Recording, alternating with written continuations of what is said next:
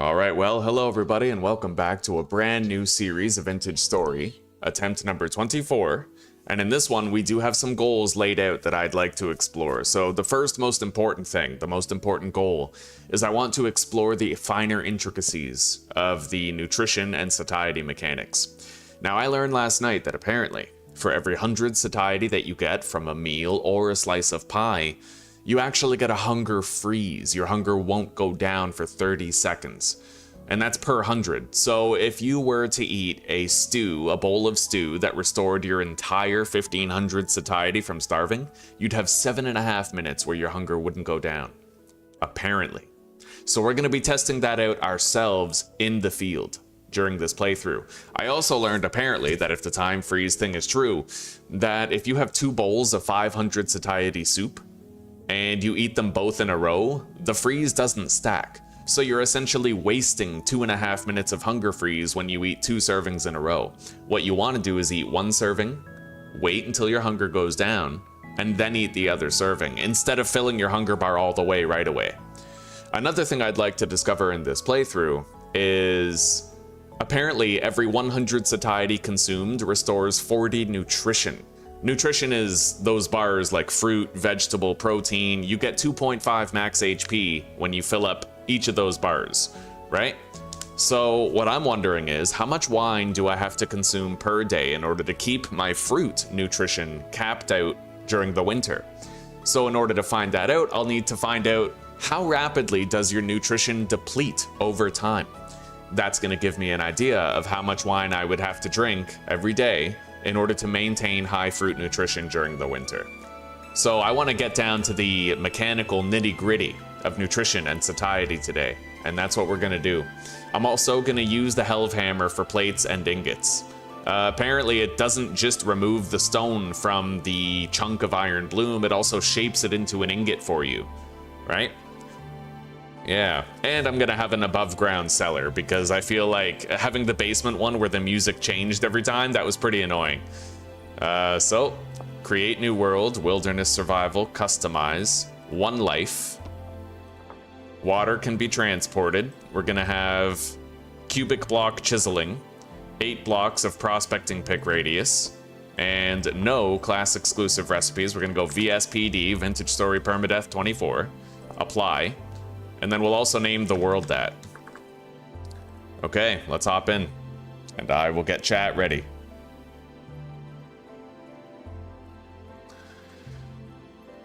I had some technical difficulties this morning with my Orphan class, otherwise I would have been live hours sooner. It stopped working. I had to get instructions on the Discord server for how to fix it, but we have. Alright, it's raining, but it's not foggy, so technically I do have visibility suited to finding a base. We have cattails immediately available near spawn.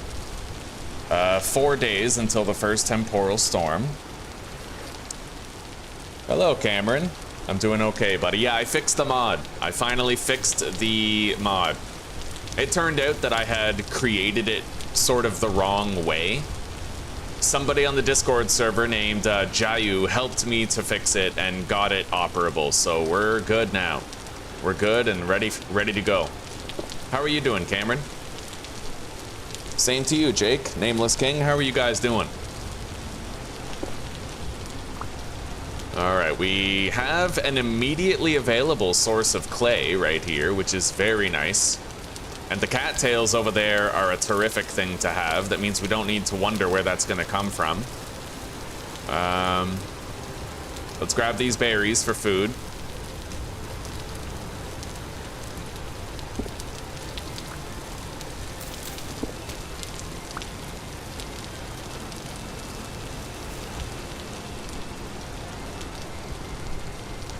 All right.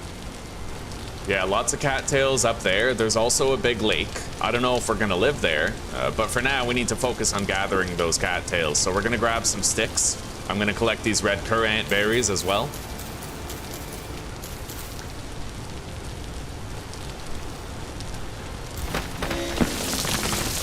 Nice, immediate health loss. Okay.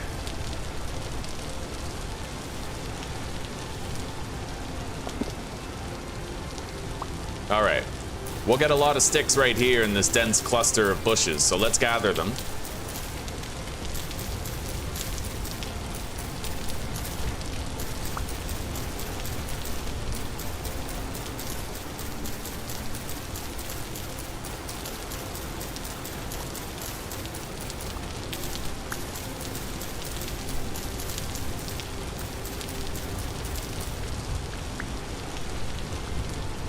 Okay. Get rid of the seed. And let's make our first knife.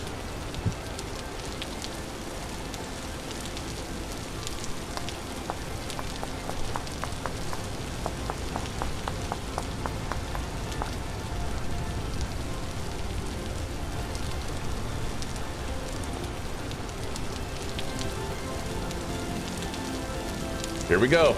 Cattail time. Let's gather a whole bunch. We need our baskets.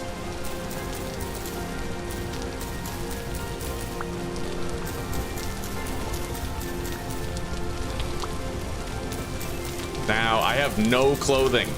We're basically in our underwear. We spawned with this bitch-ass leotard. I no longer have the commoner's clothes. So in order for me to get clothing, we're gonna need like animal hides, or we have to kill a bear and make the armor, right? Hopefully we don't end up getting cold. I mean, it is 12 degrees, and it's the beginning of May, so we might be fine.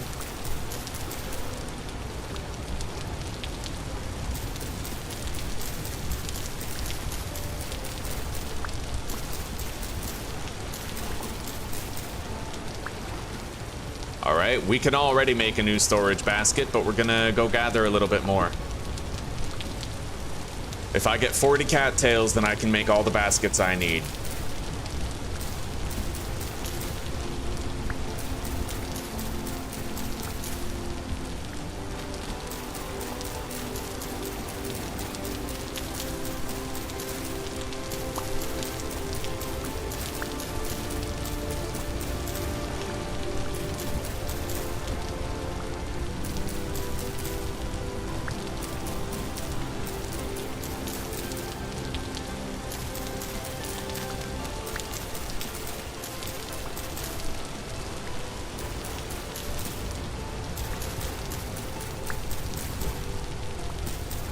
Alright, let's upgrade our inventory now.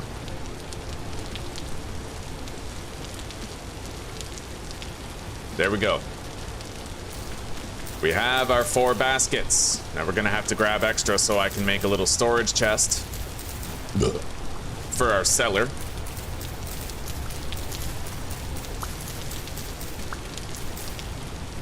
In the previous series, we traveled really far before we settled on a base. I don't know if we're gonna do it this time. We only have 4 days until the temporal storm, but we may. I'm undecided at present. The nomadic life was, well, difficult but lucrative, you know? However, because we spawned in the rain, I can no longer tell which direction is which, so I couldn't make sure that we were heading south into the warmer climates, but maybe we don't even want to head into the warmer climates. That might be why we had really bad harvests on our turnips and our rye, was because we were in a warmer place. Our crops ended up suffering heat damage, although that may be unavoidable regardless. We'll see.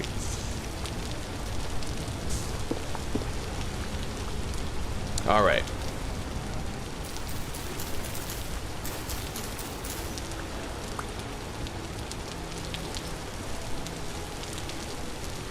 Back to the meat grinder. Shit, buddy.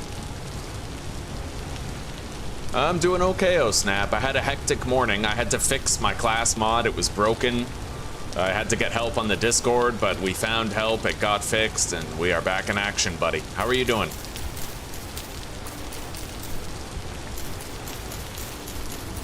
I'm gonna have to eat really soon. I don't want to lose any health, if I can avoid it.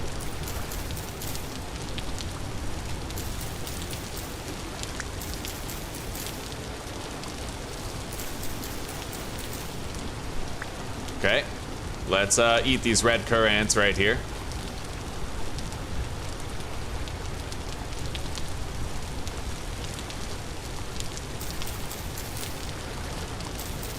Yeah, there's clay on this hill. Right here on this hill.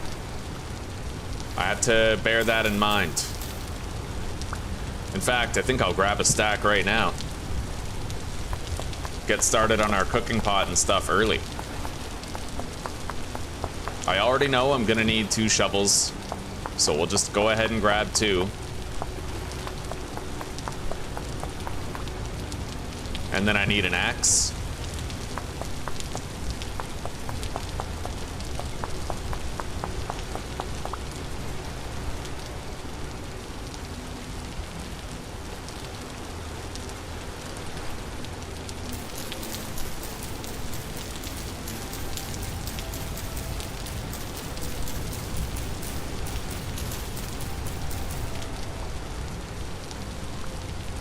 Alright. There are a lot of ruins here, and we could search them for some potentially dope-ass loot, but for now, we have other things that we need to worry about. I'm gonna take a look around the area and see what I can find regarding base opportunities. And we may want to gather even more cattails. We have a forest over there that might yield us horsetail. We got a trader wagon right there. And it appears the rain may finally be letting up.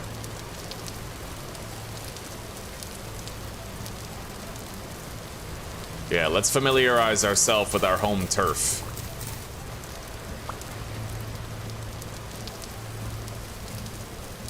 I'm not going to be working nearly so hard on the garden this time.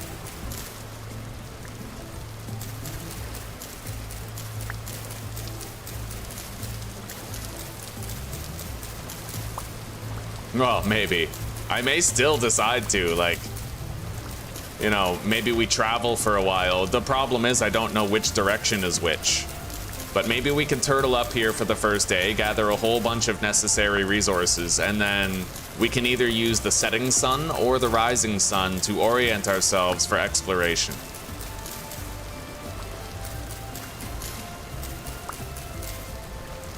Because really, our last series was so successful because we had the massive farm and we had all that food, and I was eating the food wrong. I was wasting it. Yeah, you don't want to eat multiple meals in a row, or otherwise you're wasting the hunger freeze of the first meal entirely. So, I will be eating differently in this playthrough, and we're gonna study the nutrition and see how long it takes for nutrition to deplete. Let's eat these cranberries real quick. So we have peat right here, clay over there.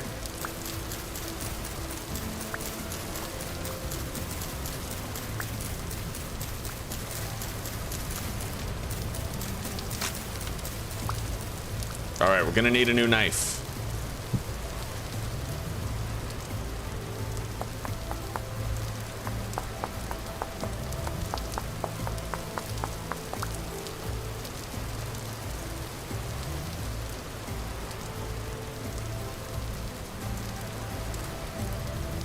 All right.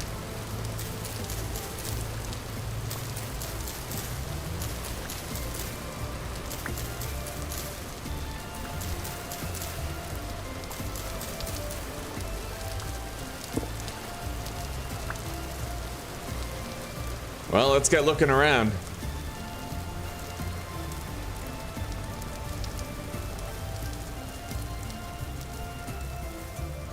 A lot of red wine caps here.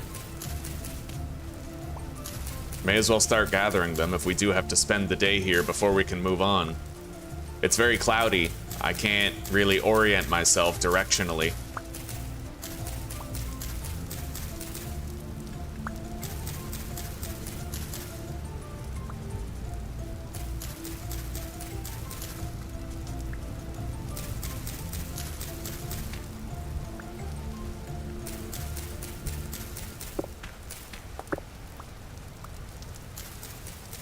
I may grab a stack of peat ahead of time, too.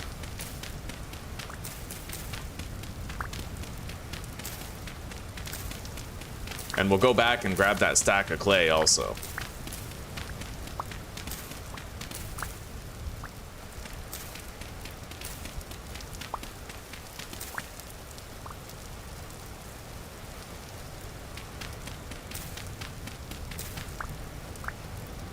right, there we go. We have a stack of peat. Let's go grab some clay. If I can find the right place, we will base up right around here. It really just depends on the availability of various bodies of water and what looks conducive to a farm.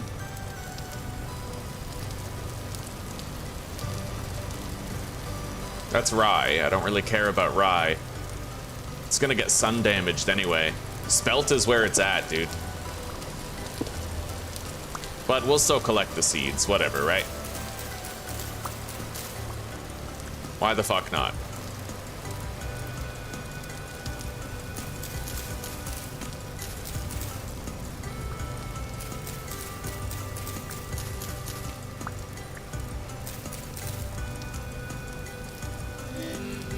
Oh, shit.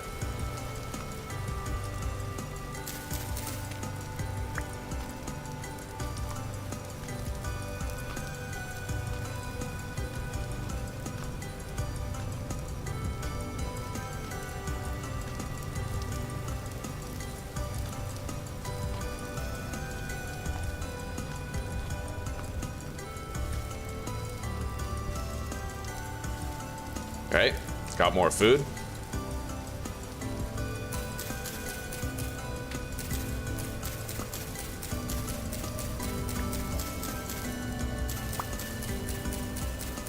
A crazy legs might come out of that portal. If it did, I might get hurt more than I want to. Let's grab all this shit, the flax stuff. Let's grab those seeds and get away from the portal.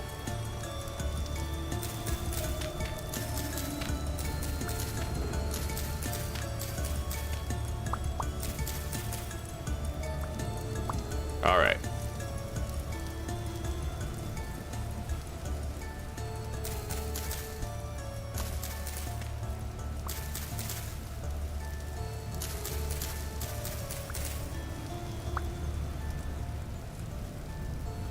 Let's get a bird's eye from up here. That looks like a massive body of water. Absolutely massive. Is that a big landmark lake, do you think? Or is that ocean access? I never have ocean access.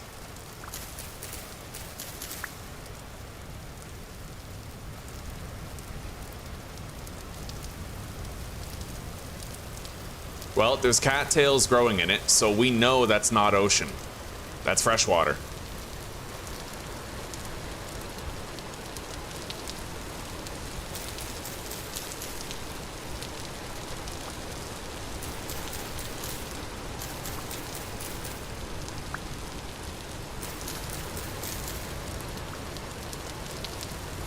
Hello, Stereo.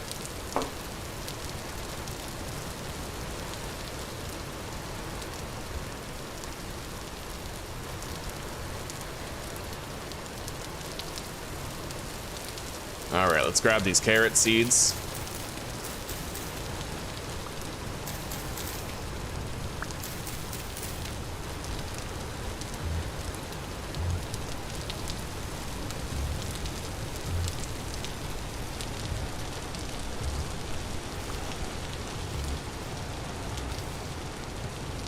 All right,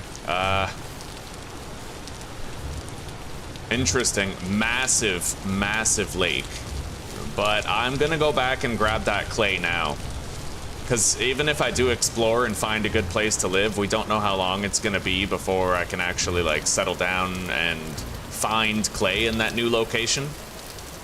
We had to look pretty hard for clay a couple times. I don't want to be put in that position again. I will admit this area seems verdant regarding crops.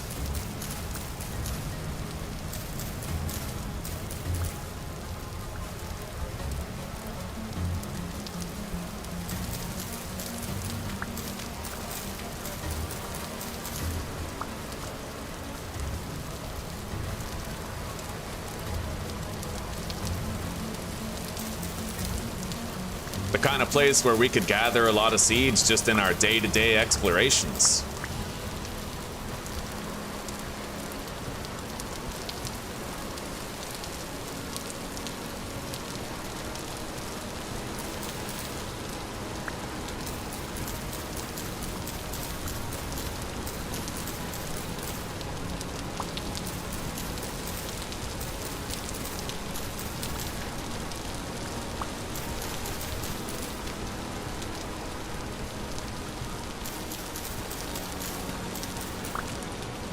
I'm gonna have to prepare a bed and get some dirt now. I need blocks to shelter up, and I also need a place to sleep. Let's eat these 12 mushrooms. Another big lake over there. We definitely have no shortage of bodies of water conducive to a garden. It is 4:32, yeah. We just have to make sure we have enough dirt to do an improvised little shelter around a bed. We don't need to settle down and start homesteading yet. In fact, the more we wander around and travel, the better lay of the land we'll get.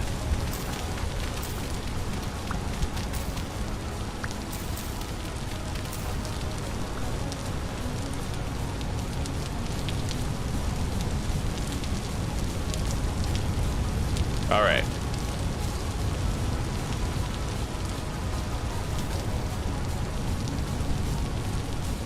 Let's eat that flax grain. We don't need it.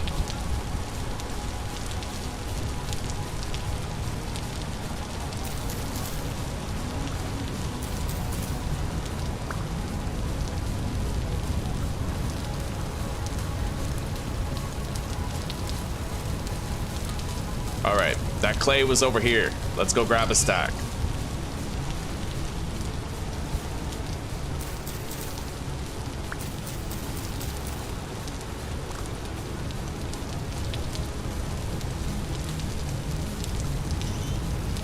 A lot of boars in the area.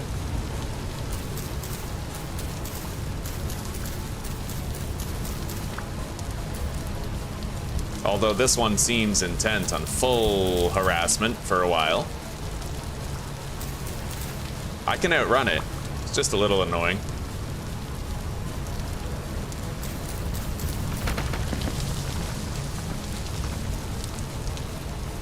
Well, I can't get that stuff unless the boar leaves me alone, so.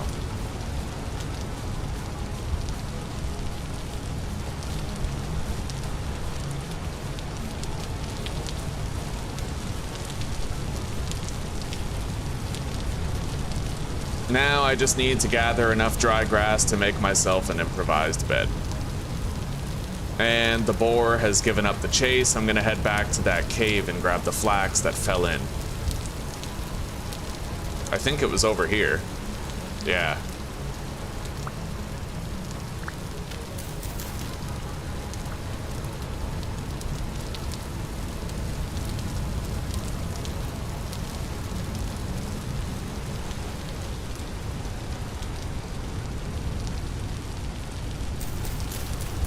Spelt. The good crop. Nice. The grain that is very heat resistant. Problem with rye is it fucks itself up in the heat.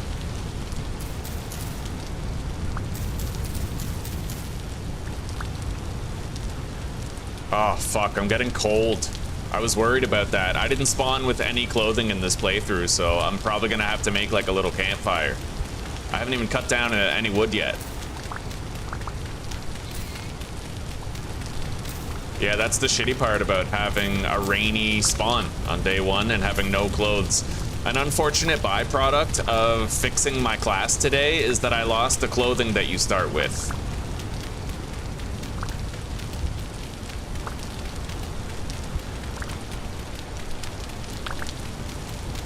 All right, I got a stack of clay. Let's grab more dry grass. I can use the trader's bed. I don't really need to make a bed. I need a piece of wood though. Let's hope there's a piece of wood up here.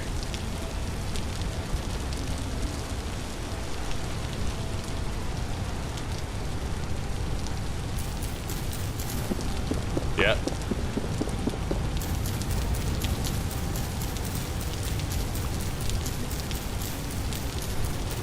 I am wet and cold here on day one.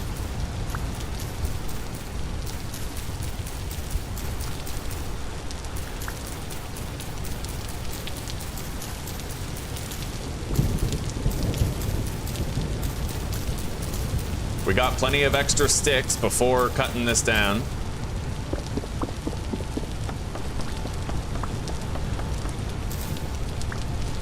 Okay.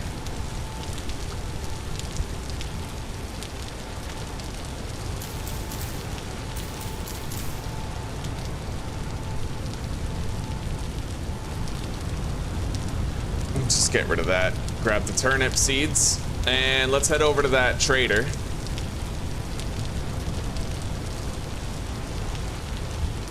Yeah, I gotta warm up. It sucks, but it's what we have to do.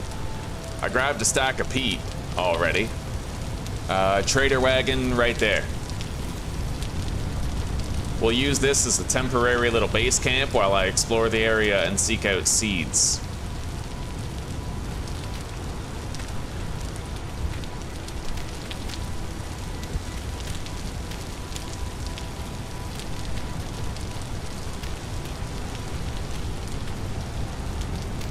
I am gonna need a little bit more dirt.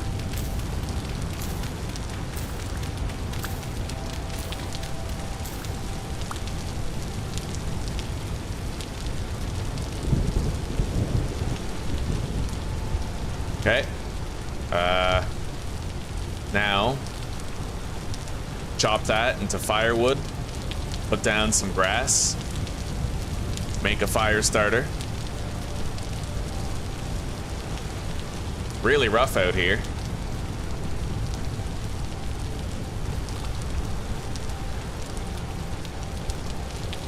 Really rough.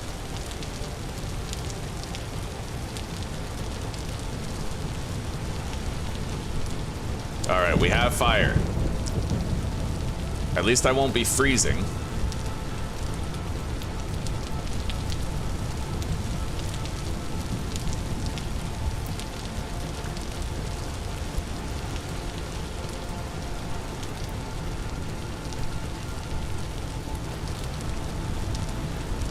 Okay, there's that.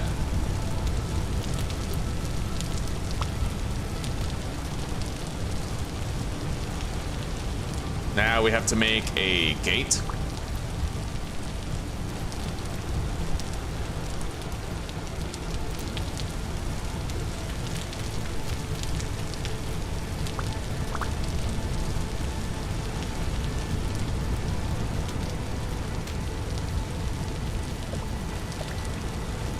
We'll put it right there. And then I need to seal that up.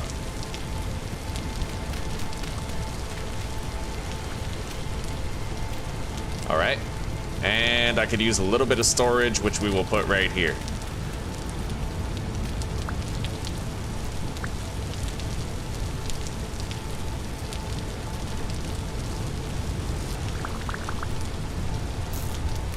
There we go.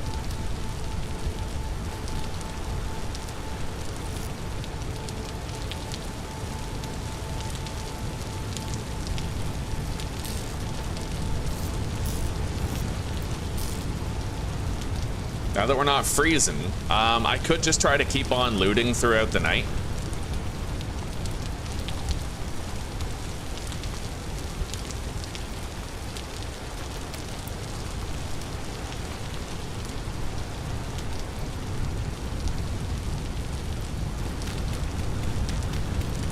Okay, we have our fire fuel right there.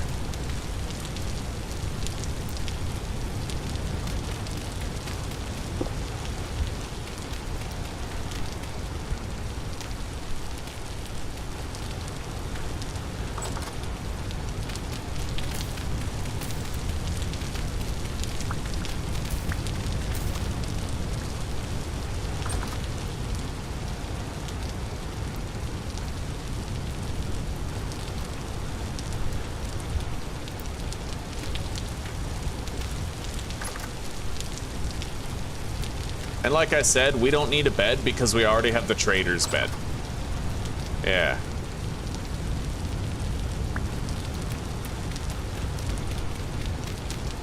Okay. I made 2 storage chests, so I'll put both of them down. It'll buy us some time.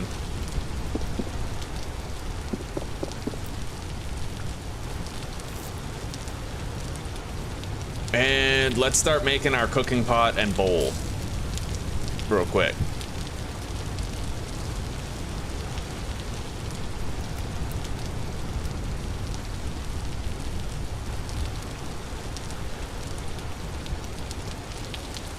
Yeah, we'll figure out where we're actually moving soon enough. For now, we hunker down, we gather seeds, we explore the countryside, and we remain mobile, trying to find valuable things.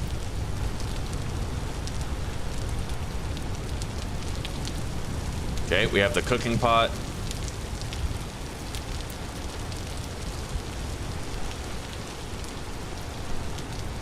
Rift activity is low in the area, but if I heard a rift, I would have to seal that, put a block there, and stop them from hitting me.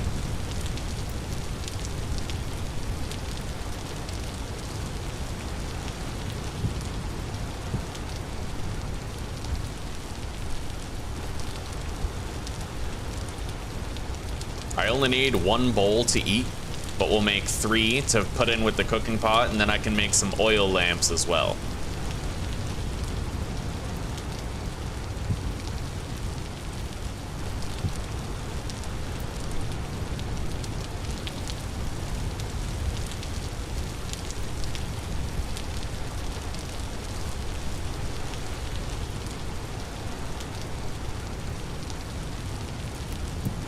All right. Gonna store that in there for now. Store the clay. Keep the flint and the sticks. We have our torches. I don't need the fire starter anymore. We'll get rid of it ASAP.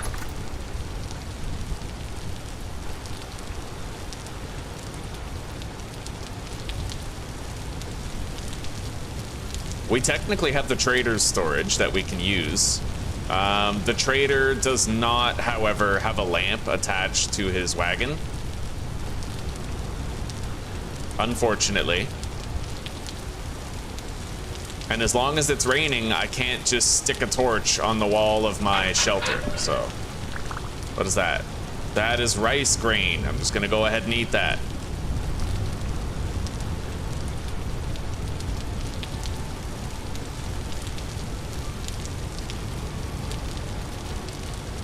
God, it's too dark to see. Now, that fire, is that fire completely out? Is that the torch giving me the ambient light? Yeah, it looks like it. Okay, so I can see that shelter from a distance as long as the torch is in there, like the light does hit off the blocks. What I am gonna do to make it easier to find my way home is I'm gonna build a little tower right here. Gonna grab some more dirt. I can keep exploring at night. Yeah, we can totally keep on exploring.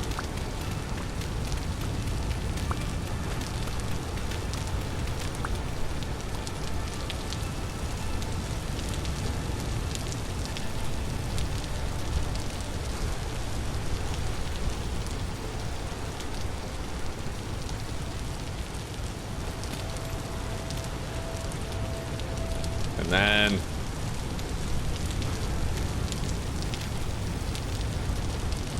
put that there.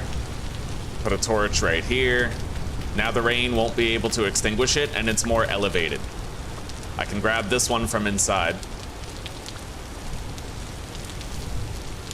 Yeah, that's a much more visible waypoint, you know? No matter which direction we're looking from, we'll be able to see that. Anyway, we're primarily just seeking out more seeds while we run around, and we'll go back and warm up when we have to. Let's gather some dry grass. I do have to fire those clay products. I only need 10 grass, but I'll try to just grab a stack.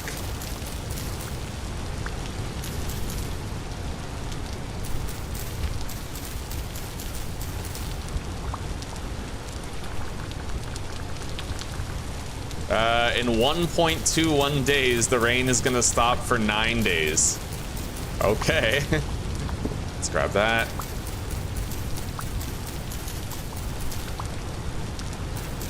Let's ditch this fire starter right there.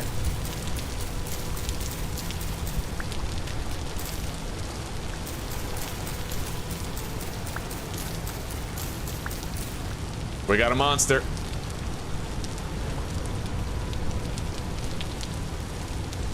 I can see my base, but only from a point of relative elevation. And I might want to go make a weapon. because if I get caught out here and I don't have my, like a spear or something to defend myself, right, against like, what do you call them? Crazy legs. I need to be able to defend myself against crazy legs, so.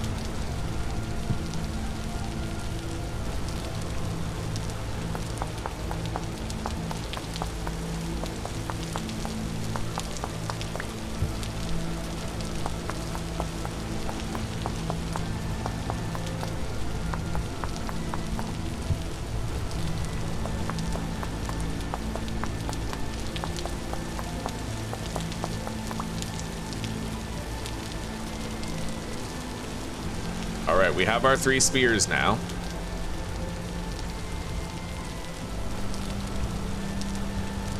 Still sitting on enough food.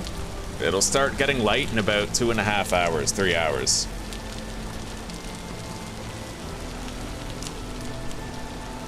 I'm planning on it, Cameron. Planning on it, yeah. Definitely gonna homestead with Zuzi. Hello, Chris. Welcome, buddy.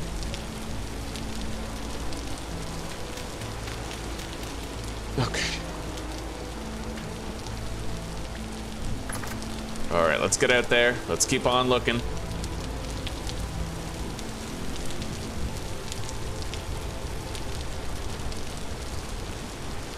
I really wish that trader had a lantern on it. It would make it very easy to orient myself.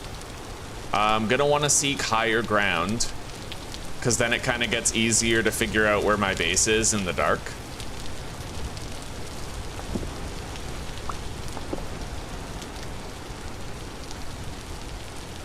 Technically, I could go start that, I could start firing my clay bowl and my cooking pot now. Like, let's go. Yeah, let's do it.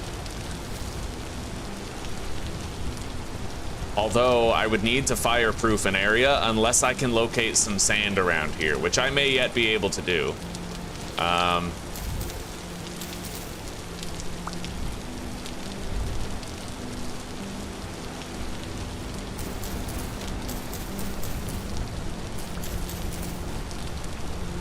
It needs to have 2 spaces all the way around it in order to be truly fireproof.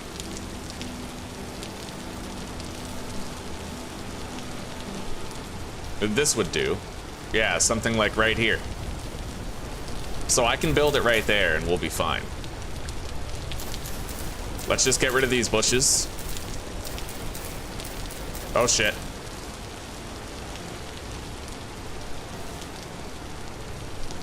I think I might have just heard a harpoon dude.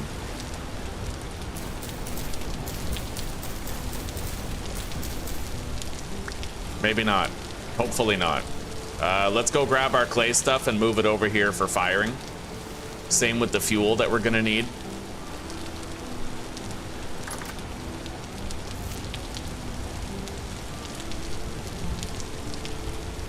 Okay, and then 8 sticks. Yep, got it. Grab that.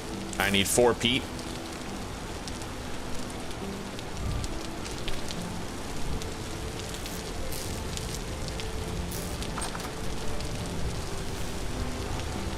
It may be dark and raining and I may be naked, but oh god. Shit! That doesn't mean we can't get things done.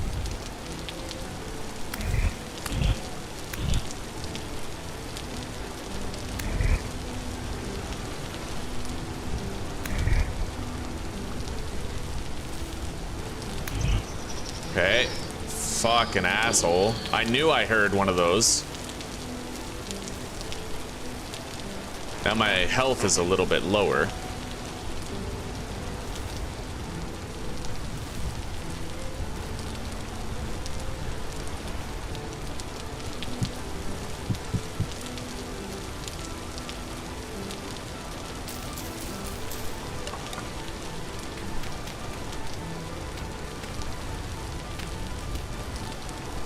Okay.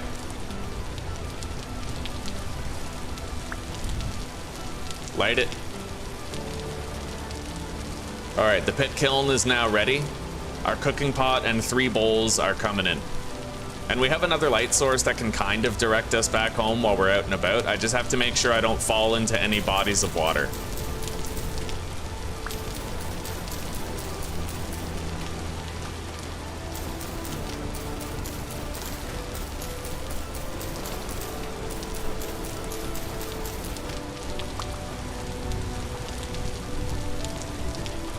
And I know it's gonna make me hungrier, but I am gonna put the torch in my offhand.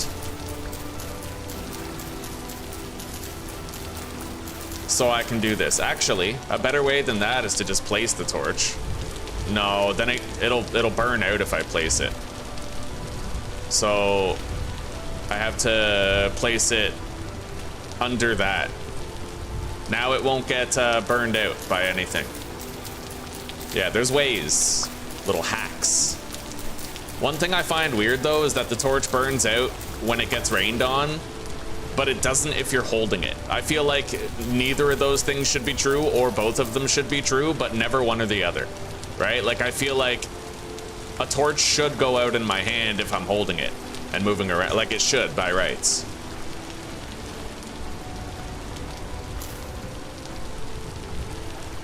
Let's eat.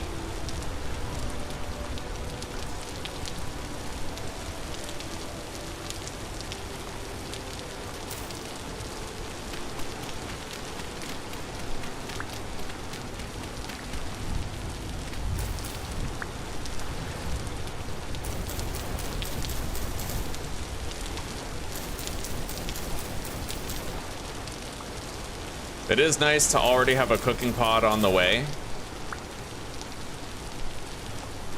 We totally got kind of screwed over with the spawn being as rainy as it is, as early as it was. Getting the rain is always a really shitty thing when it happens. Yeah, rain in the early game just, it fucks with your visibility, and visibility is 9/10 of finding things, right?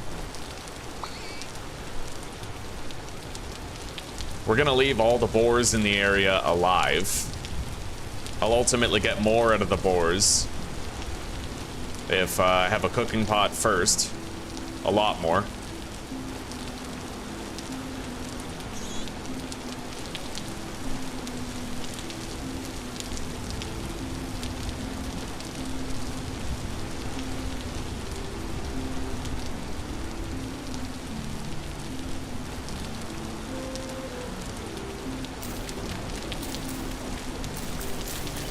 Okay, we have more flax here, more flax seeds, but I'm gonna have to gather them while this asshole is attacking me. Actually, he's okay. I thought it went passive, but we're good. I can still do this. It's just more tedious. Oh, you fucking dick. Swear to God, dude.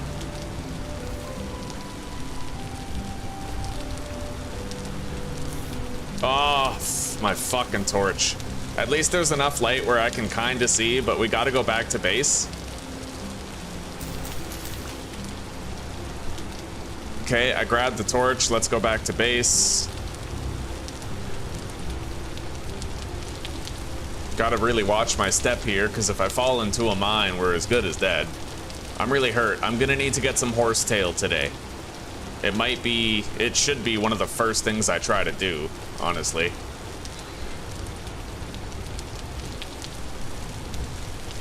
Anyway, I can light my torch off at this one, as long as that boar isn't still coming at me.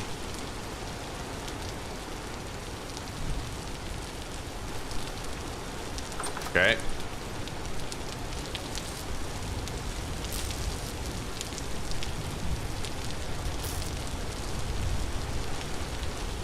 We're lucky it was as light as it was when my torch went. That's why you can't place a torch though, right? Rain will put it out. Anyway, we have to keep on collecting some seeds.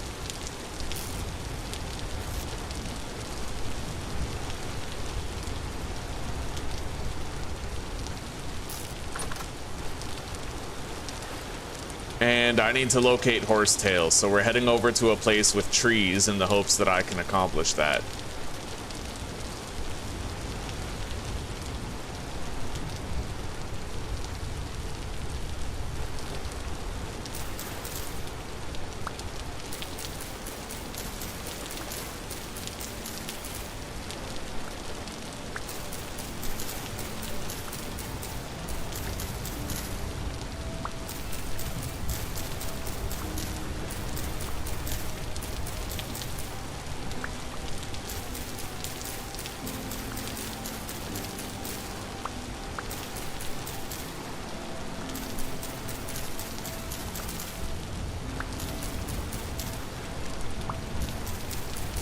Anyway, since I avoided sleeping, we saved some time. I managed to get some work done over the course of the night. Our visibility will improve, but only to a certain extent. Fucking rain. It's gonna last for another, like, day and a half, too. Annoying. Let's go up here and let's try to find more horsetail.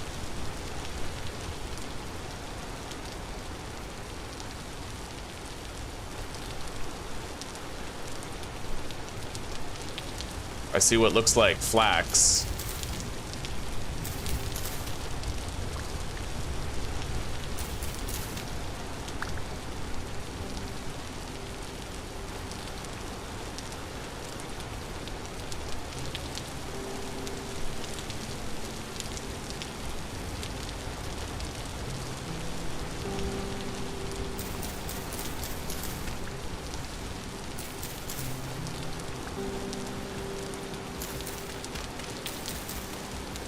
Fucking drifter over there. Yeah, I gotta watch out. We're low health. I need to find horsetail and top myself up. There's clay here, which I am tempted to gather a bunch of. We have another clay node near our base, but it might not be very big. Either way, I'm gonna need health first, even if I am gonna gather some of that.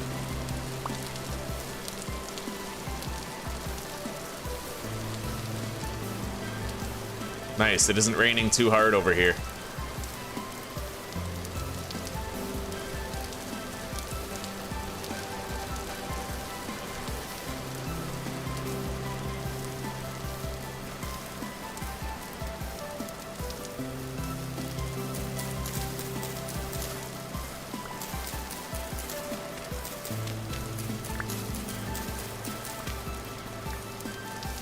As long as I keep moving, we're never gonna have hunger problems.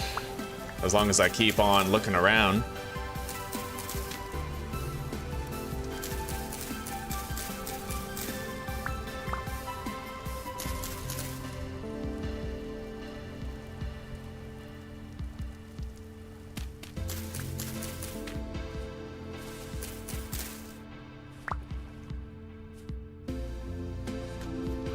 Alright, yeah, we need some fucking horsetail. I'm happy, though, that at least we're finding more flax and stuff while we look around.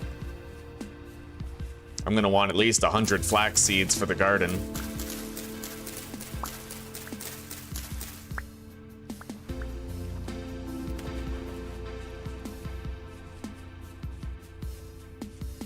Verdant large fields here. Unfortunately, still no horsetail. We found one horsetail, which is kind of weird. Like, it spawned one, you know? Either way, I am very happy with this location. It's clearly got a lot of resources available. A lot of crops that we can gather seeds for.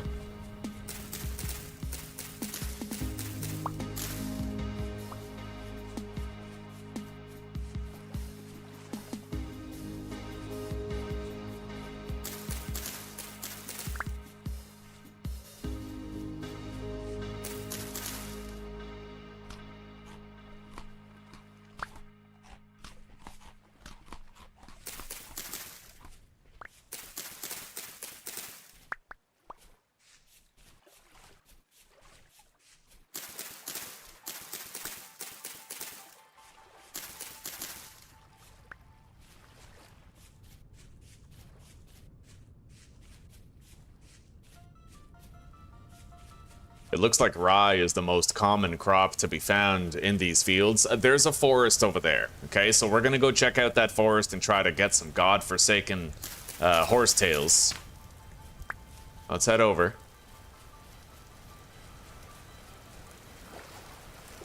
I think I see them already. Let's go.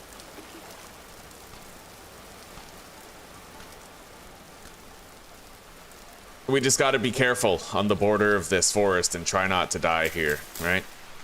Spelt seeds.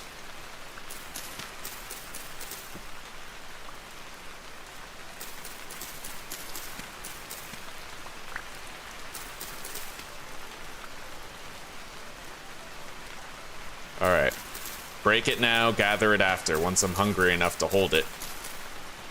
Once I'm hungry enough to eat these turnips and grab it. Actually, wait. I already have horsetail in my inventory, so I don't even need an open inventory space to collect it. We're good. I just gotta try to watch out, make sure I don't get flanked by anything that can kill me. Single hit from a wolf or a bear, and I'm done.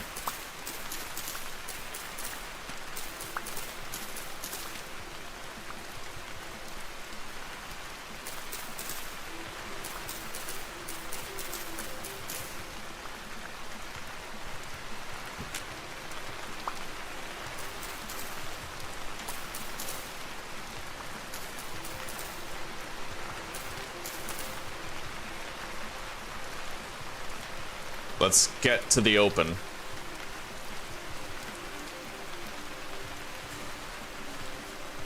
Let's eat these. And make our first batch of bandages. Alright. Now I can heal up. Only a little bit, but still. It's better to have the ability to do that, right?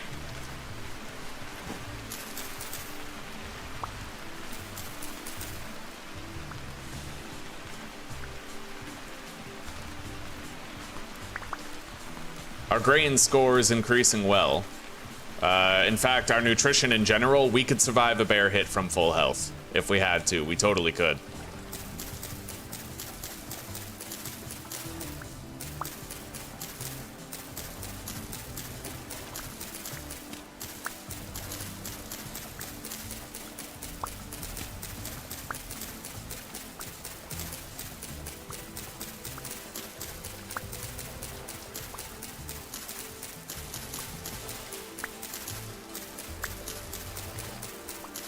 Yeah, we don't know where we're gonna live yet, but as long as we're traveling around, we're never gonna go hungry, and as long as we're constantly gathering seeds, our farm situation only gets even better. I mean, already we found like 40 flax seeds, right? So we just keep looking around, we keep on gathering seeds, we keep on doing the do. Let's make another knife.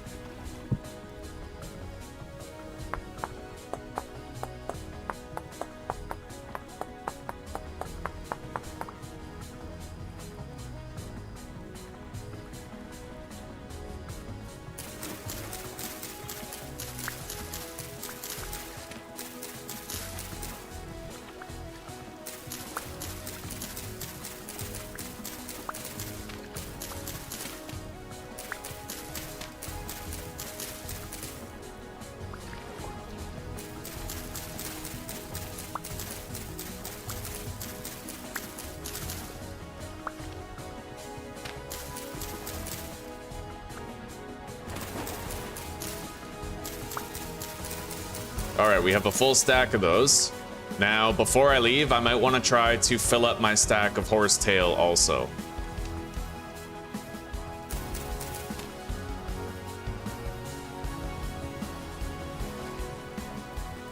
We got a lot right here.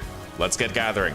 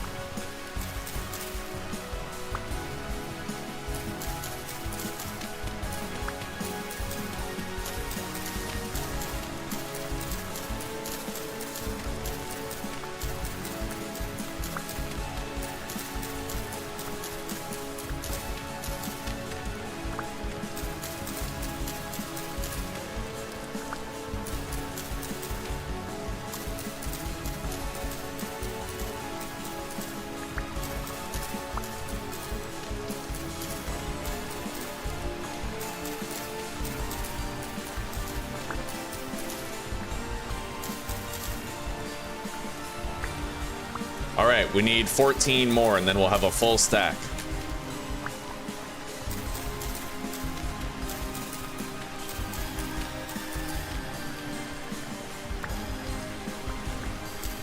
Eight more.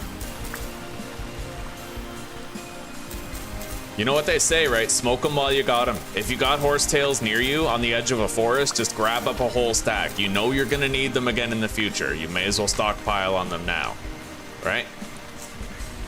Kind of like how if you know you're gonna need sticks and you're cutting down a tree, just break the branches first. It's like, why wouldn't you, right? Anyway, I can get rid of this shovel. I have a backup shovel ready for use. We're gonna grab a whole bunch of sand.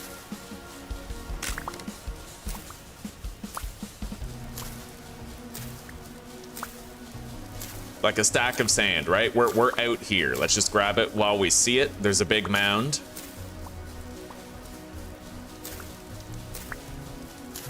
Move it down here so I can see exactly how much I have and exactly how much I still need to complete the stack. It looks like we have some flax here.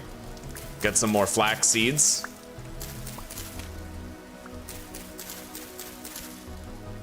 Nice, I got 5 extra flax seeds.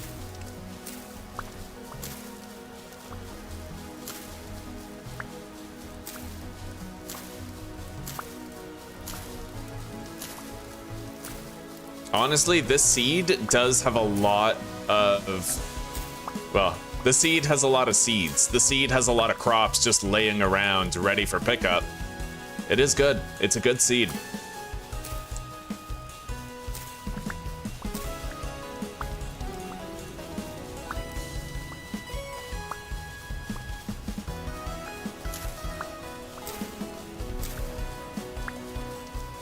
All right, there we go. We have 64 sand. Let's get out of here and head back to our improvised little base location. It ain't much right now. And it may not be where we live at all, but it's what we have for the time being. And let's grab as many seeds as we can on the way there. What are these, parsnips? I don't have any space for parsnip seeds right now.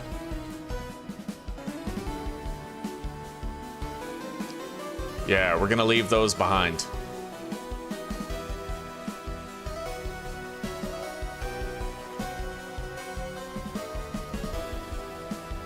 Where is our base anyway?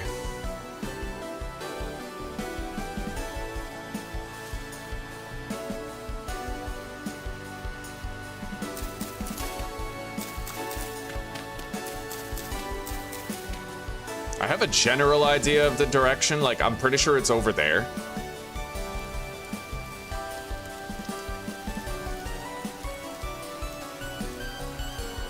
My internal compass was working.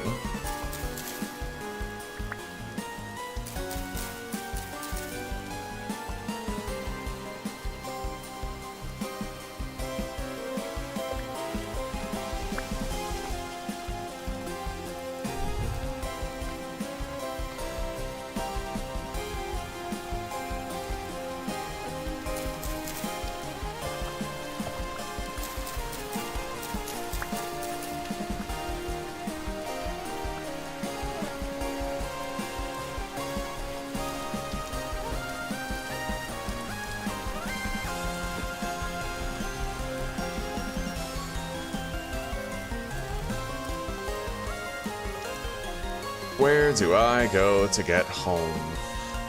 I think it's around here.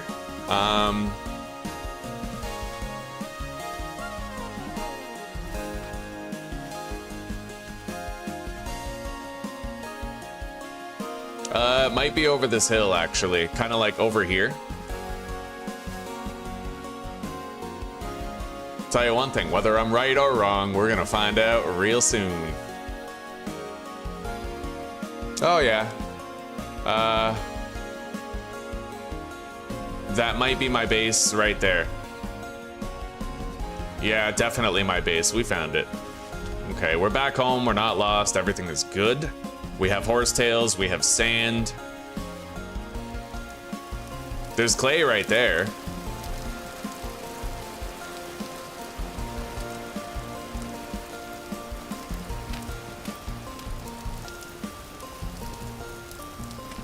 I can't do a very tall marker right now, but we'll just do that for the time being. It's extra clay.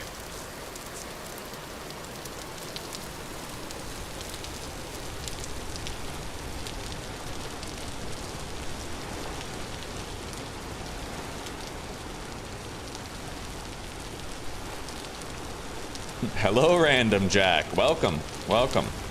How are you doing? How are you feeling? You sleep well? Cranberry juice lasted until the end of March.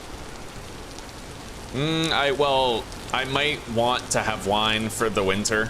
It's more so about, like, I want to keep maximized, well, that's the thing, right, Stereo? I'm gathering data. I want to see how long it takes for my nutrition to, like, deplete.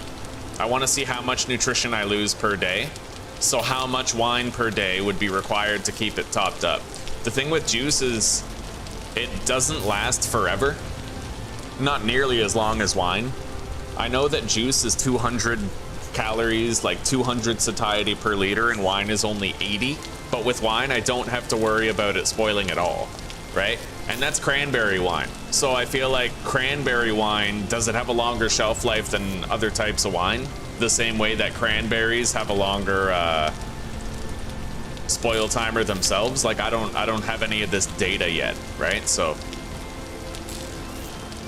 all right, deposit those and these, also that. All right, our inventory is cleaned out and we're ready for more. We need to keep on looking around. It's only noon, we have a lot of time out here, and my cooking pot will be done eventually. Let's get away from this asshole before he throws a spear at me or something. I'll just leave that sand right there. Now, the lands that we were in had a lot of seed availability. We'll see how the seeds are around here. Not really seeing many. If I want to get a lot of seeds, I should probably go back to where I was and just scour the area, right? But for now, I need more dirt.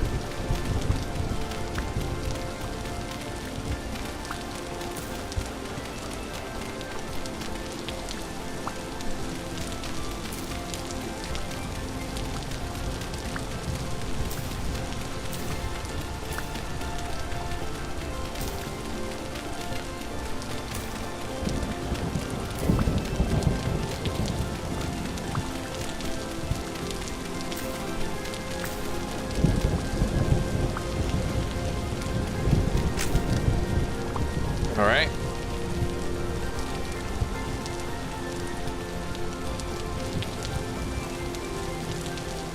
We have more of this shit for marking areas, marking areolas. Now, we were getting a lot of seeds up here in this plane, and there's more seeds over that way, I have to remember.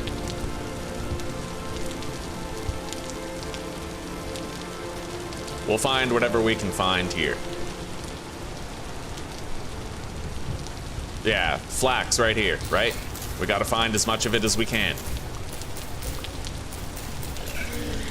Fuck, I knew I was gonna get myself hit. I hate gathering seeds while there's a boar after you. It's so annoying, you know?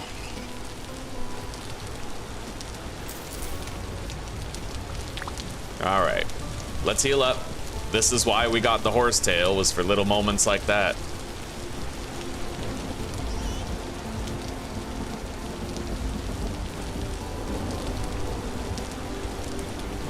We're gonna lose a lot more health than I'm comfortable with until I can get some armor on. But right now the priority is seed stockpiling before I choose a base location.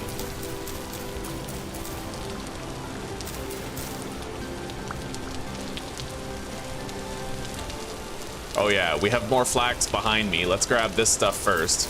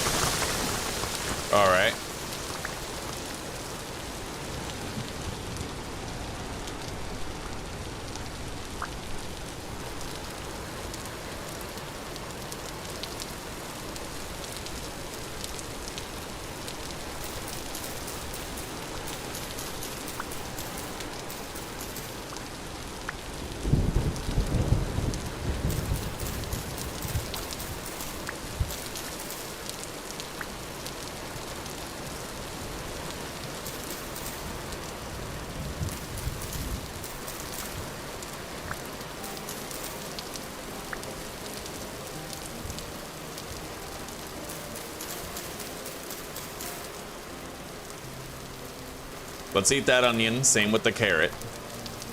And the flax grain.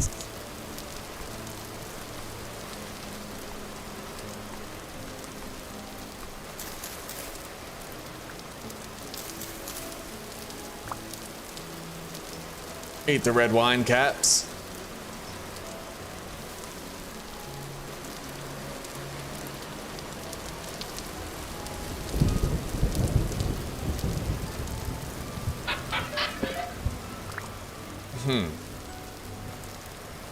Alright, I got another knife. I don't really need the knife, though. Let's just drop that. I got 3 rusty gears. Grab the flax.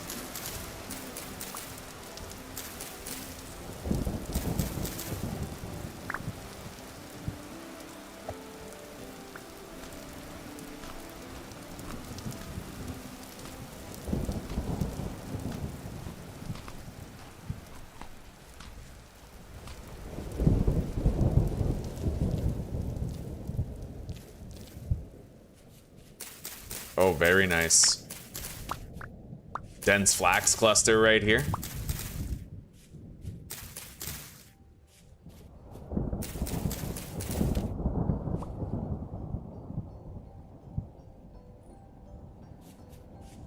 Oh, even more.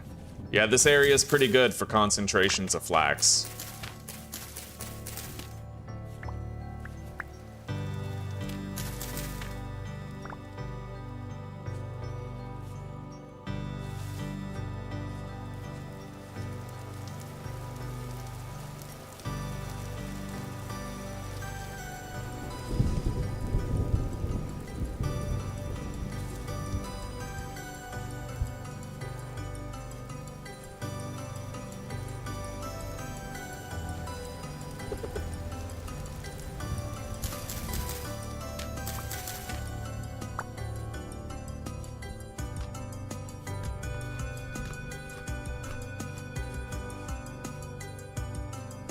Alright. Over there's where our base is. Let's keep wandering around here, because so far we just keep on finding flax in this area. And I've managed my inventory a little bit to extend our stay. There's more clay over there. We'll mark it. Carrot seeds.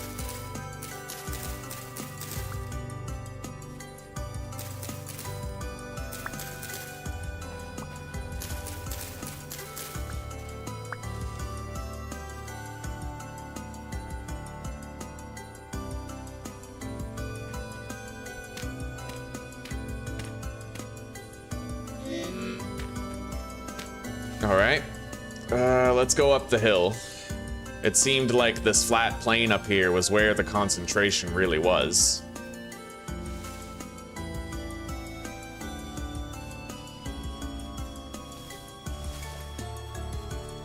More flax up there on the hillside, but that might be a little too tedious to collect.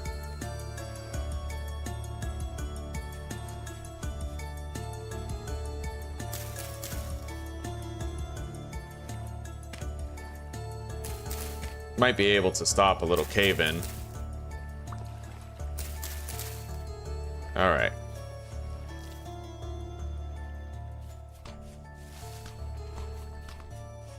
Oh, yeah. Massive field of flax right here. I need a new shovel.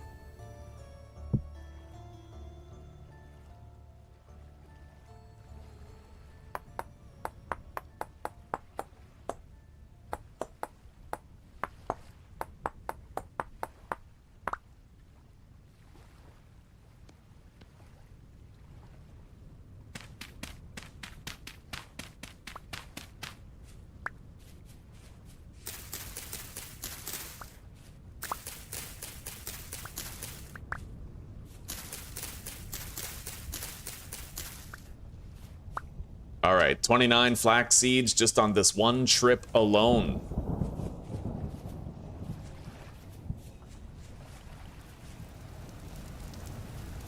We're back in a rain zone, unfortunately.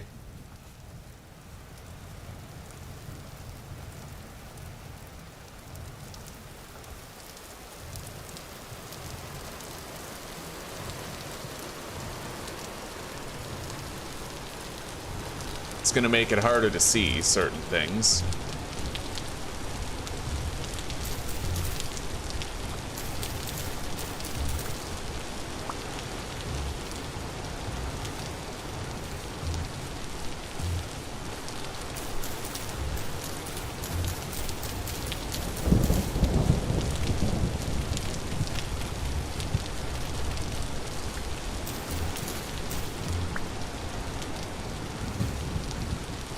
Let's eat that flax grain.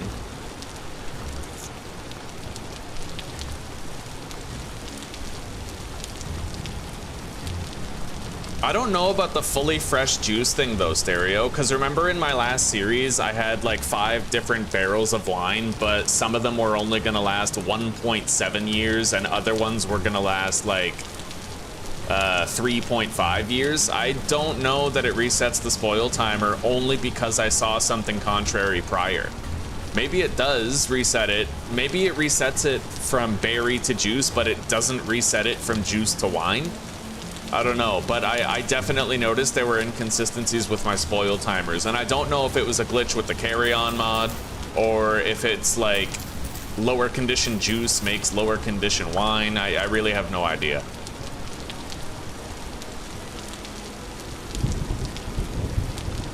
Anyway, let's head back to our approximate base location. I've scoured this area for as much flax as I could find, and we did come out of it with a great deal of flax.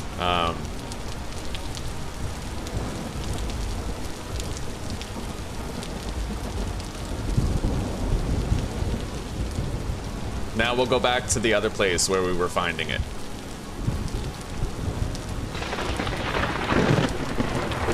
Our cooking pot and bowl might be done. Let's go deposit.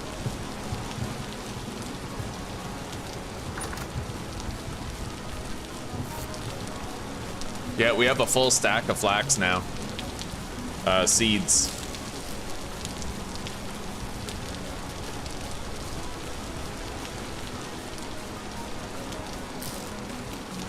Let's make another one of these.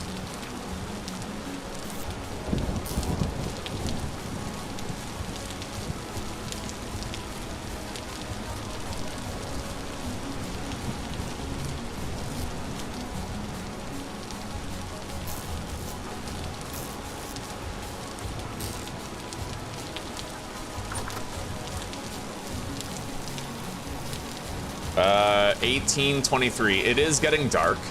But at least now we have our cooking pot and bowl. So I can start to make quality meals, but right now we don't even know where our base is gonna be yet. Let's deposit these for now.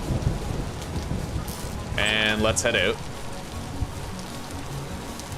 As it gets darker, it'll become harder and harder for me to find any flax seeds, but we'll just keep on looking around that area where there were a lot.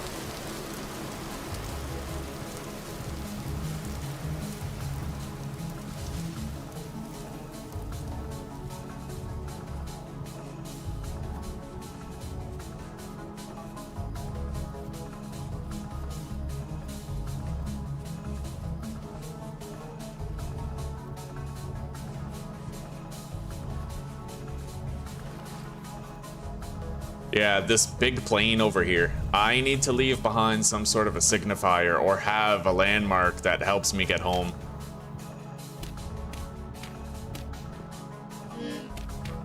There we go. I can now get home with that.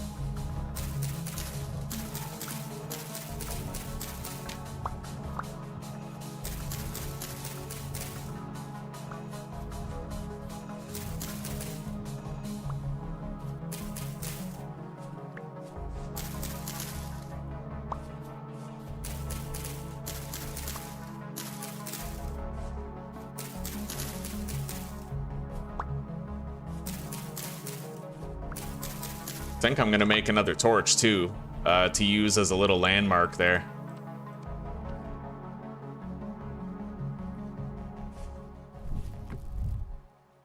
Light this one. Place it right here. That way, yeah, I'll be able to see that in the dark and it'll serve as like a waypoint back home. It allows me to loot during the night without worrying too much about getting lost.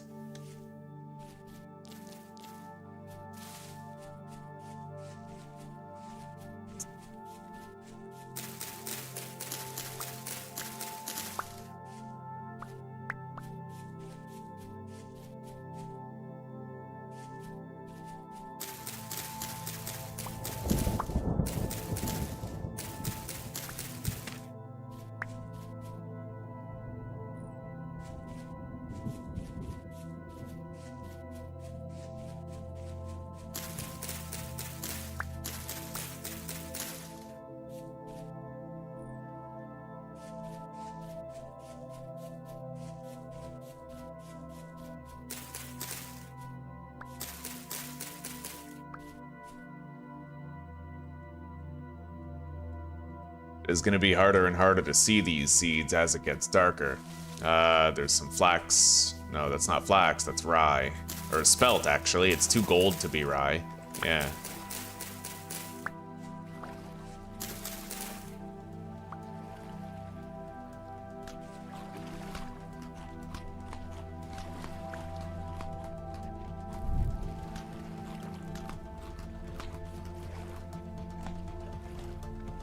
Over there. Cranberries.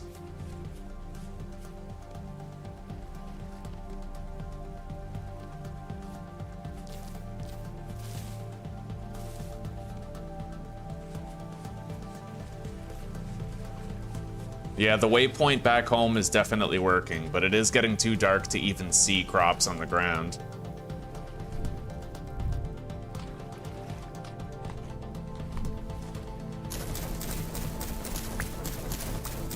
At least, like, you know, until I'm right up close to them, like right beside them.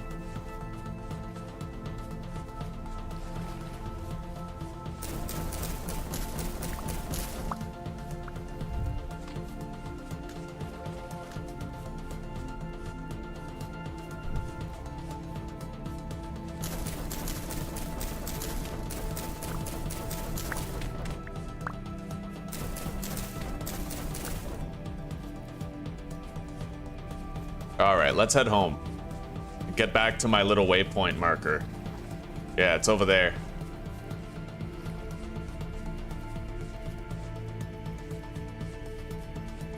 Quote unquote home. I think tomorrow's gonna be the day where we actually scout around the map and try to find a place most suited to living at, you know? Unfortunately, I only found 2 flax seeds while we were out here on this trip, but we did find a lot of other seeds.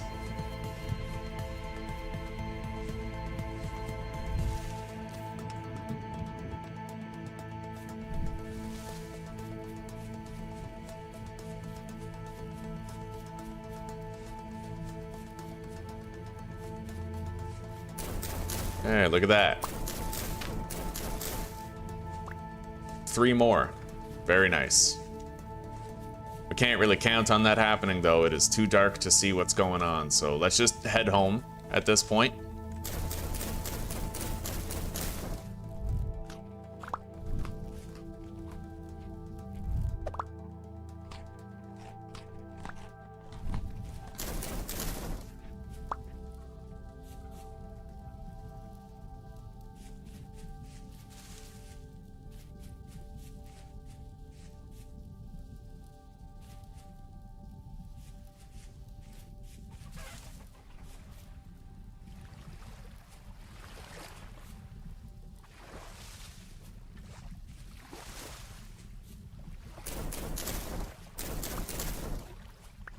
More parsnips.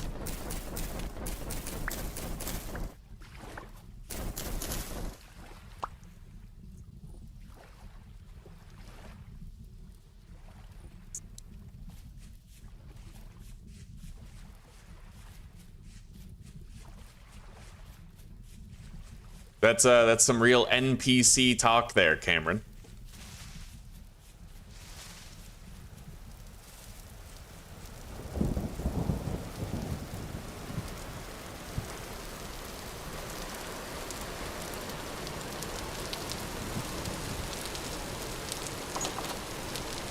All right.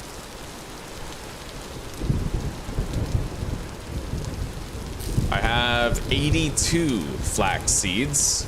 Good number. And I can start making meals if I want to at this stage. We totally can, but not with a base like this. I mean, let's make a little fire zone.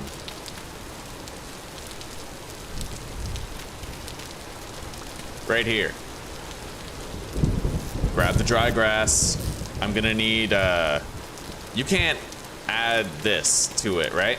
No, it has to be specifically firewood, which is kind of shitty. It doesn't make sense.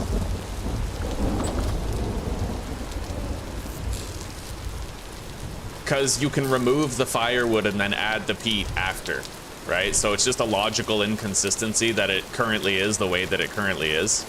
But we have a piece of birch wood right here. Let's cut it.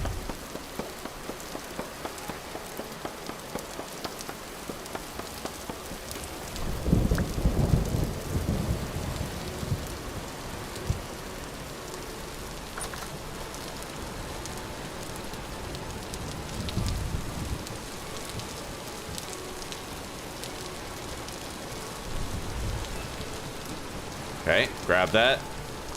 Get it lit. And wait, we'll just burn the firewood. It is what it is. Let's make a meal.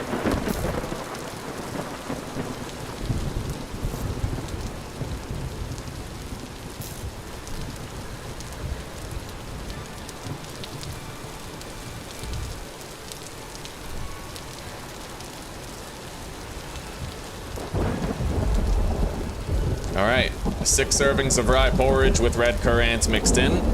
I'm sure that'll be pretty satisfying, and it'll give us some hunger freeze as well, which will be useful. Let's eat these.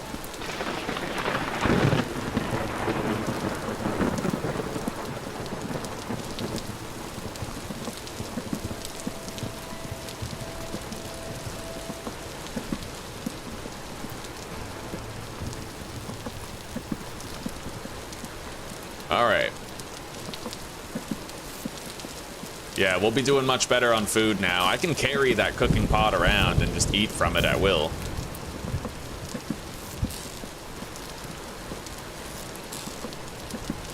Anyway, let's go into the trader's house and sleep the night away.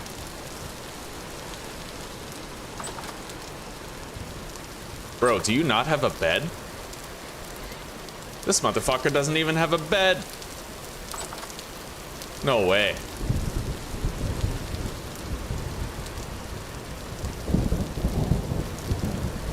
Oh my god, can I actually steal his storage containers with the carry-on mod? That's funny.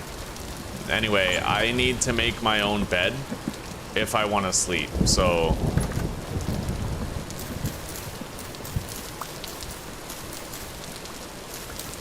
I think I can already make it, but I want to try to get some more dry grass to counteract the loss when I craft a bed.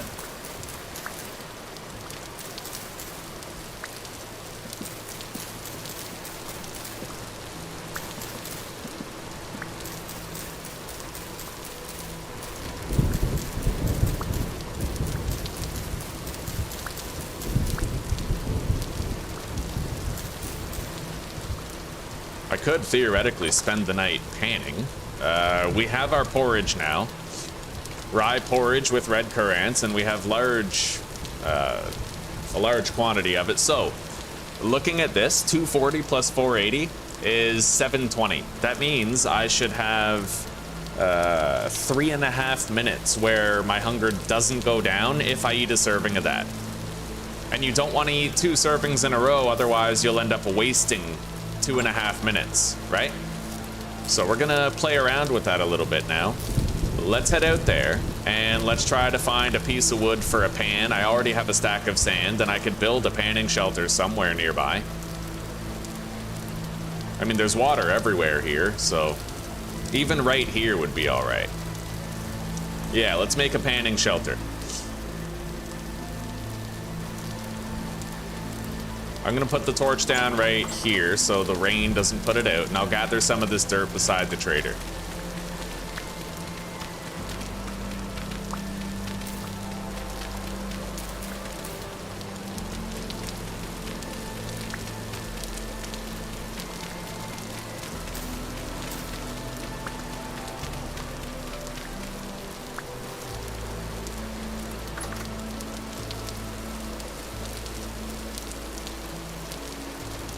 All right. It's gonna be hard to fucking build it when we have the rain putting our torch out. I'll have to make a little shelter just to keep the torch dry. All right, we'll build the shelter right here.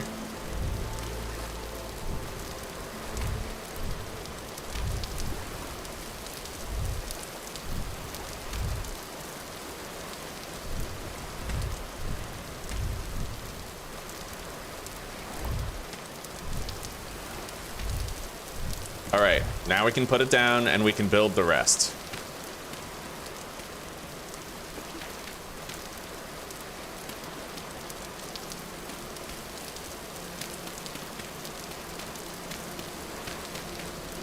We need a wattle gate. I'm gonna have to make a pan, of course.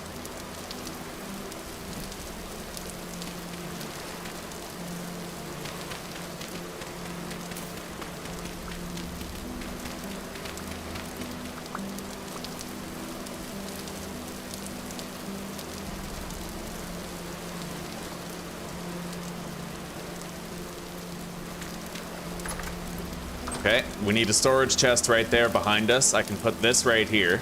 Grab the torch. We're gonna need more sticks so that I can add a little tool rack.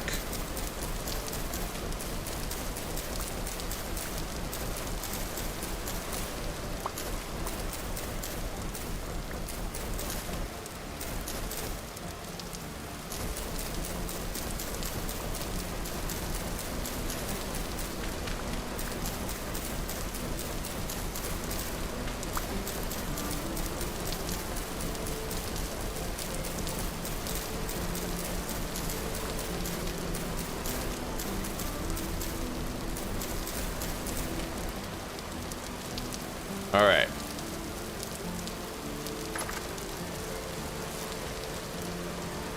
So, I'm gonna start a timer, and we're gonna see if that time freeze really works. So if the meal has 720 satiety, that means I should get 30 seconds times 7, which is 2.5 minutes. So, 2 minutes and 30 seconds. Save it. Let's eat a serving. It restores 720. I'm not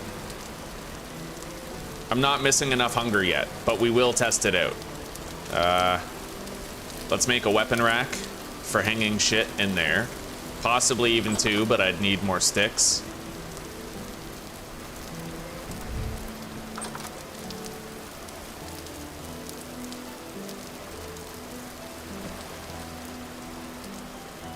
Put an oil lamp there when we get some fat.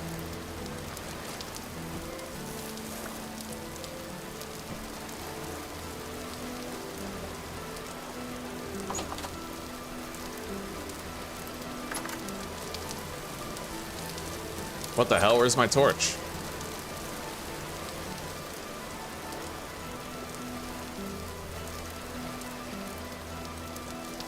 Didn't I grab it? I don't know what's going on. My torch just disappeared. I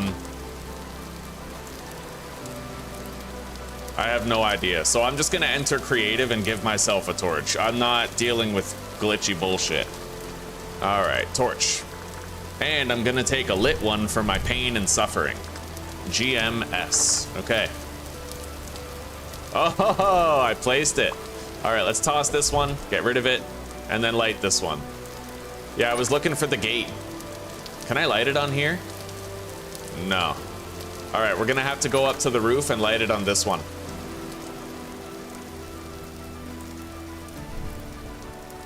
Fucking horse shit.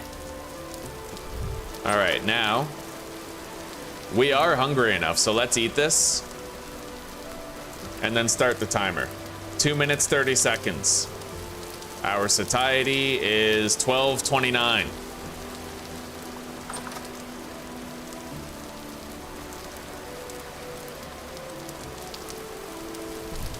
Now we need to go get a piece of wood so I can make a pan. We already have a stack of sand, so we're pretty close to being able to just pan at night. And I might want to cut down a whole tree so we can get some armor crafted. It's a sizable maple.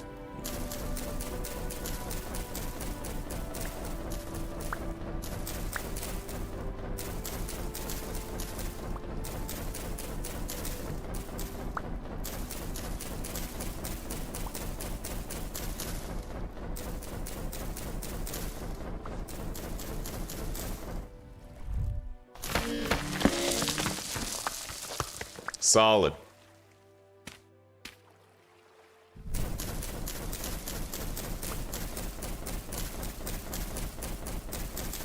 Yeah, I've learned that it's okay to kind of lag behind a bit in a series. Like, honestly, you could have all of your clay products firing and preparing by day 3, probably, right? Or even day 2, if you go really hard on it and you find clay right away. But at the same time, like, why not just explore, find a whole bunch of seeds, and make sure you're setting up your mid-game, right? Make sure you're getting all of the seeds that you need in order to have a shitload of flax for whatever purpose, right? I've learned that it's not always the right call to go really hard on your clay production right away, or even your panning. Like, just fucking take your time gathering seeds. The early game's gonna happen easily no matter what. You may as well make it so the mid game happens more easily by foraging for seeds for your first few days. Because in the end, it all comes down to the flax, you know? It comes down to your gambus and armor and your sails and whatever else.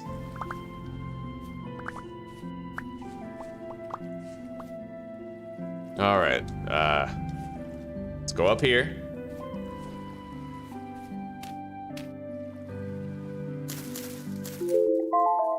Well, there's the timer. My satiety is now, what was it before? Hang on, actually perfect. Let's just open up the stream and see when it fell relative to the timer. I'm not sure that was a full 2 minutes, 30 seconds before it started to go down, but we'll find out.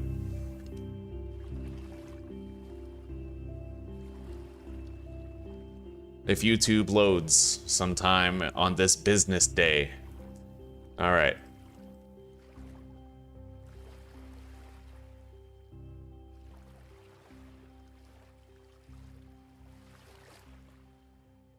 So when I checked my satiety, what was it sitting at?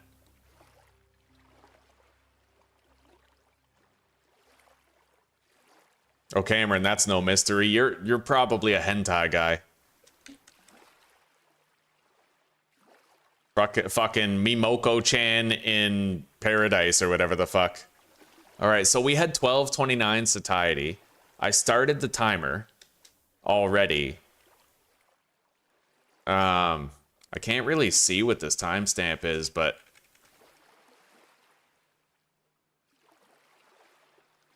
okay, you know, it did last a while. Like, I got to the tree and I started gathering that shit. We'll do more tests. We'll certainly do more tests.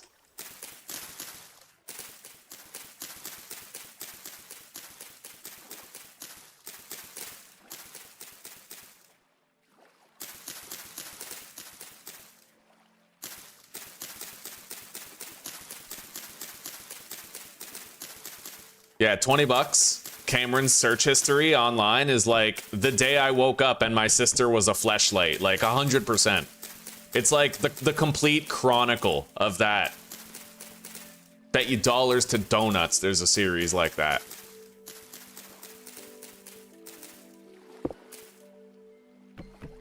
Fucking Mimoko-chan! Ah!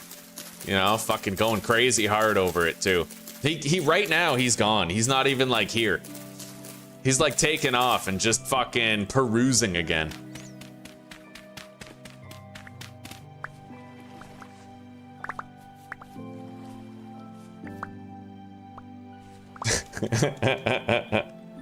You can bounce on your bed? Yeah, I've noticed that a couple times.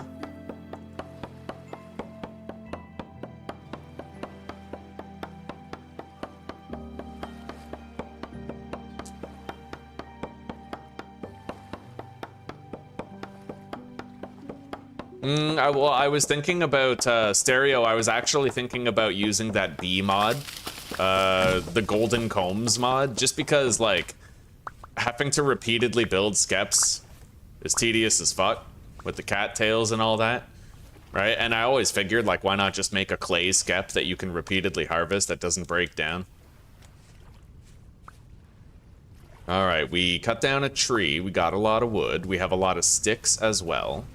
I will make a pan. We have a pan. Let's go deposit that in our improvised panning shelter. And I need to make a storage chest to keep in here.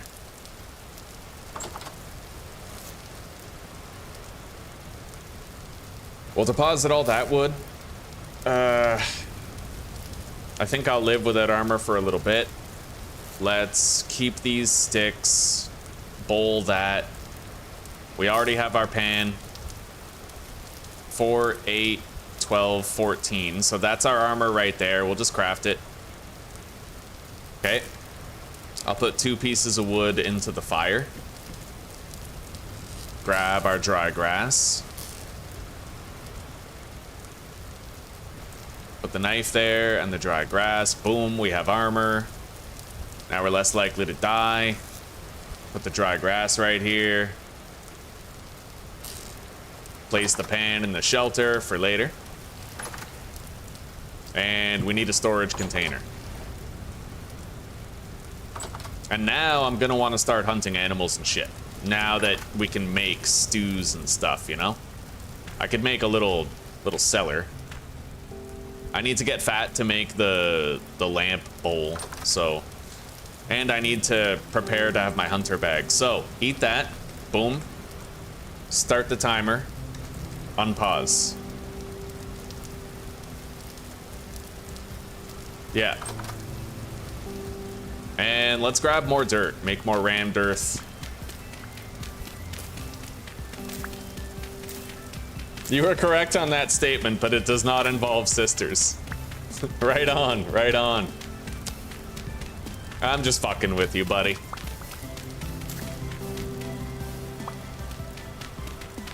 Mimoko-chan! Ah! Fucking degeneracy. Love it. Okay.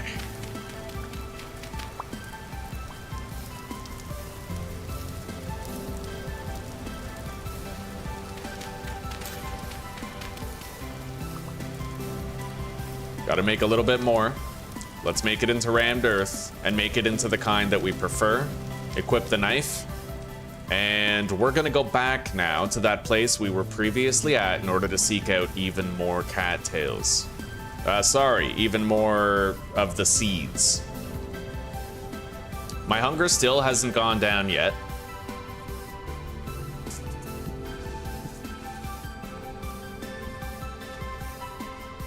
Yeah, you can get a lot more out of a full cooking pot of food if you don't mash the servings. Okay, it just went down. And that's pretty inconsistent.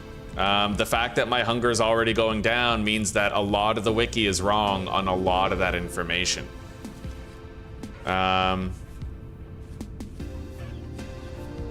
However, it looks like it's still not really going down. It kind of like self-updated.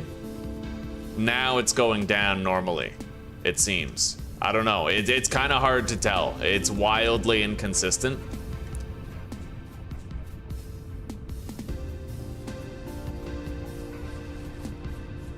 Yeah, I don't know. It's pretty weird. But it definitely doesn't give you 30 seconds of hunger freeze for every 100 satiety. Not 30 seconds. At most, we're looking at like maybe 15 seconds, right? We'll gather more data. In fact, what I'll do is I'll just set a timer and then we'll determine how long it takes with that timer for my hunger to go down that first time, and then we'll divide that by the amount of 100 satiety. But it definitely isn't 30 seconds.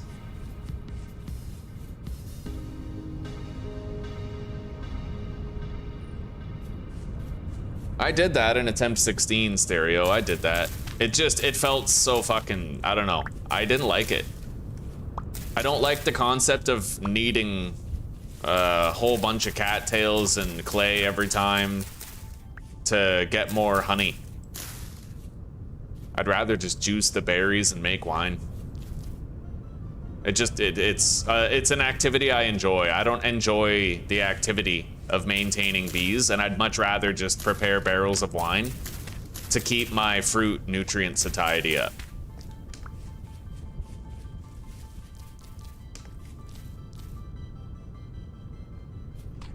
All right, let's find more flax. We're almost at a point where I'm happy with my amount of seeds held. Especially depending on like how good of a day today is on the flax collection. If I reach 2 stacks, then we're done. We're cooking with gas at that point. I just have to find a place I want to live.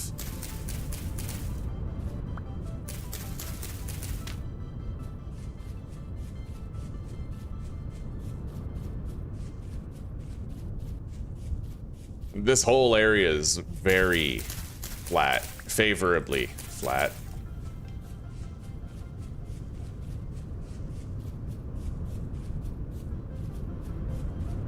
Can you tame a bear? No.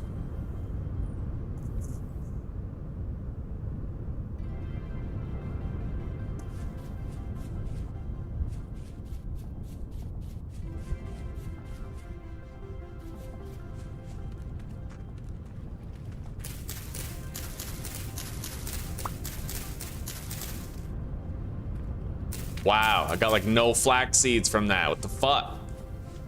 All right.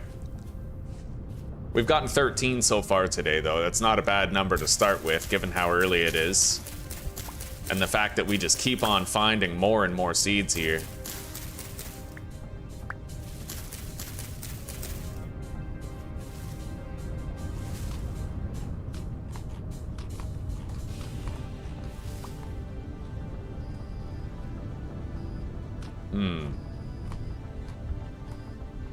Inventory is pretty full pretty fast, unfortunately. Let's get rid of our old shovel. And then we'll try to eat the grain in bits and pieces. Oh my fucking god, there's even more here. Alright. Well, I don't really care about the veggies very much. I do want the seeds, though. And we can just drop the flax grain. Like, I don't need to eat it. Point is, the seeds are the primary priority. Let's get rid of the cranberries, because at the very least, the turnips are more nourishing. And we'll also get rid of the grain for other vegetables or seeds. Yeah. Get rid of the flax grain, take the onion seed. It feels dirty to be leaving loot behind, I know. But we'll probably collect the rye grain at least. Possibly spelt grain, because those can be used to make heartier porridges with the berries that we find. Yeah, we're collecting a lot of spelt grain. We'll keep going with that.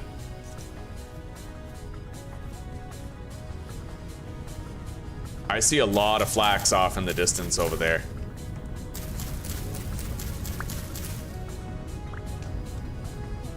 I think. I just gotta remember that base is directly behind me quite a ways.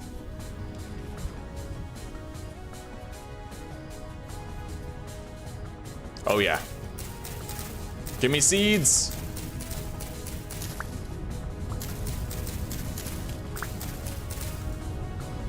Not bad. Not bad at all. 17 flax seeds.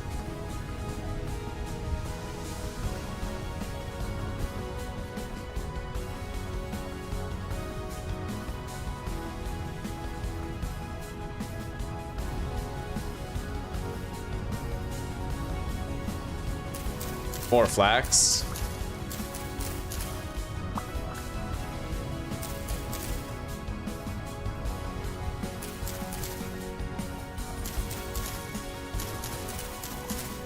Turnips. Or wait, parsnip seeds. I'll eat these turnips so we can take the parsnip seeds.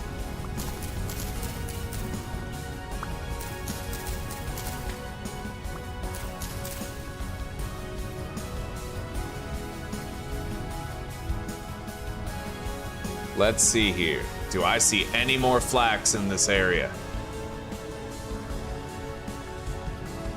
Not at an immediate glance. Let's start heading back now and try to just get more, like, whatever flax we can find on the return journey home.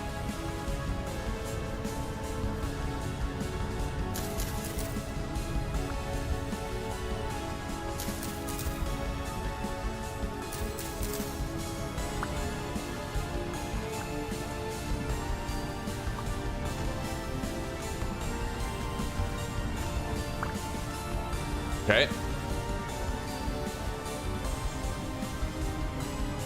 I do have rye seeds, so we can grab them. I just can't hold any rye grain.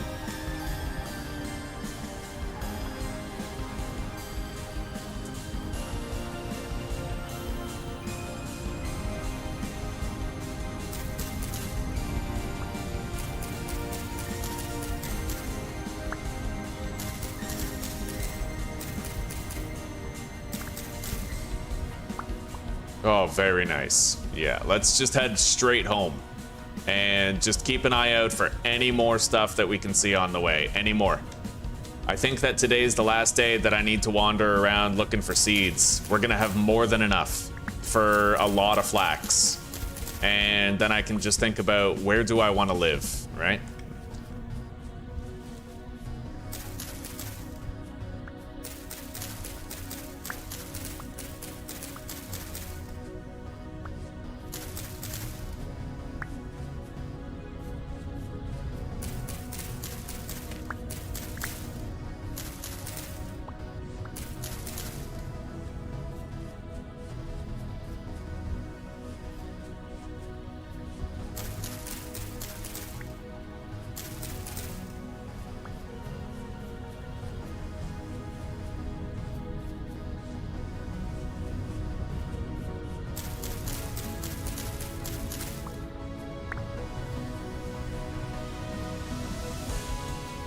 Yeah, we're headed back, and we're finding more and more flax every second, buddy.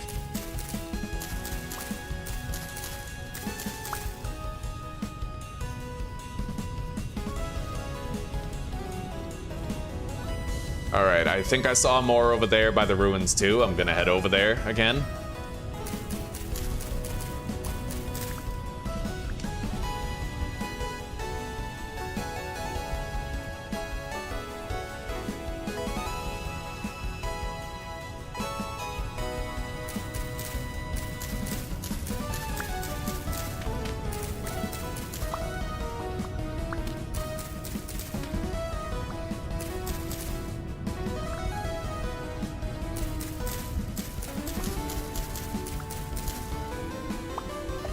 Let's eat this turnip.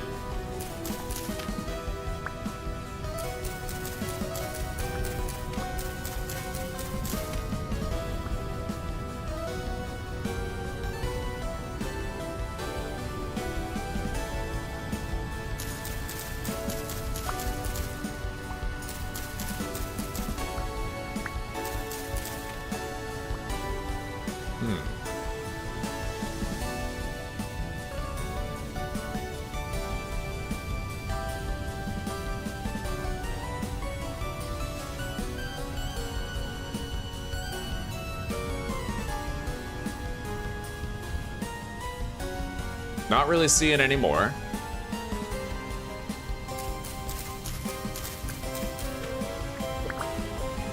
Eat the onions, grab the knife. Oh, here we go. A little bit more. There's our waypoint back home.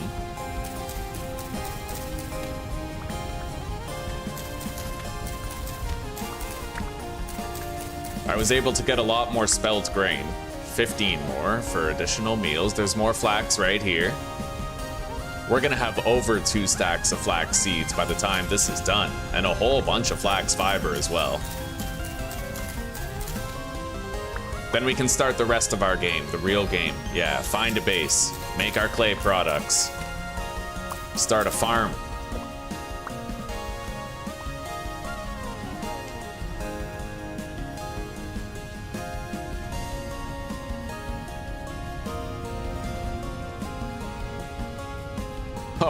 Well, I mean, this lake looks pretty fucking good. Very sizable. But we'll keep our eyes open.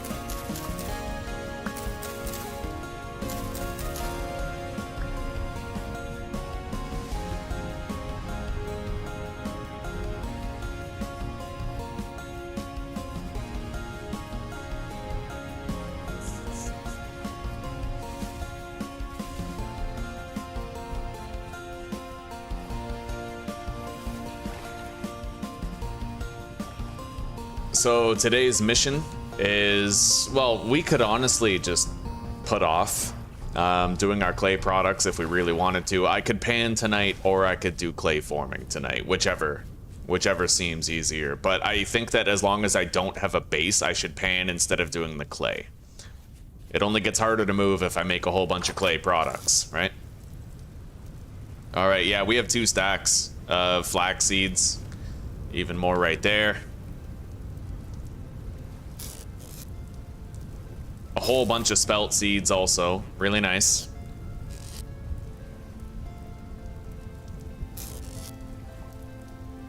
An entire stack of flax fiber. Let's get rid of the bone arrow. That's beyond useless to us at this game stage.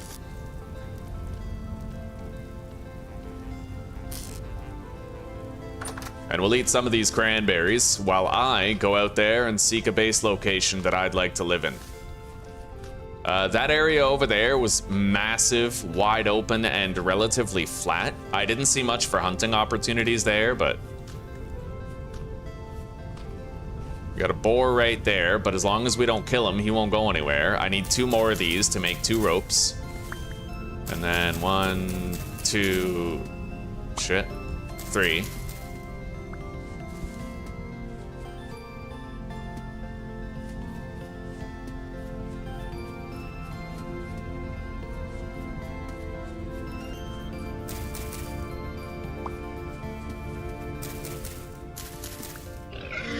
Holy fuck, dude. How about a little warning next time? Jesus. I hate that. They make no noise, and they just sort of ninja up to you, whether it's a boar, a bear, or a chicken. Actually, no, the chickens tend to make more noise, which is kind of backwards. They let you know what's coming. All right.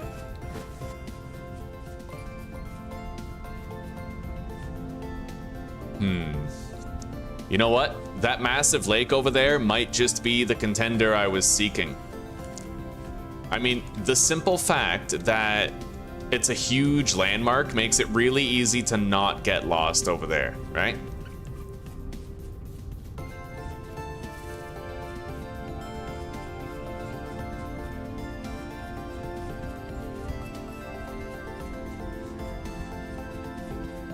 And the land around is like so flat. What time is it? 2:10.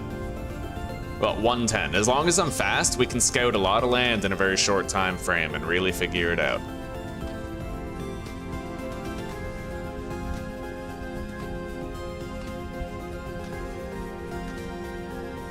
All right, I'm full on fruit. It's 1:20, so let me get some data. 1,500 fruit nut. 13:20 time. And then the next day, tomorrow at 13:20, we have to see what our nutrition is sitting at for fruit. And I can't eat any more fruit until then. At least I have to try not to. Yeah, let's run around the perimeter of this lake and see what's what. We're looking for a place that might be conducive to planting a whole bunch of crops. Like, elevated terrain underneath the surface of the water. That sort of thing.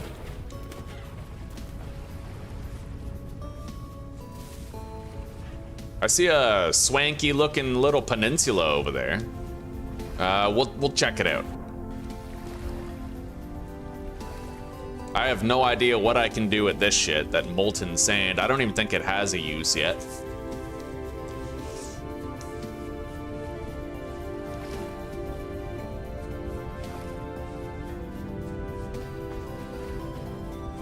Anyway, this peninsula itself is a nothing burger, but this lake might be suited to a base. Let's just continue to explore, because these plains up here are very flat.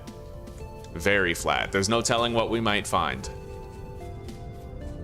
Apparently you can use those hot pits to make like traps for the drifters, which would be interesting to say the least. This is a massive, just wide open field, but with no hunting opportunities, it seems. None at all. I'm gonna check out these ruins and grab whatever might be, like, whatever useful things might be there.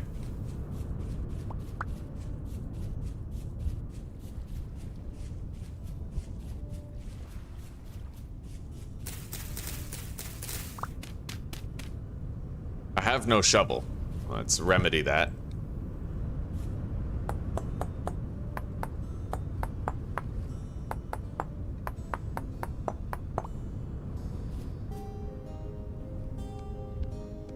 Honestly, if I really, really want to, maybe I could try to speed run the Copper Age and make myself a saw. But I don't know. Because then I wouldn't need to build my farm in a body of water by default, right?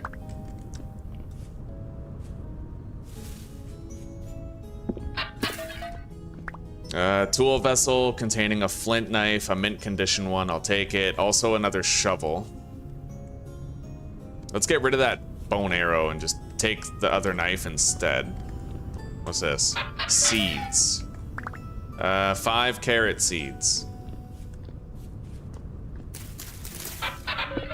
Forage. Looks like dry grass and maybe some like lime or something. What is that? Claystone? No dice. Okay.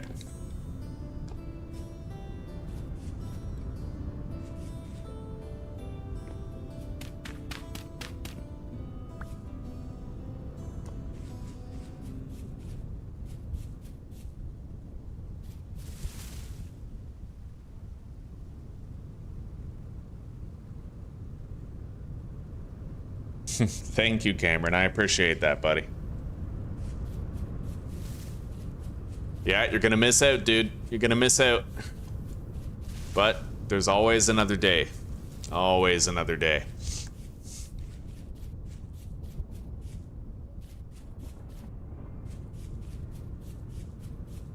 All right, let's run across this field right here. I have the marker. There are wild animals here. There are. And it is relatively flat. Let's just get a feel for the lay of the land.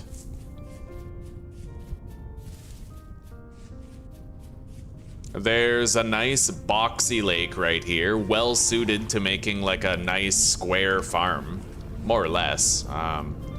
Doesn't matter the shape of it really.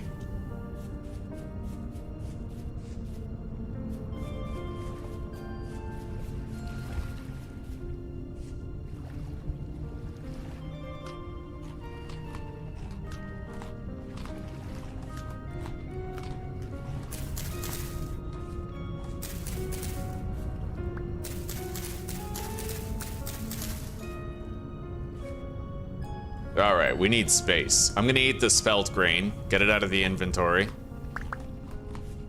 Grab the flax seeds. Eat the flax grain, grab the fiber. Well, there's a trader wagon over there. Let's take a look at this area and see what it offers. If anything at all. We're looking for peat, we're looking for clay, we're looking for a place that's easily habitable, right? Let's get rid of our old knife. It's just taking up space at this point.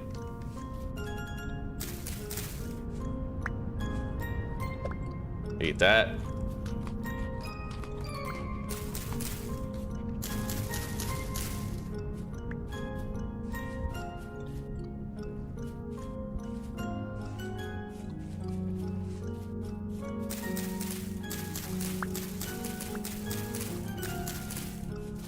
Well, seeds just keep on coming. Very, very resource-rich lands up here.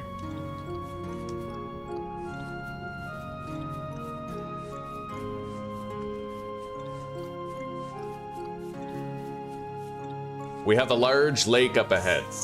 A very good landmark for never getting lost. Let's go take a look.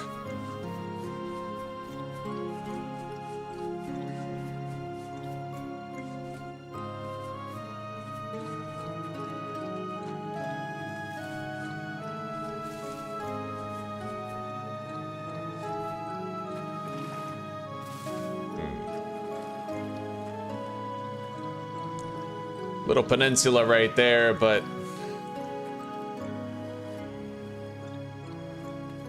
probably the biggest lake I've found so far. There's no telling what it looks like running all the way around it.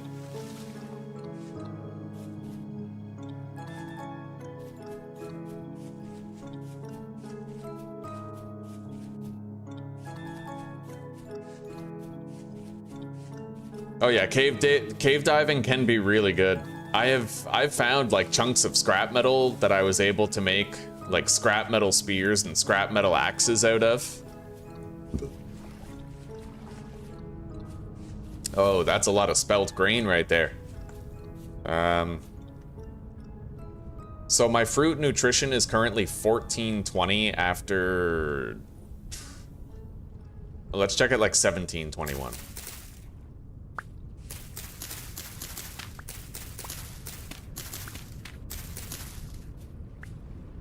All right, 1707. So the notes that I took down was 1320.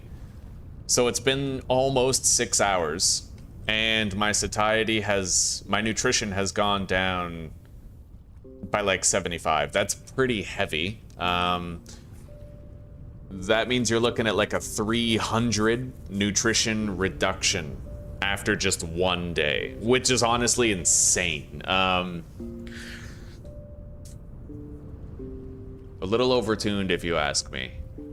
But that means if I wanted to restore 300 nutrition per day, then I would need at least twice that much satiety. So let's do the math here. 100 satiety is 40 nutrition. 4, 8, 12, 16, 20, 24, 28. Let's go like round up. So we would need 800 satiety, which would be 10 liters of wine per day. And then if we kind of do the math on that, 10 liters of wine per day, if I have to get through 30 to 40 days of winter, then we're looking at 300 to 400 liters of wine, which is doable, like fair enough. Yeah, fair enough. Let's get rid of those cranberries. I'll eat those cranberries real quick.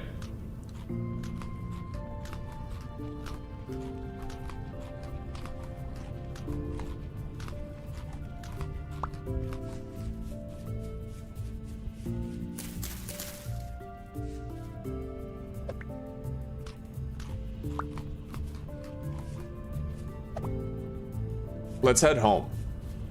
I don't want to run out of time. Pretty sure home is just this way across the field, so... And so far, unfortunately, I don't really feel like I've found a place that I want to live, necessarily.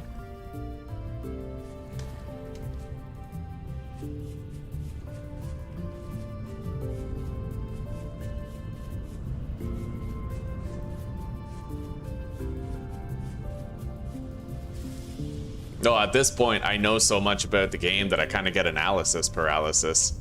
You always think you can find better, even if you can't. Regardless, it doesn't matter too much. We'll have our farm set up by maybe like mid-June, and we'll have plenty of time to get a lot of croppage.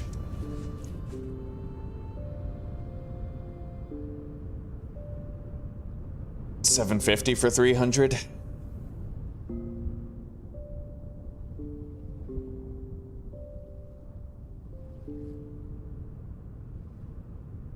Four liters of juice per day, yeah, or 2 to 3 honeycombs per day. The juice would be okay, like if it didn't... The problem is the spoil time on juice. I think juice has a default spoil time of 7 days, but then there's temperature modifiers, right? So at the default seller rate, you have juice, which I don't think it counts as a fruit. I think it counts as other. So it would be like 7 days default time divided by 0.26 would be like 27 days of storage. Which, fair enough. Like, if you make a bunch of cranberry juice kind of at the turn of the season, that would get you through a lot of the winter, but you'd probably want to have a few barrels of wine also, just to fill in the cracks afterward. Which seems easy enough. Now, what is that? I increased the distance, the render distance of things, so I'm seeing more areas off. Well, in the distance.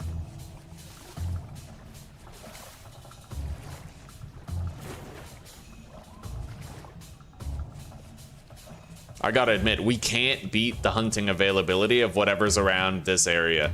I just see constant animals here. There's red clay down there.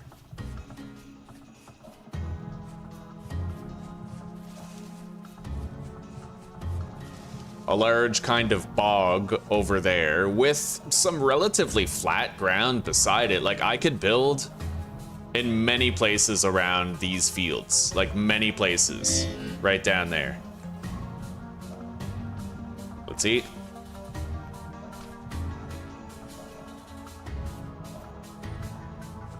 Yeah, it's an interesting layout over here. And I think this might be the winner for our base. A lot of the ground is very flat. We have a lot of water for building farm land, and the way that it's laid out like that, it means that we could have different wings for different things. It could be a pretty fascinating place to live. It could be. I could, for example, build my house right here, and then, you know, we have all this other land that we can use for various purposes. So I think this is the winner. I think we're just gonna take the plunge and try to live right here.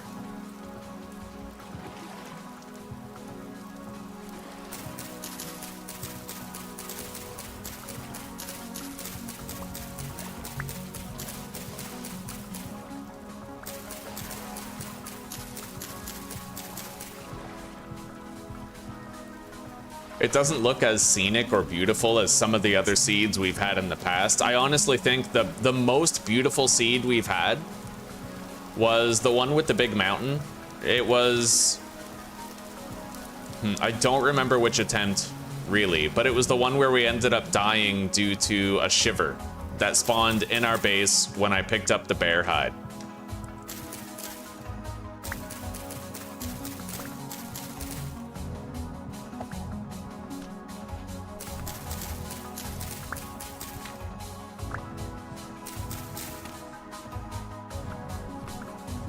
All right.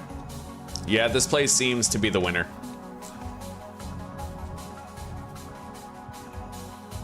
I'll need to locate some resources near it, but we'll start moving over there.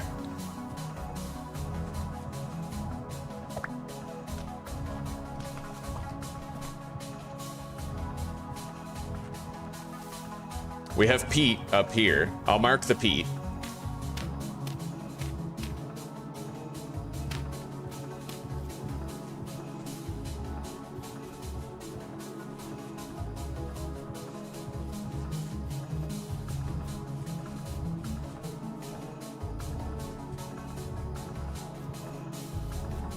It was a very difficult decision to settle on a place. Very difficult indeed.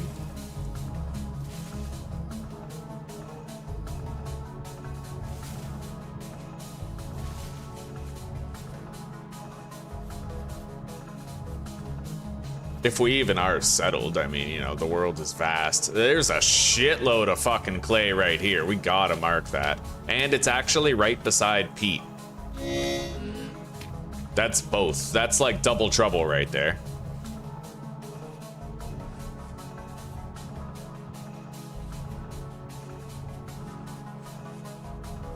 A lot of boars in the countryside surrounding.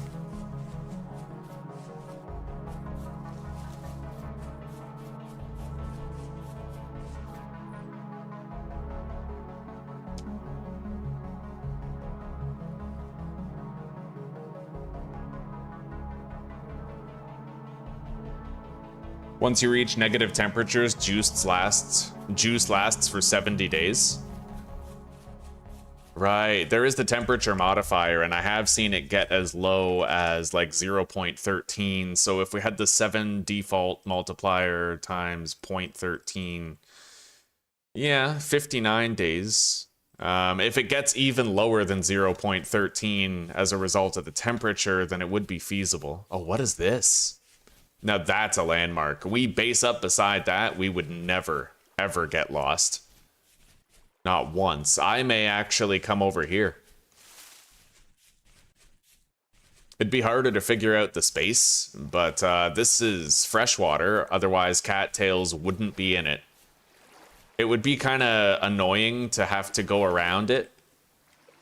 But at the same time, dude, like, you never get lost when you have a landmark like this. That's why I like it.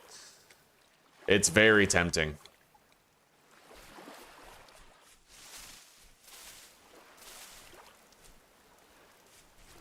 We find this, like a flat area with a beachhead for doing clay products, and we're kind of golden.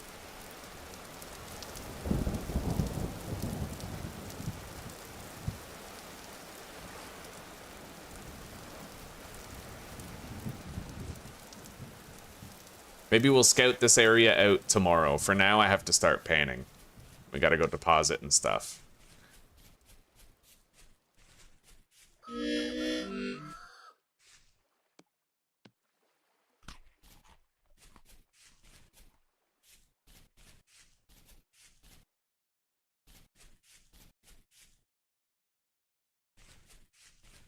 It goes down to 0.1 for others. So like a 10th, basically, right? Yeah, 70 days. True, that does change things. Then you could get away with like just one emergency barrel of wine while having the rest be like just juice on hand. And I don't know if cranberry juice lasts longer than normal juice does, or if it all shares the same spoil timer. What I do know is that cranberries are the only fruit that becomes more efficient calorie-wise when you juice it. So that makes me think that all juice is universal. They probably all have the same... I know they all provide 200 satiety no matter what the type of juice is, and I also know that they all... seed vessel. They all provide you with... yeah, they probably all have the same spoil timer, since they all have the same satiety. Okay, let's deposit these seeds.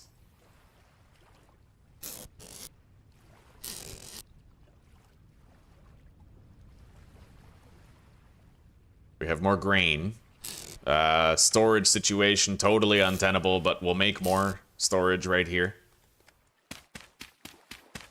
Just for now, while we get situated. Put that there.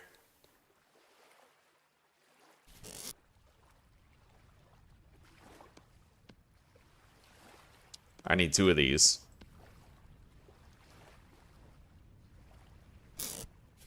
One for here. To hold our surplus shit.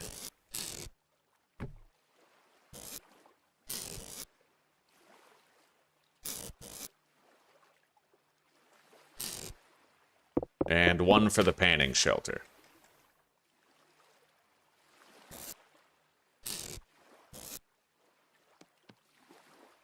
Still have 2 servings of that food left.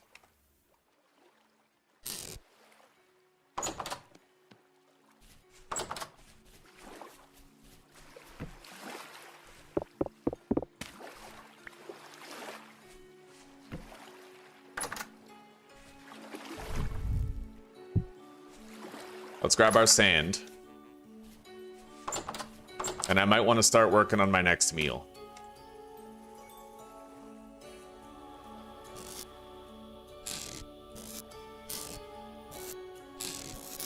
We have no berries to put in there. Any berries that I can see in the immediate vicinity? No. Alright, screw it. Let's just start panning. We still have 2 servings of this, so grab the sand.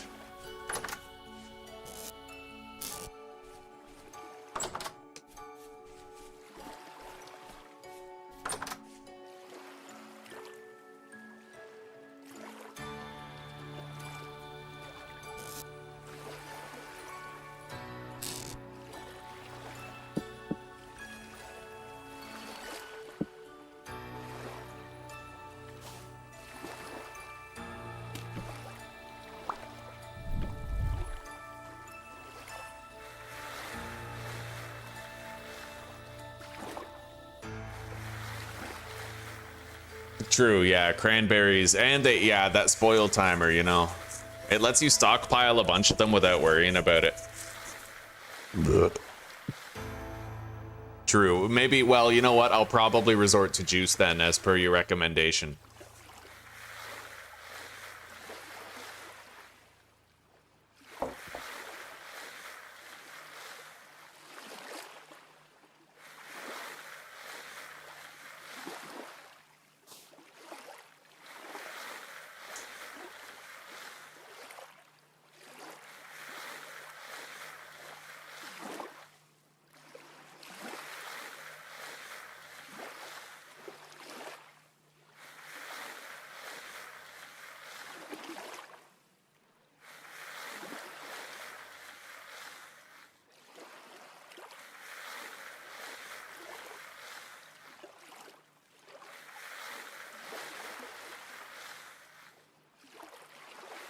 At this point, we have 2 potential base locations that we could live in. It really just comes down to the aesthetics of each location, like the surrounding mountains and stuff. So we'll make a decision tomorrow. I shouldn't delay the game any longer regarding our base location, though. We have a lot of seeds. The time has not been wasted. It's the night of day 3, almost the morning of day 4, but we have made tremendous progress toward our seed acquisition. We have over 2 stacks of flax. That's huge, right?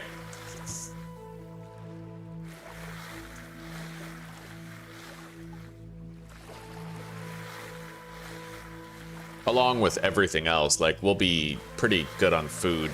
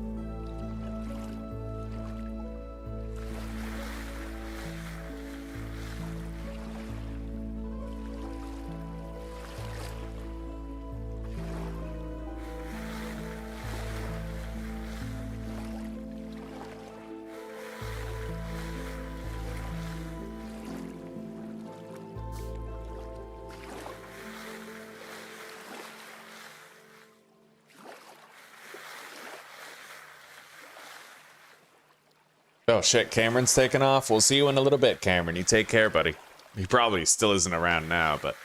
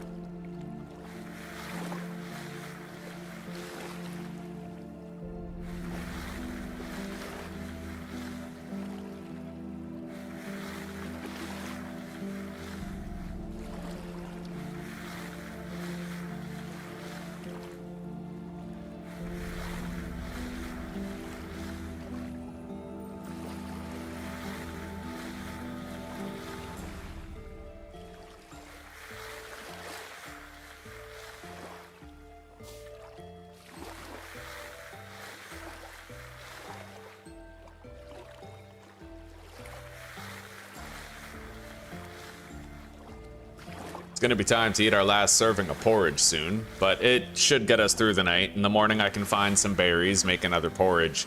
This one pot of porridge lasted us a very long time. We ate other things, but the simple fact that we're spacing out our meals means that we're getting as much time with a frozen hunger bar as possible. That's helping a lot, an awful lot.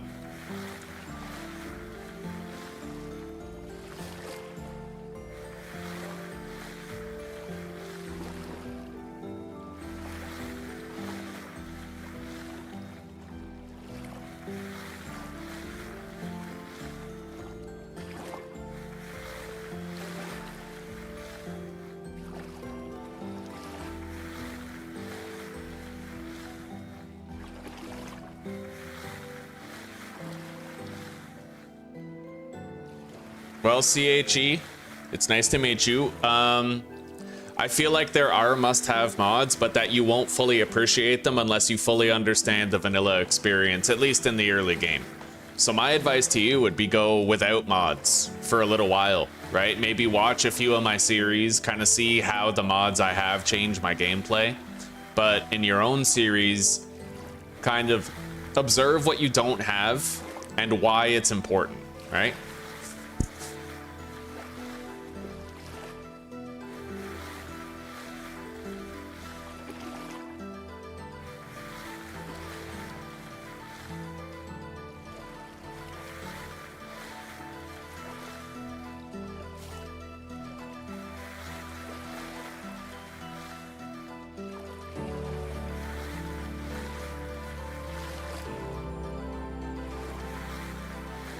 No problem, no problem. Like, brown bears are pretty overpowered, but you should see why they're overpowered before you install the mod that slows them down, for example, right? It's really hard to find lime for making leather, but you should have to find lime yourself first before you realize why the better prospecting mod is really important to help with that. Various, like, little things like that, right? Coming from the perspective of somebody who hasn't played the game yet, you might not understand the magnitude of how much the mods help, or the mechanics that they're supposed to help with. You get a little bit of that background knowledge, and yeah, it'll make more sense. Either way, if you decide you want to look into some of the mods I have and try them out for yourself, all of the mods being used in this series are in the description below.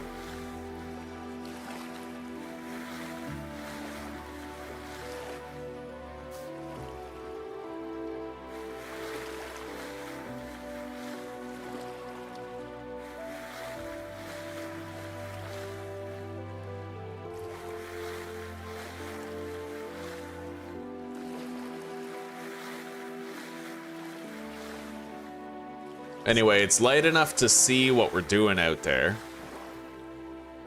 So we'll be ceasing this panning effort soon.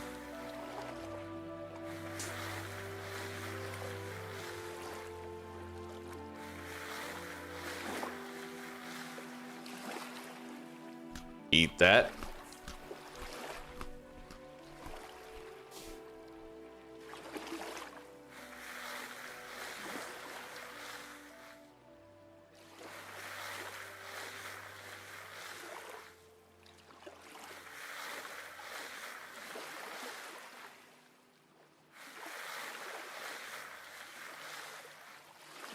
I was hoping to reach 15 copper nuggets before wrapping things up here because I was hoping to be a quarter of the way done. We need 60. So getting 15 would be a nice, you know, quarter of the road type of thing.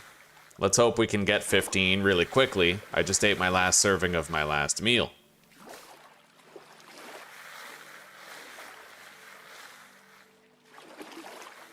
I need one more copper nugget. Hopefully we get it shortly.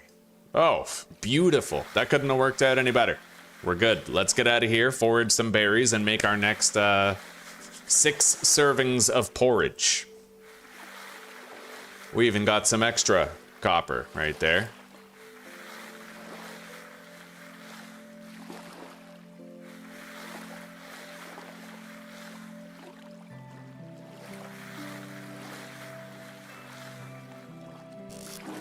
Alright, let's deposit all this shit that we got from panning in here, grab the cooking pot and the peat, that doesn't need to be here, put the quartz chunk and the copper in there.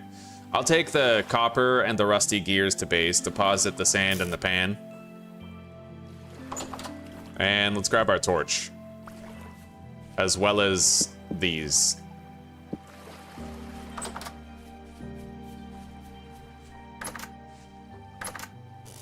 All right, where's the rusty gears that we happen to have? Right here. Deposit the peat. Let's grab some berries and let's make more porridge. I can pause the game to look around for the berries. Up there. Possibly. Might get some cranberries out of it. Let's go take a look. Depends on if there's any remaining on the bush.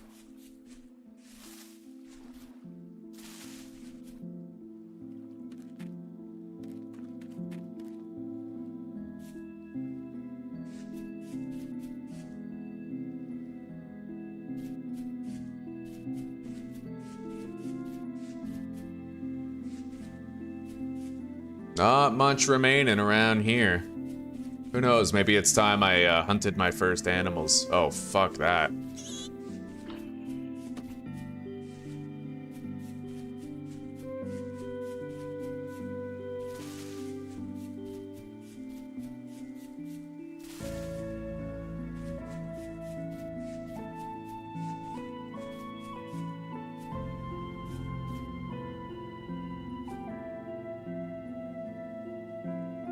All right.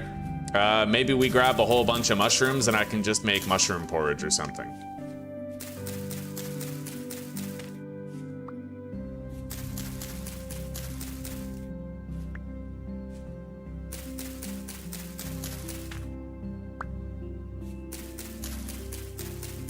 It'll at least tide us over while I figure something else out.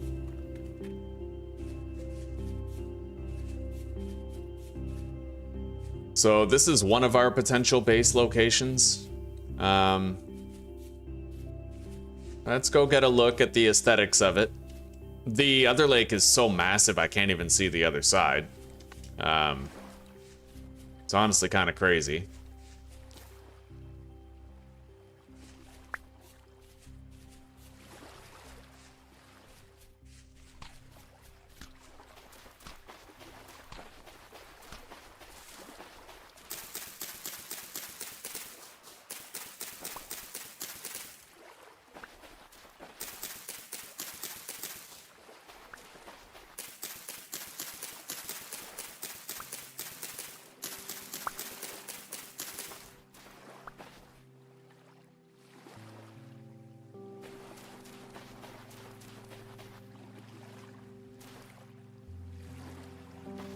It is very flat, very kind of well laid out, you know?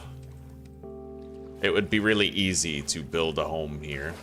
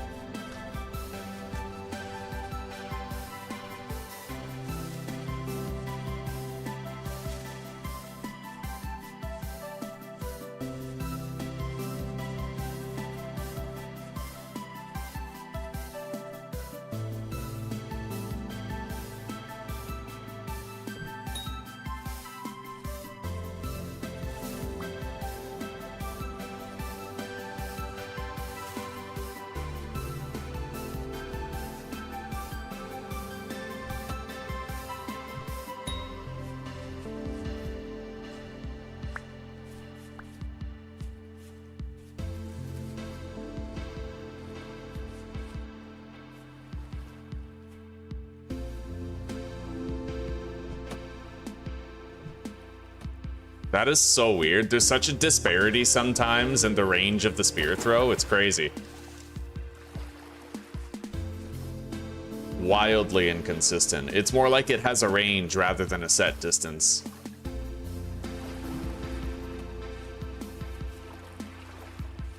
Anyway, I tried to avoid it, but we are gonna go hungry a little bit. So let's just get comfortable with that now.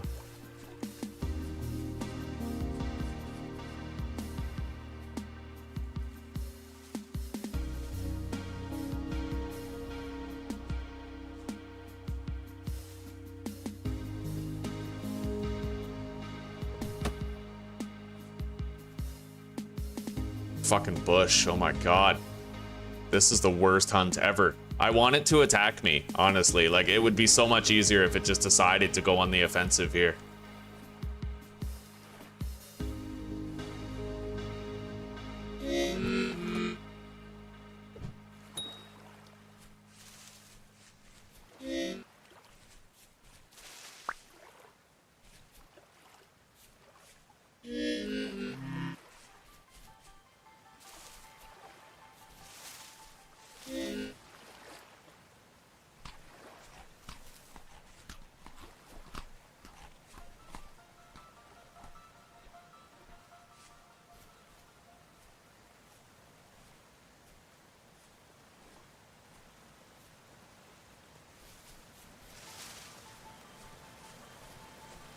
I'm not likely to get it now because of all the dense brush everywhere, which really sucks.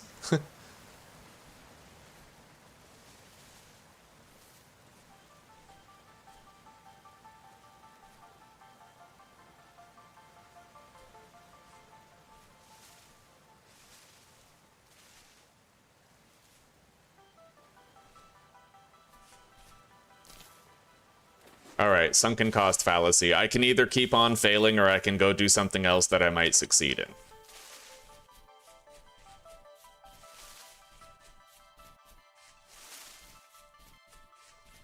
Yeah, we're gonna go do something meaningful.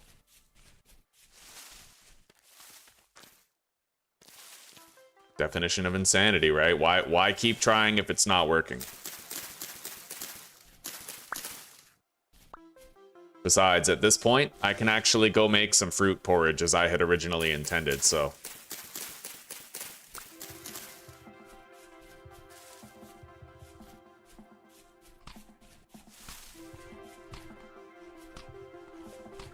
Now, this place is good for a base. The only thing I don't like about it, it's a little too open, and I have no idea where I would prefer to build. Like, I would need to travel around this entire thing in order to get a feel for what the best place is. So I guess for now, we'll just sort of start swimming across it. I have 6 mushrooms right here. I'll eat them.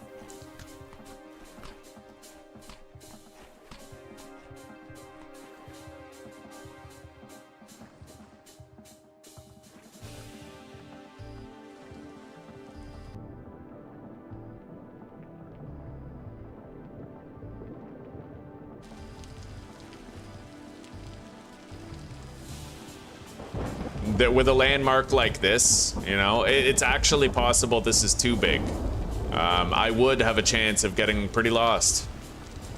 Well, the lake is so massive that it's not actually feasible to run around it to get home, right? It wouldn't be like our last playthrough, our last home. It would be very different. Very different indeed.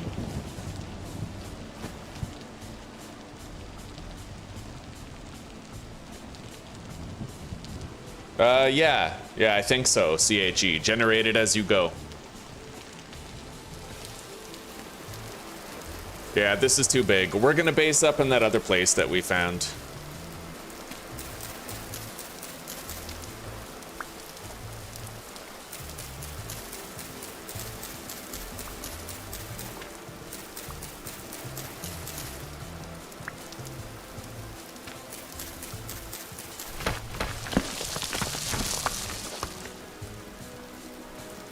So with that in mind, I have a few options here about what I'd like to, like how I'd like to approach it. We're gonna gather a shitload of clay and we're gonna make our storage vessels over there by the beach. Easy peasy.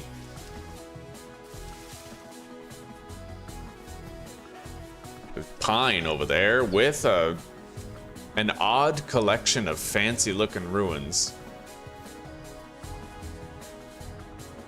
This isn't the same fucking deer, right? I couldn't really tell. I highly doubt it.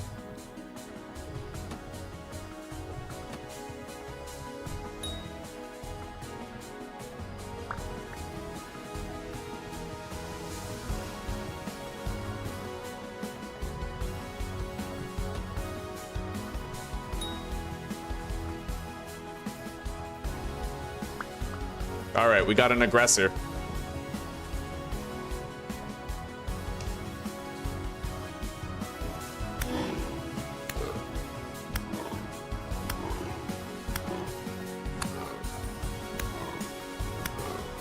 It's a good thing I locked in there, because I was one hit from dying. Yeah, I feel like I don't like any of the base locations around here. It sucks, but...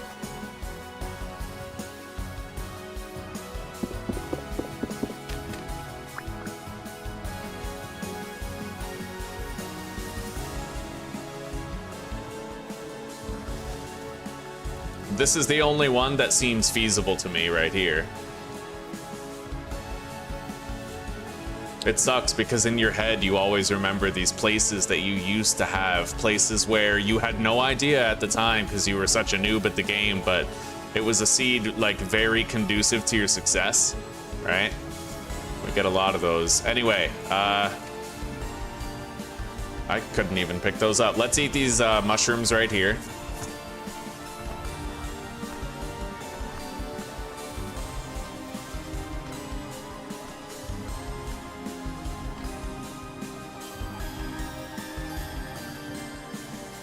Yeah, we're gonna make 5 clay storage vessels, and then we're gonna bring them here and fire them on that beach so that I'll have storage there later, and we can transfer everything over.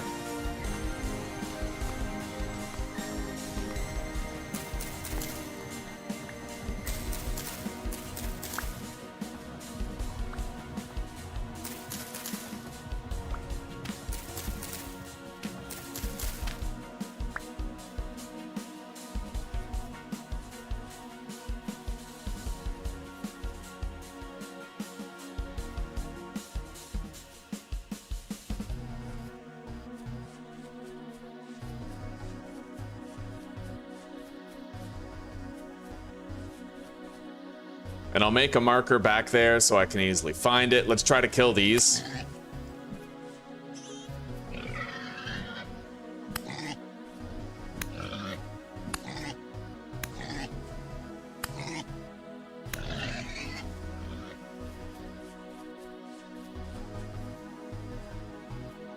Really glad I decided to enter third person when I did, otherwise I was going over a fucking ledge.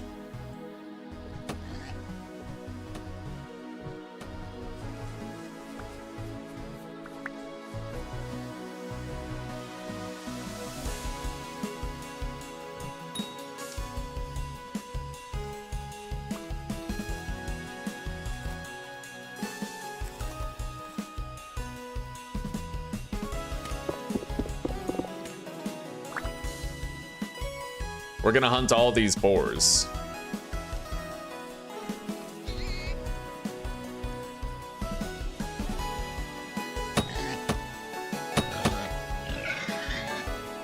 Oh my god. Holy shit, I barely survived. That could have been real awful. There is a monster chasing. Kind of. He doesn't know where we are right now. Nice. That could have been certain death, yeah.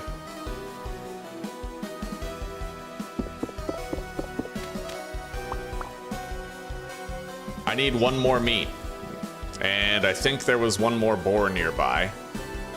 I didn't get them all.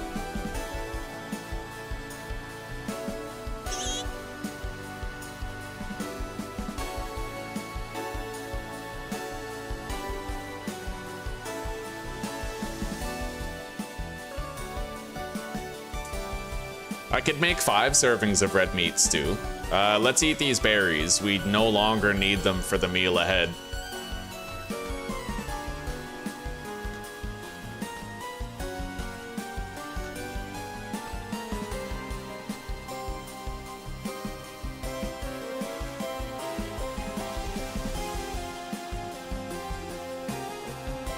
So,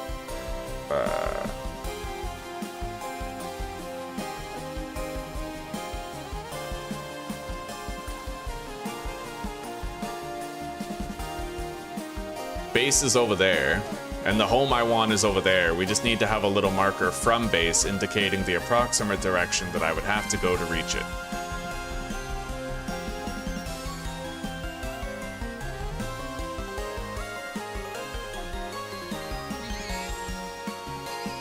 You know what? I could just...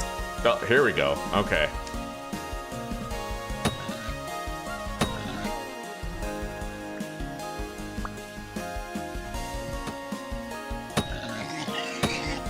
Got it.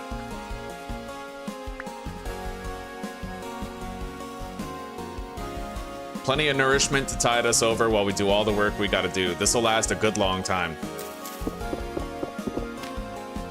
Anyway, I'm happy to say I now have the 4 pelts that I need, oiled for my animal hide bags. We got that out of the way. I can make myself some clothing as well. 2 large hides and a knife.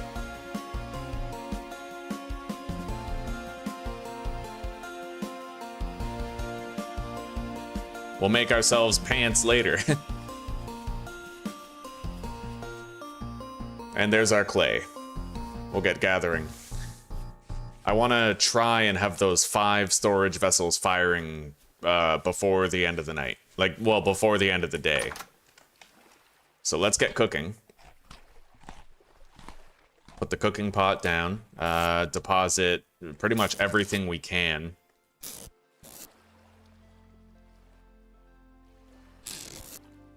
Put the bones in there, same with the fat.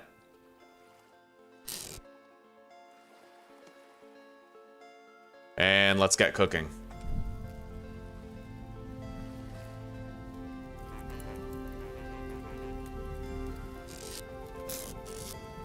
I'm gonna make a couple of oil lamps. Still have a bowl left for eating.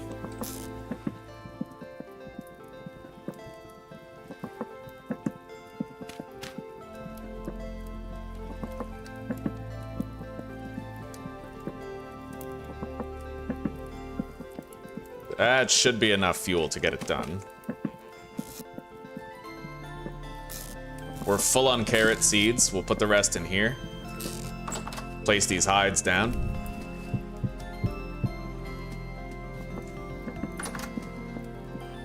And then let's go get some clay. Yeah, our intended base location is right over here.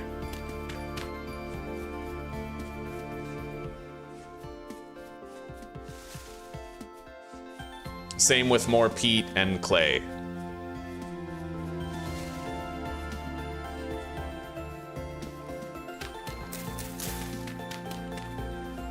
I'm gonna want at least 5 stacks of clay. We have almost 1 stack back at home.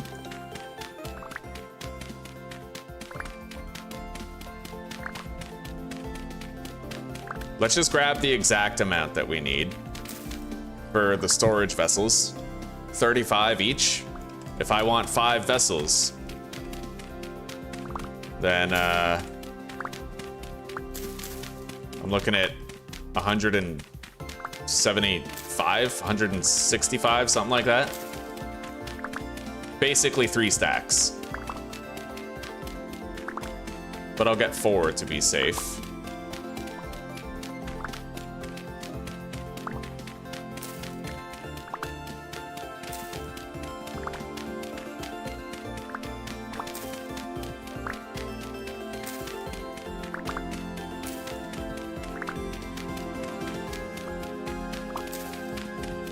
Yeah, I need 175 clay. And that's if I don't fuck up.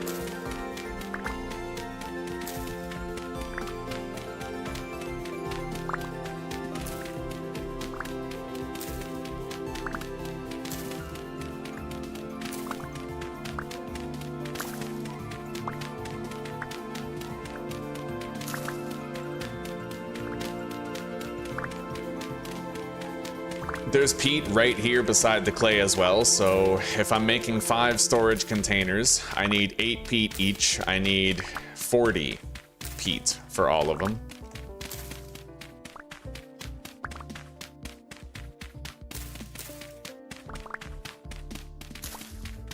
As well as 50 dry grass and 40 sticks.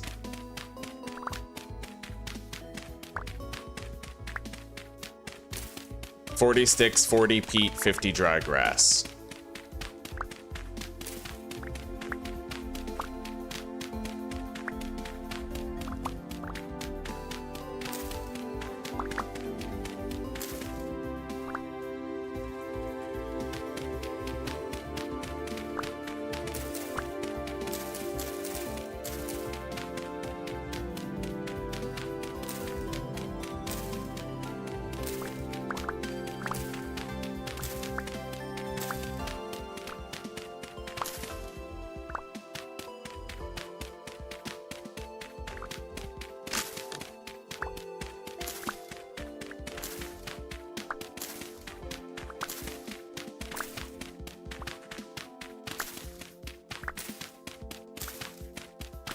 All right, we have enough peat.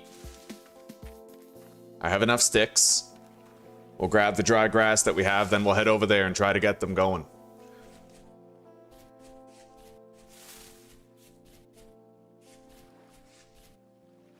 I could have just stolen the trader's containers with the carry-on mod, but I felt like that would be exploitational. You know, above and beyond the basic fact that I'm using a mod, it would have felt like dirtier. Anyway, our meat stew is done. We have 40 peat exactly. I have enough dry grass, pretty much.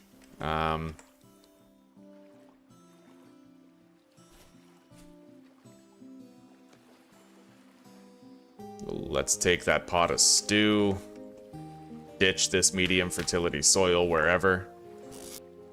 And then let's go set it up.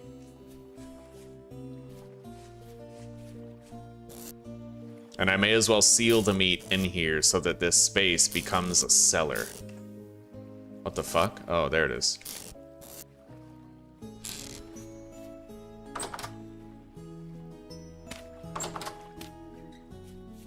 Now I don't have to worry about it going bad faster. We're about to get a lot of protein fill for this. I have no bandages though. No bandages at all, so let's try to factor that in and be extra careful. Avoiding entities like the plague, pretty much all entities.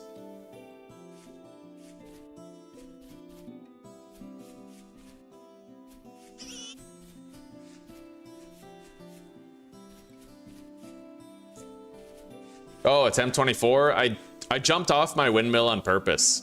Yeah, I wanted a fresh start. Welcome back, Patrick. It's good to see you. But there's we're doing a lot of experimenting in this playthrough with nutrition, satiety, and we're gonna try to get better use out of the Hell of Hammer this time around.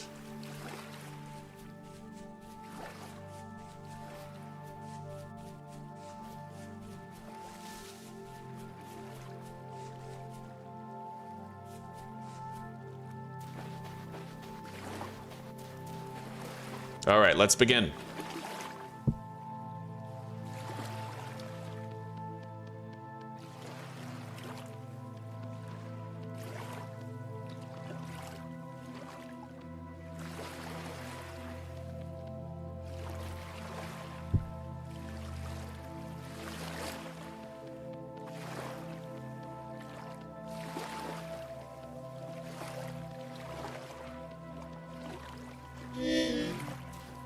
Eat. Massive amount of protein nutrition right there.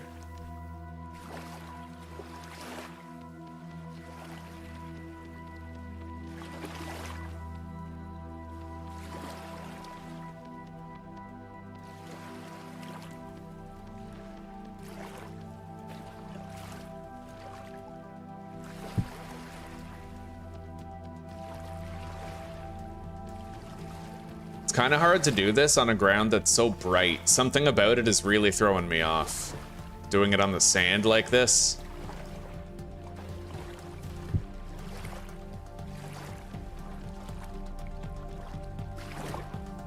Must be the contrast.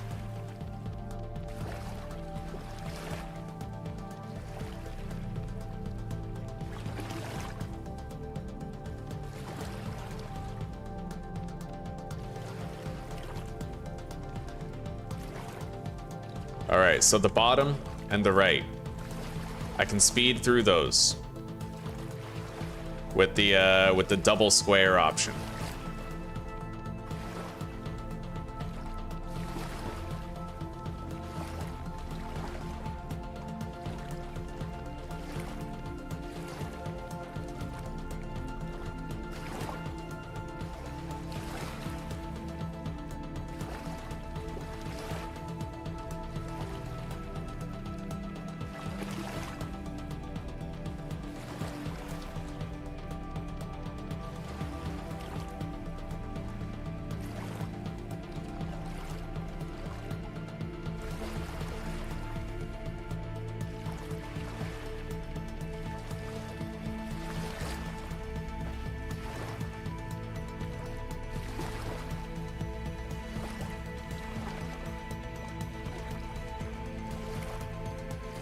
All right, now we just duplicate layer on all these.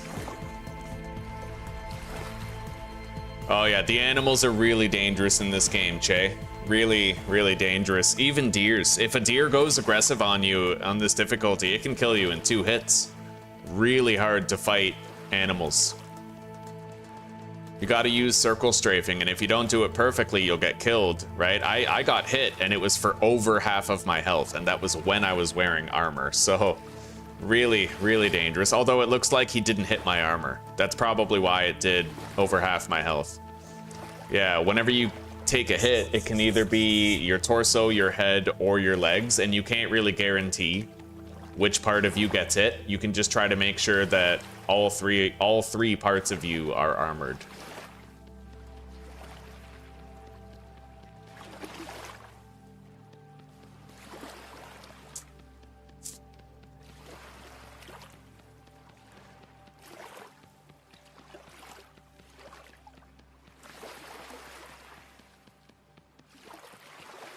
Well, we're racing against the clock. I'm trying to get these done before dark. I might not be able to, but we'll see.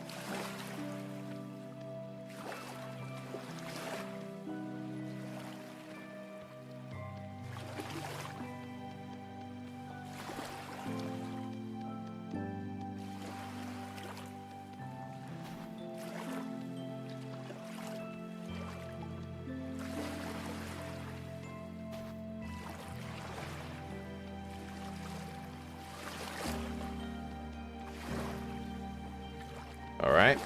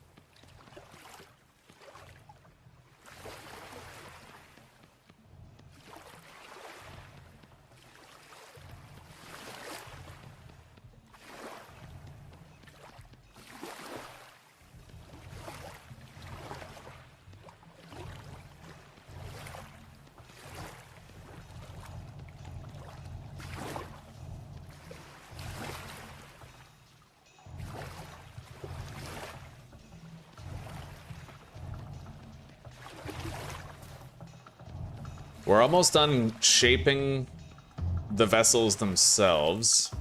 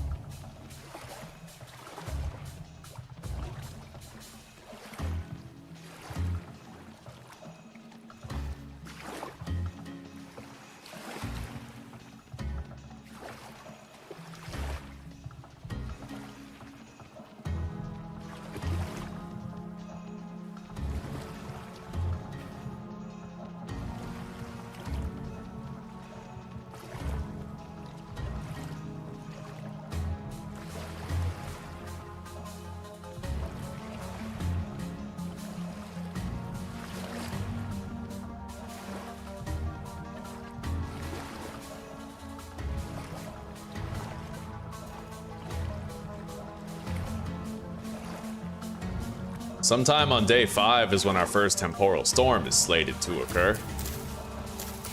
I need just a couple more of these, but we also have to destroy the grass as well to make it fireproof.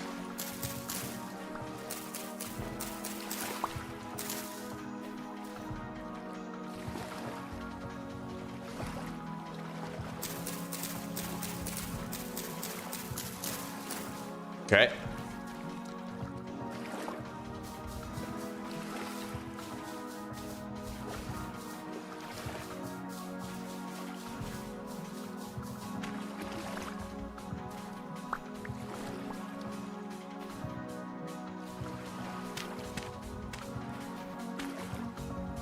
Fuck. I need more dirt.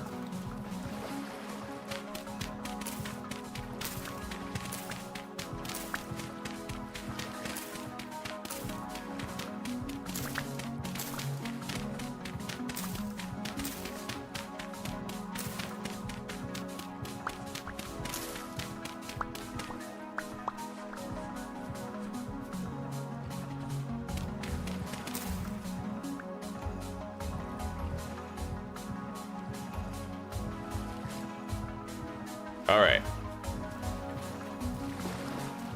We're almost home free. We can get out of here.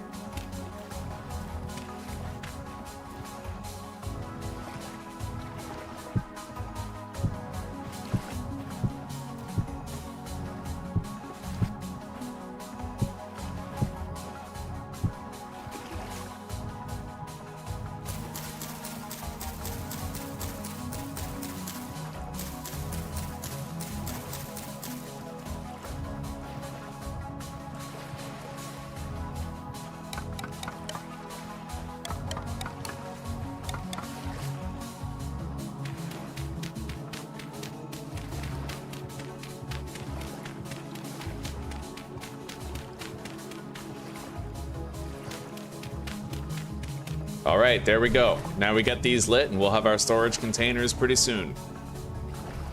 And then we can actually undergo the task of moving over here. Do I play RTS and city builder games? Not for a very long time, no. I used to really dig like Age of Empires and Empire Earth and stuff like that, but I don't know, those games are honestly too hard for me. I can't do the multitasking, and I can't like command my units just perfectly and shit, you know? I played a little bit of Farthest Frontier for the channel, but it's been a while since I have. All right, yeah, everything is rain-proof. We don't have to worry about it getting ruined. Let's head home. And we'll pan for the night. We're also going to be panning for the temporal storm, pretty much the entire duration of it.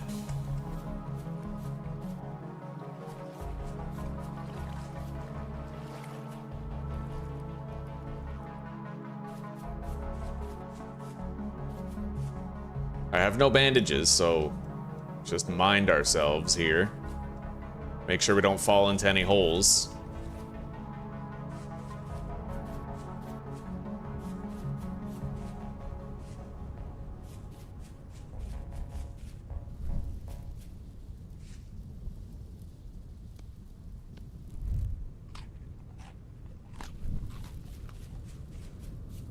I should be able to see my base from here, at the top of the hill.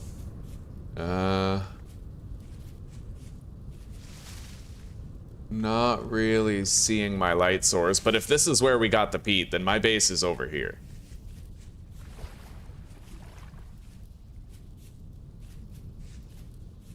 It's weird that my torch on my roof doesn't seem to be illuminating anything. Yeah, oh, I left it there too long, right. Okay. Well, we're gonna put one of these oil lamps there. That won't burn out. Yeah, now we have a little light source up there that's permanent. It'll illuminate the peak. And we need to start panning.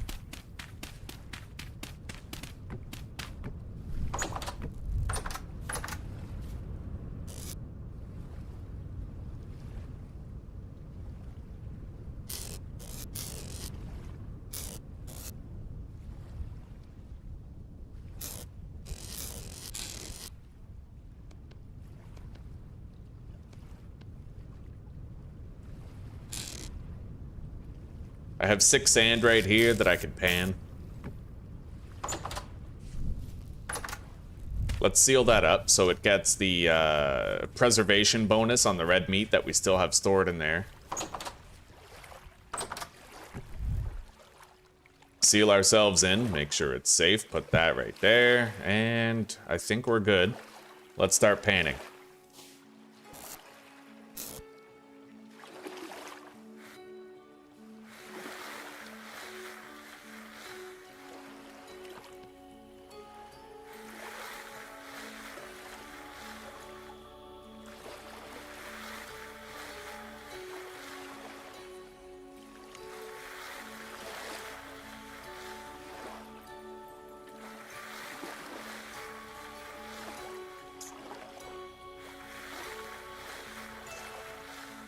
Anyway, guys, I'm gonna have to go make myself another pot of coffee pretty soon here, but it won't be a very long break. I just gotta grind the beans and put the water on the burner, and then I set a timer, and we keep playing until the timer goes off, and then I put the grounds in the boiled water to steep.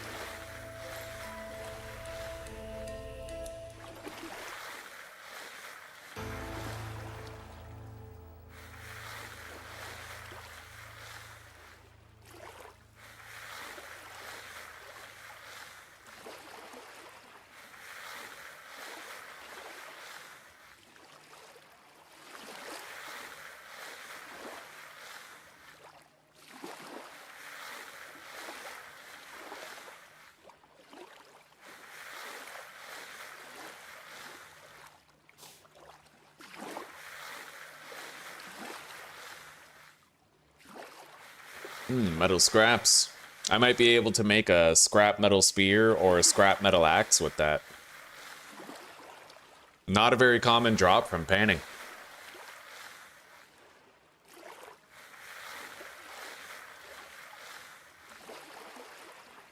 I don't generally like RTS games, no. I played a lot of Age of Empires and Empire Earth when I was younger, but I'm just not really good at, like, controlling the military units, right?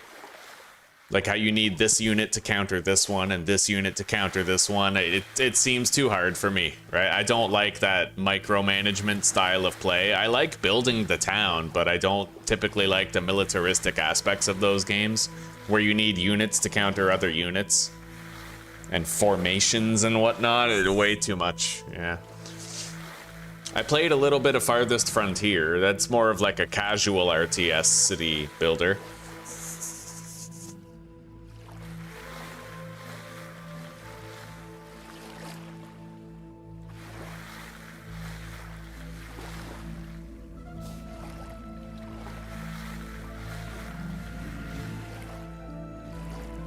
A lot of monsters right now.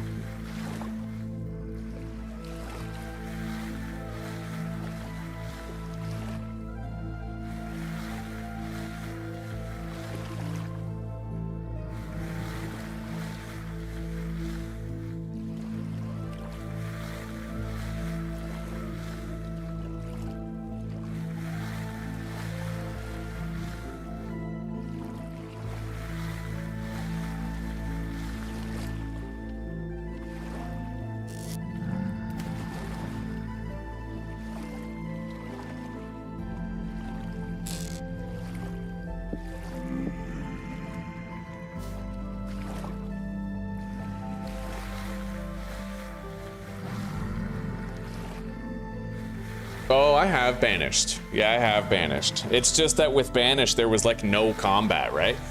Like, I'm pretty sure I have banished in my Steam library, but I bought it ages ago and I never even ended up playing it. It was, I wanted it for the fighting, actually, which is ironic. I wanted it to like defend the place from raids, but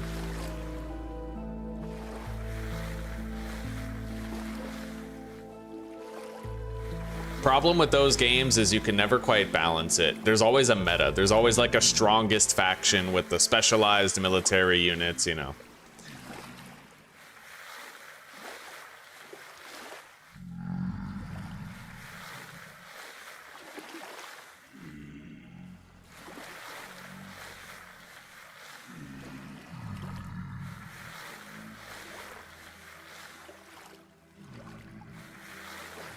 Anyway, it's day 5, and this told me that the first temporal storm was gonna be 4 days after the day we spawned, so that temporal storm is gonna happen sometime today.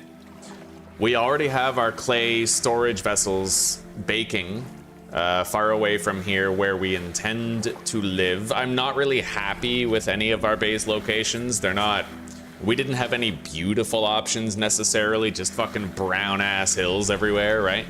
But we picked a place that offers a lot of room and a good, it's gonna be interesting because we'll have our house here, but then we'll be able to go out and branch off to get to different things. Yeah, we'll have options. I'm probably gonna get into livestock in this playthrough potentially. I don't look forward to learning it. There's all these dumb mechanics that don't belong in the game. Like apparently if you leave your animals in the dark, they'll despawn and disappear, which like,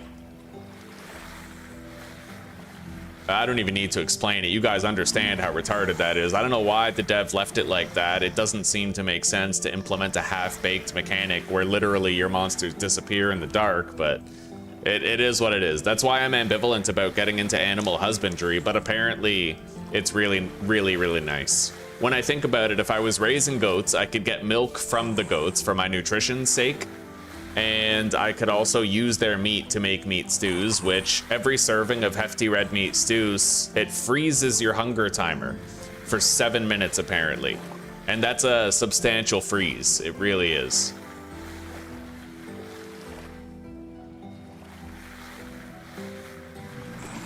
That's one thing I wasn't using enough in my previous playthrough. For those of you who arrived to the series late, or like recently, for every 100 points of satiety that you eat, you get like 15 to 20 seconds of hunger bar freeze, where it doesn't go down. So let's say that you eat like a stew made like a porridge with berries, and it's got 700 satiety in it, right? 700 times 20 is 140 seconds. That's 2 minutes where your hunger won't go down, right? So it's like, but here's the thing, if you eat 2 of those back to back, you still only get 1 hunger freeze. It doesn't stack. So you don't want to fill your belly with meals. Rather, you want to eat a meal, let the time freeze wear off first, and then eat another meal, getting another time freeze. The way that I would make a pot of stew and then just mash multiple servings until I was full, that was a mistake. I was wasting food, wasting time that I could have spent with a frozen hunger bar.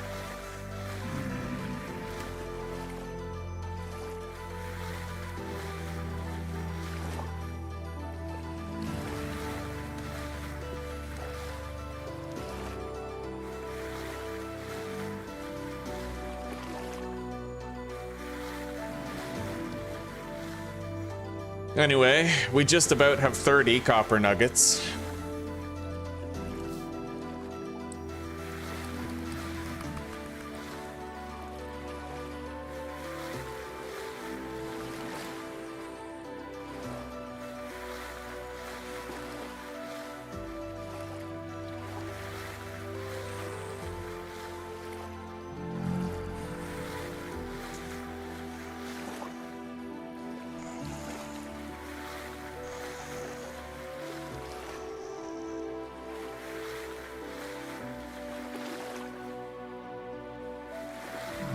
Got a very well-balanced diet so far.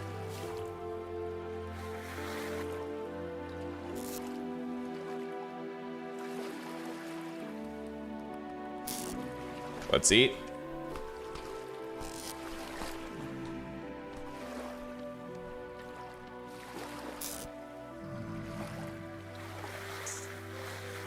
Oh, painting it's pretty good for getting your you know, you just need to do it to get your copper tools going, and then you never need to do it again. Under ideal conditions, you'll only need to pan for 40 copper nuggets, but you may end up having to pan for 60 if you don't find a surface copper node, like those little bits on the ground.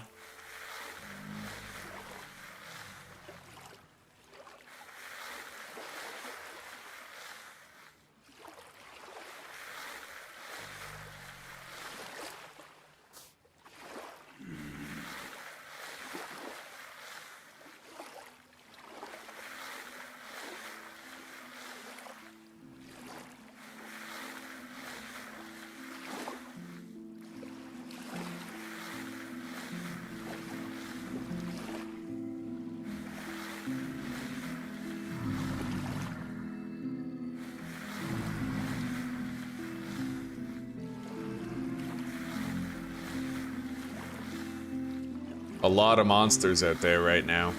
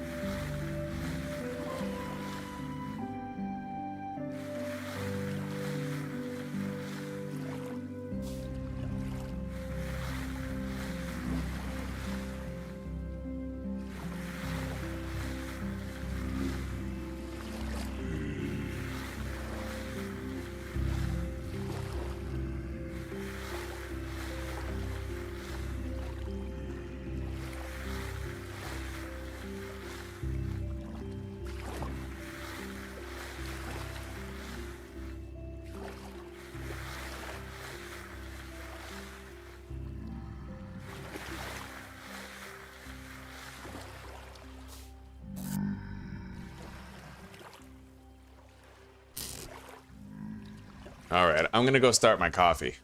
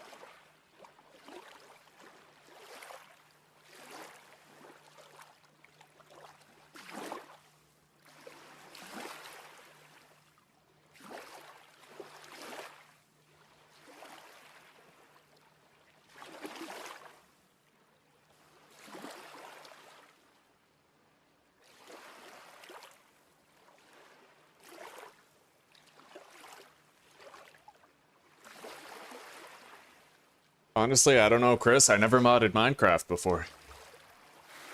I need a timer.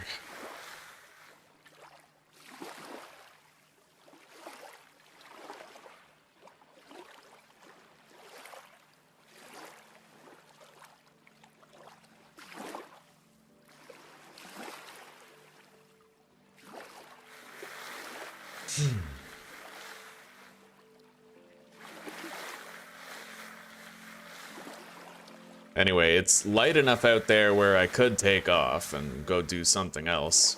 We're gonna be stuck in here panning during the temporal storm anyway, so... I'll go set up my charcoal today.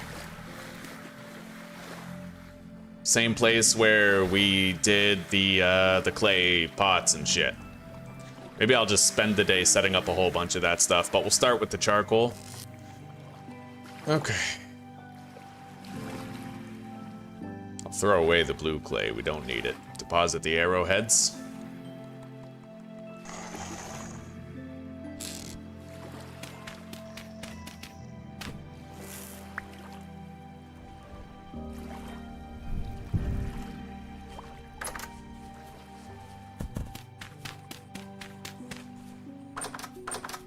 Okay. Let's craft whatever the hell we're gonna get. It might end up giving us, like a special tool. Yeah.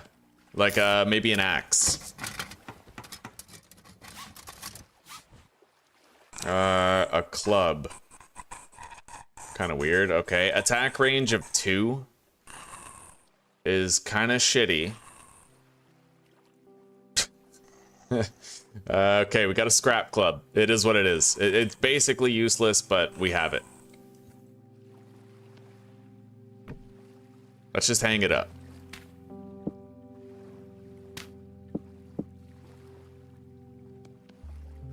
Deposit the rusty gear.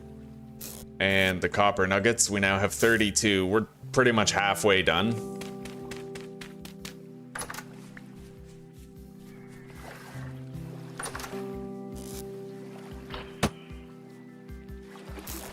Grab our spears off there, and let's go.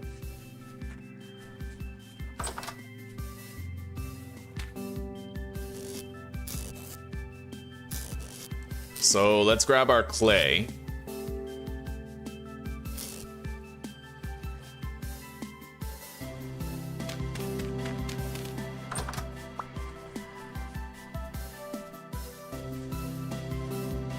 And try to continue setting up the base over there.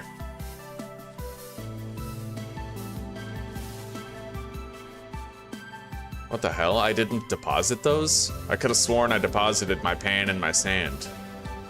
What is that? Seeds. Nothing but carrots. Be right back.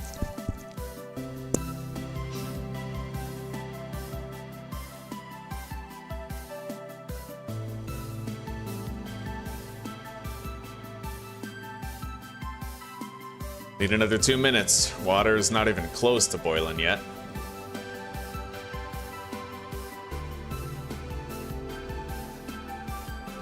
Okay. Let's go.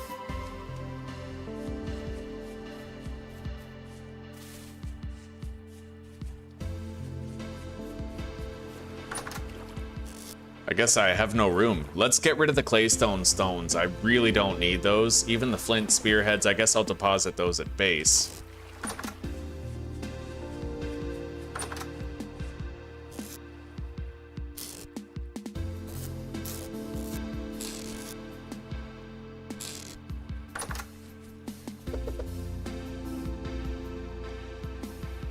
Okay.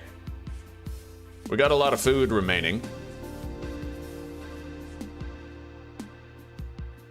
Let's make another axe.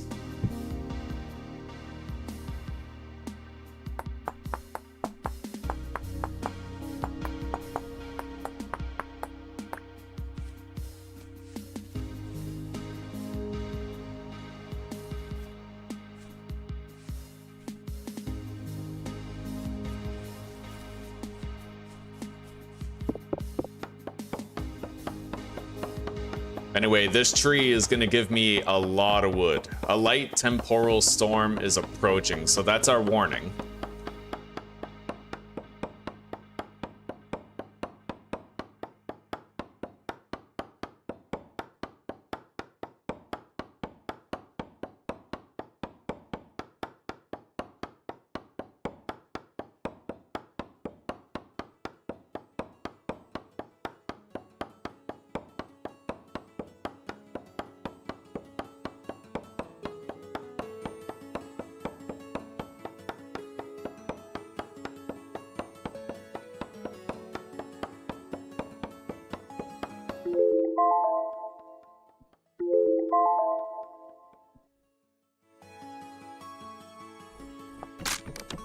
Holy shit, I didn't even finish cutting down the whole tree.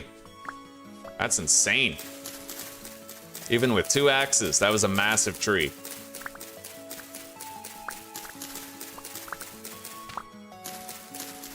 I have to go get my coffee now. A lot of wood's still up there.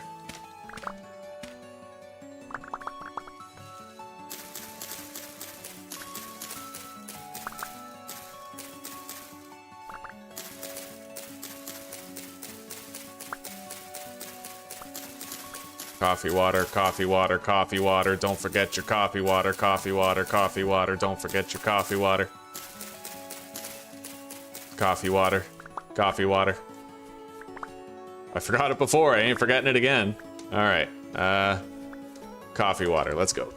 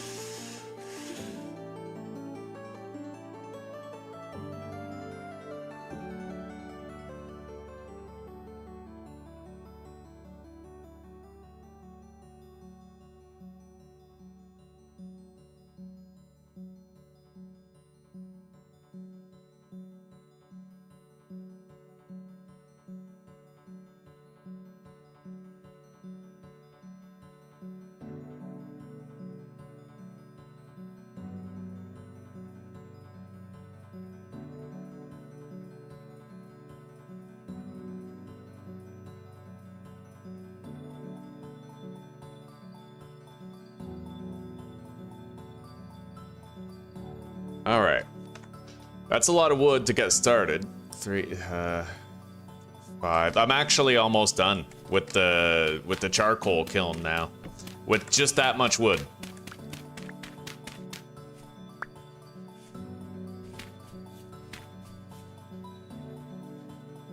Make another axe.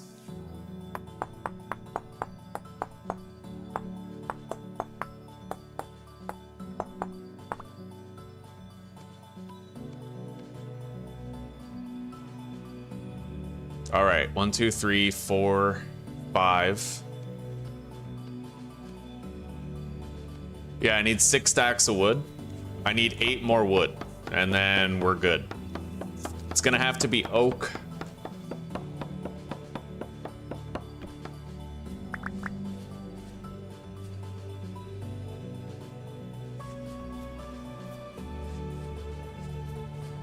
Well, it doesn't have to be oak. I can go set up all of this and then we could fill it in with any type of wood. Let's go do what we can right now.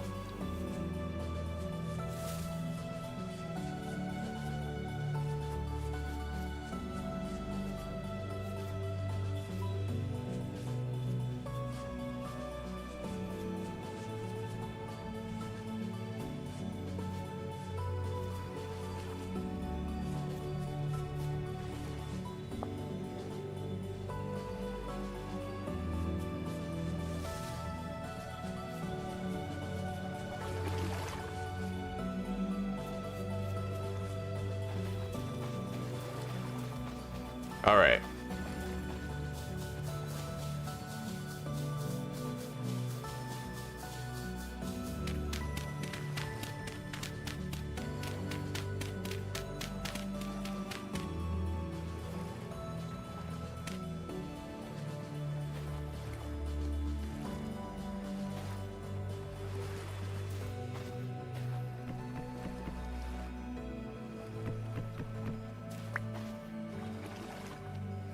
Now our inventory situation will become less bad. Convert this wood into usable firewood for the purpose of getting the kiln ready for the charcoal. Right? Grab all that.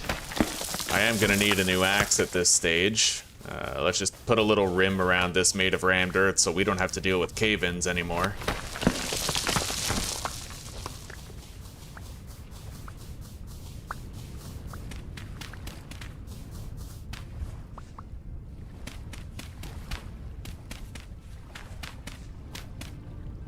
We had exactly enough. Very good. Let's eat. Good. Need a new axe.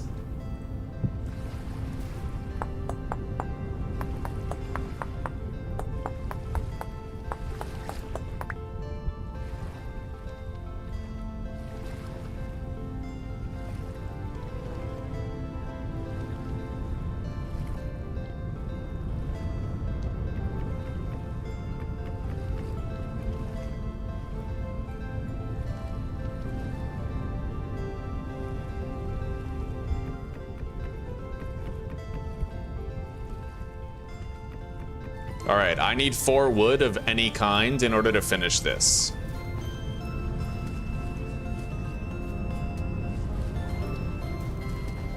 Four birch, right over here.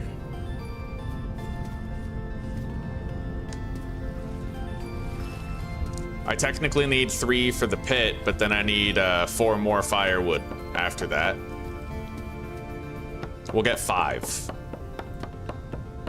Good morning, SNY. Good morning, buddy. How are you? Oh my god. Just a moment.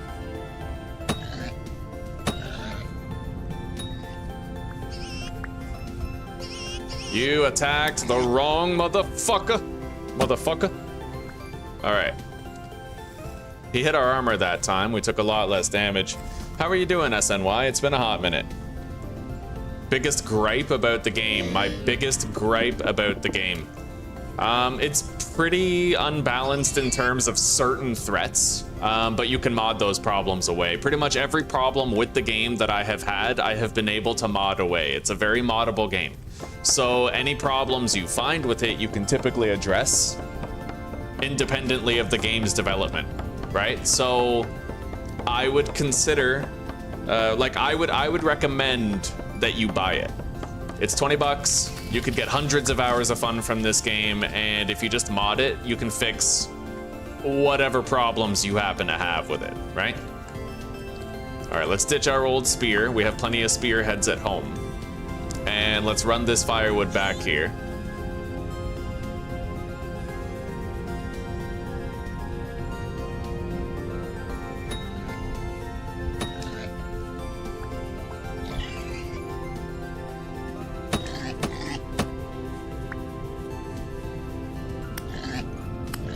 Got it. Another boar. Napster? I've heard of Napster, yeah. It helps you with clay forming and shit, right? Like, it just makes every napping task easier. At least that's my understanding of it. Okay.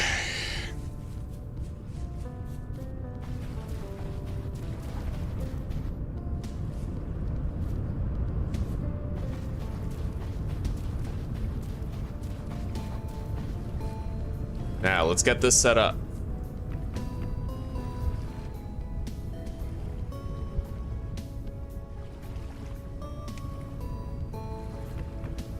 So we have 32 firewood in each slot. Now I need to start a fire pit right there.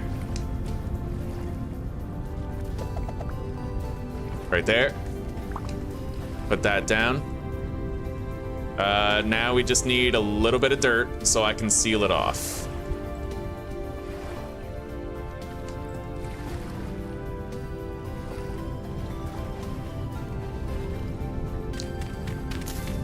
It's crazy, but I still don't even know that this is my forever home choice, right? We're just sort of... We're picking a place where I can do some requisite shit, but I may end up having another massive moving day later.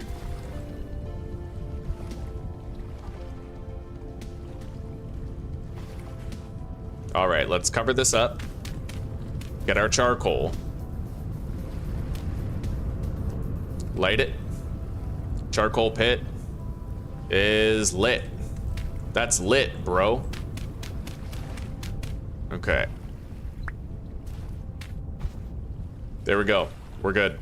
So we have charcoal coming in hot. Our clay storage vessels are also crafting.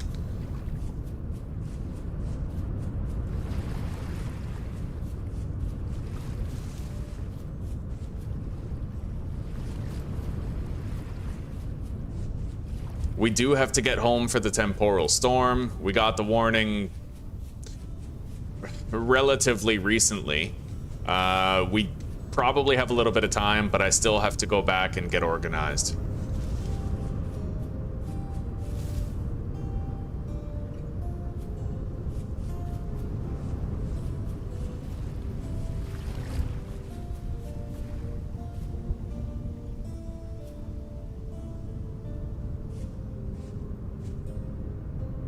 We're gonna have to pan for the entire temporal storm.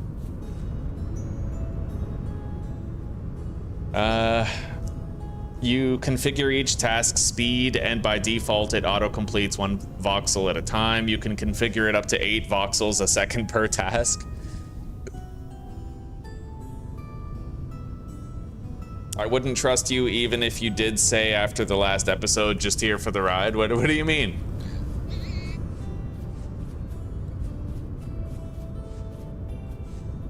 Okay. Not that I've done anything to earn anybody's trust, but...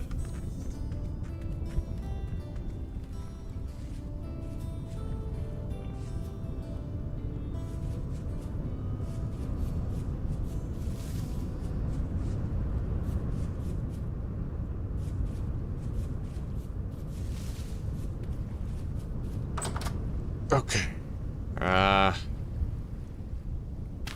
We'll store this piece of wood right there. Deposit that. The clay, I guess I'll just deposit for now.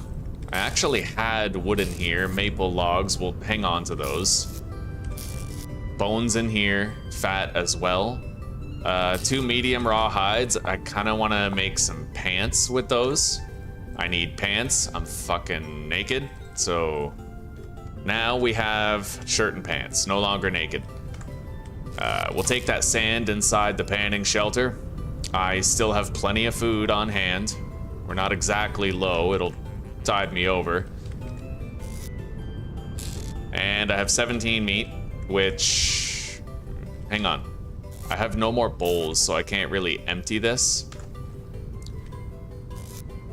But inside a functional cellar, that meat should last for another day. So we should be all right. Let's deposit this clay. And I have to fully spawn-proof that little panning area.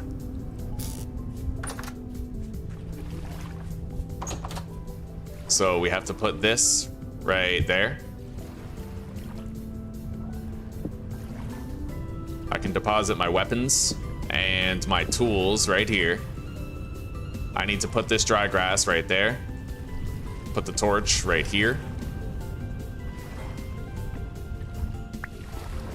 Or right there. I don't know, tough choice. Let's just make more torches. 1 more will do for the current task.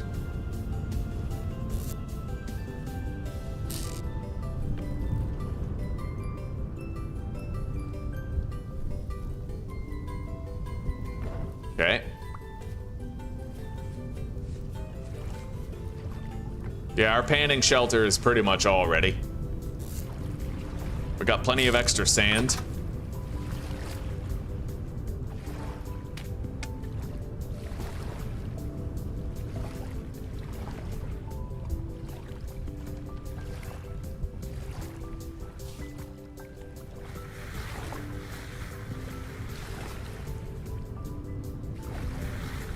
A ruin with Terra Preta? I found a little bit of Terra Preta once. No, I found high fertility soil, but I haven't found Terra Preta. As far as I understand, they made it so that you have to craft Terra Preta now.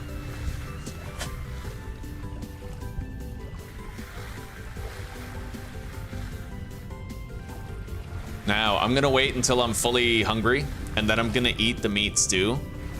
And we're gonna time how long it takes for the hunger freeze to fully go away. We're gonna try to get concrete data here. Because previously, when I tested the 30 seconds per 100 saturation thing, it didn't actually work out. We had less time than we should have had. So we'll see, we'll get some concrete data. Let's open up, we have this.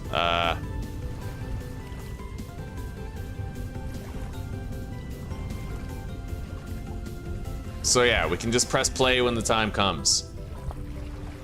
Or press start.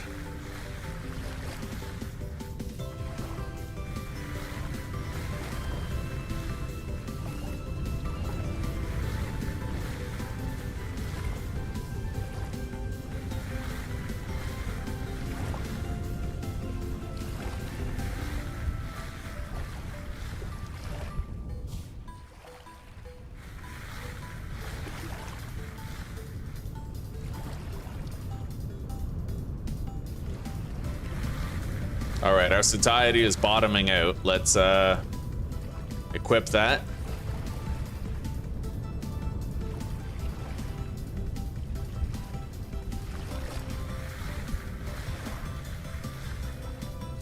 And eat.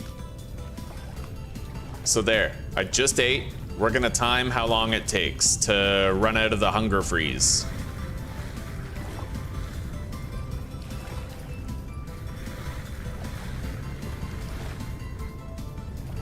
It's supposed to take 7.5 minutes. We'll see what it really takes, though.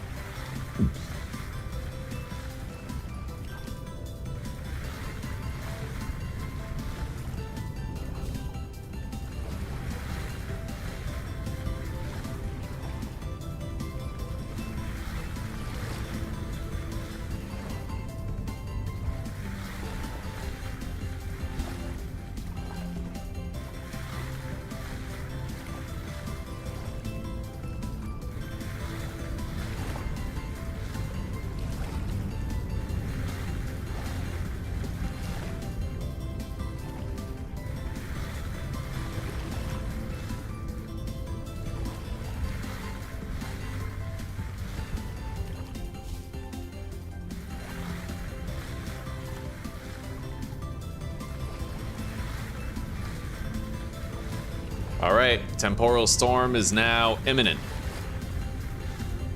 But we have this entire place pretty much spawn-proofed, so we'll be all right. We should be all right, barring any extreme glitches or something, you know? The moment I see my satiety drop below 1500, I have to stop the stopwatch.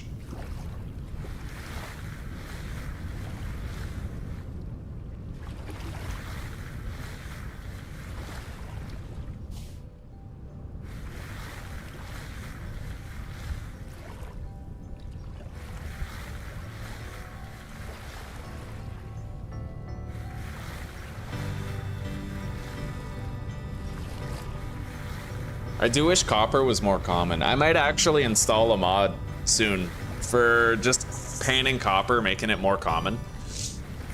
1 in 6 just seems excessive. Like 1 in 3, you know? It's just such a tedious task. You should be able to get out of it as soon as possible. But as it stands right now, you have to pan for like a solid hour in total across many sessions. Hey, sweetie. Hello. I'll be right back.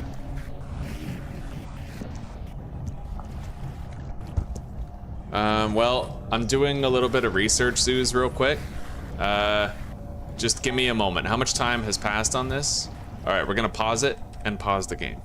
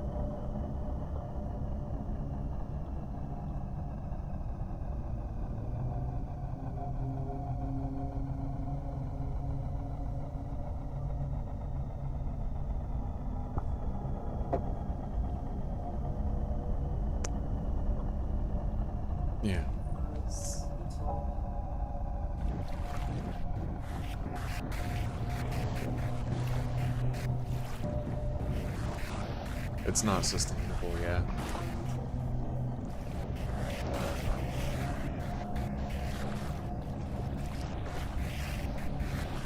Yeah.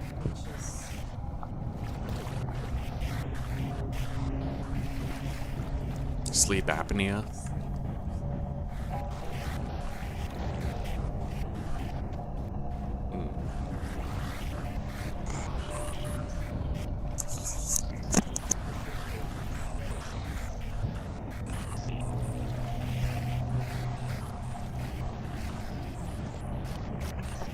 Honestly, yeah, I'm still hoping we'll just sort of throw caution to the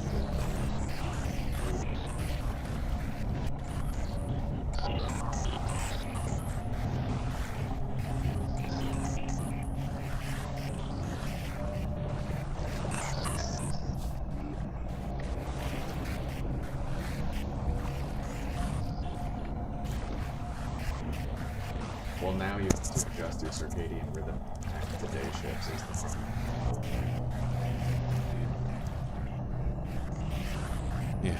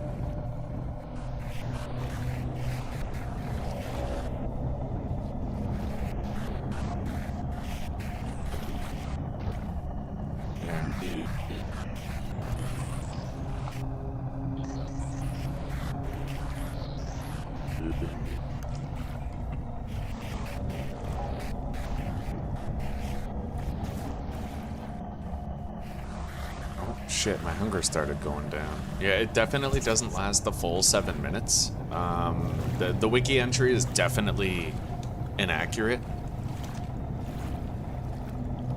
Like, the hunger freeze is there, but it does not give you 30 seconds per satiety. It's wildly inaccurate. I don't know why that number is getting thrown around.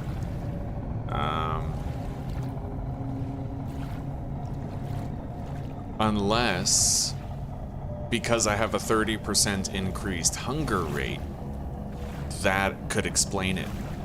That might actually be the answer that we're seeking. It might normally give you 30 seconds per 100 satiety, but maybe since I'm using the minus 30% hunger efficiency, I only get 20 seconds, and that might kind of explain some of the drop off there. Because it lasted about 5 minutes, so that would be 2/3 of 7 minutes and a half.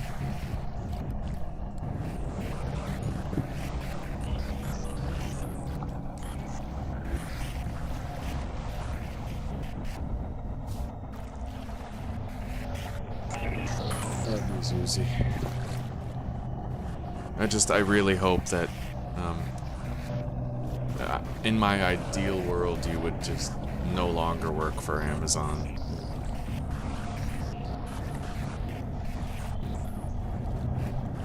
Because I think I could take care of us. We'd struggle a bit until you found different work that was closer, less commute, you know, casual hours, but we could make it.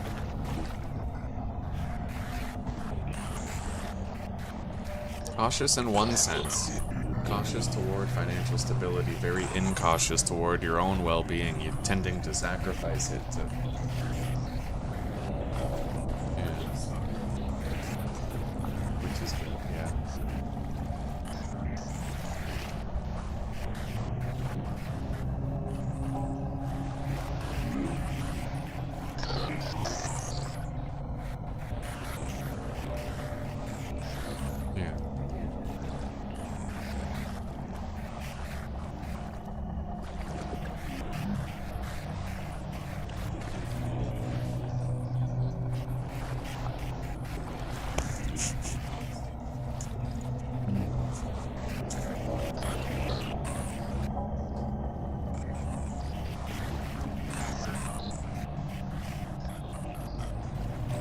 And we have a Riz Master in chat here saying, God bless you. Damn straight. You. You. Oh, wow. So, I'm excited to announce, Susie, that last night I had chicken. Tonight, pork. After that, I'm thinking chicken, maybe pork.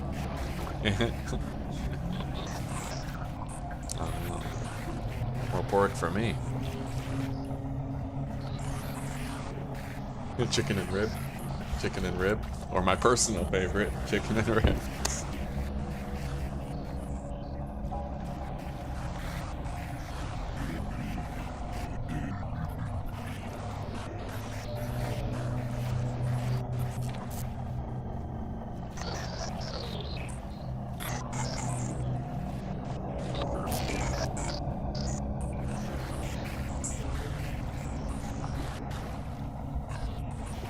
Yeah.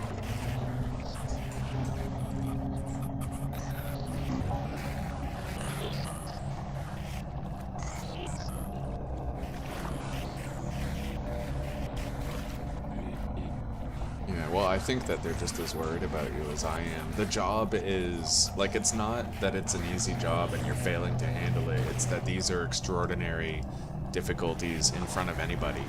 And you're handling it with distinction. It's just that I honestly think that with the commute that you have and the sleep that you scrounge up, it's like it would be horrible for anybody. And it might even be impressive that you've made it this far, but I worry that you're a little too willful and like you're too dedicated to things that hurt you sometimes when you conceive in your mind that it's for the greater good, like our financial stability. And I think that I'm just really hoping that you might find it in you soon to abandon the Amazon job, like do something else, or even do nothing and look for something else. But I could take care of us in the meantime, however tight it would be, until something else came up, if anything. You are a willful woman. You need the firm hand of a godly man. Yes. I love you too, sweetie. That's why we're together. I love you too.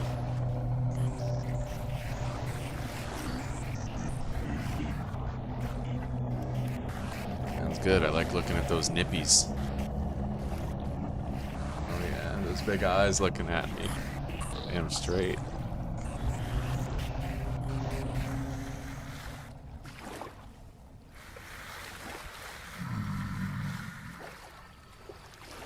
All right.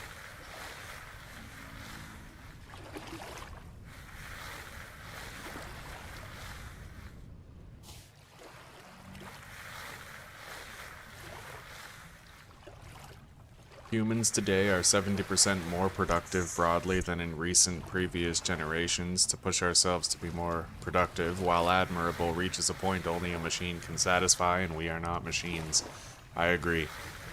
She works for Amazon, and they literally have, like, they criticize their workers for only working at, like, 60, 70, or 80% productivity, yet if a human was to actually perform at their requisite 100%, that human would collapse, I feel.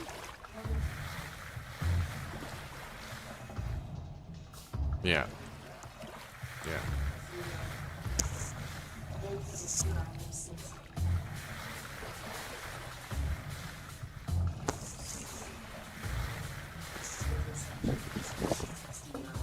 Yeah, and you do 3 days a week. It's a little much.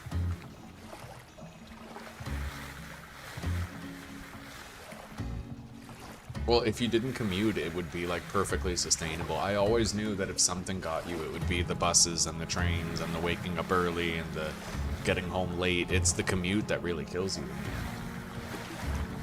If you could just go next door to work, it'd be so different. What?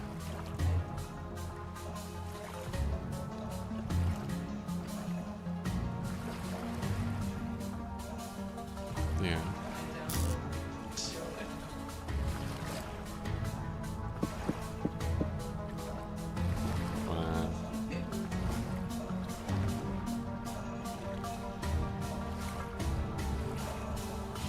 Alright, let's deposit the sand in the pan. Okay. Don't forget that coffee's there if you want it, but I will totally drink it if you don't. Okay, thanks. Yeah. Oh, I'll chug. Alright, so we're now sitting on 51 copper. We need 9 more nuggets in order to be fully finished with it.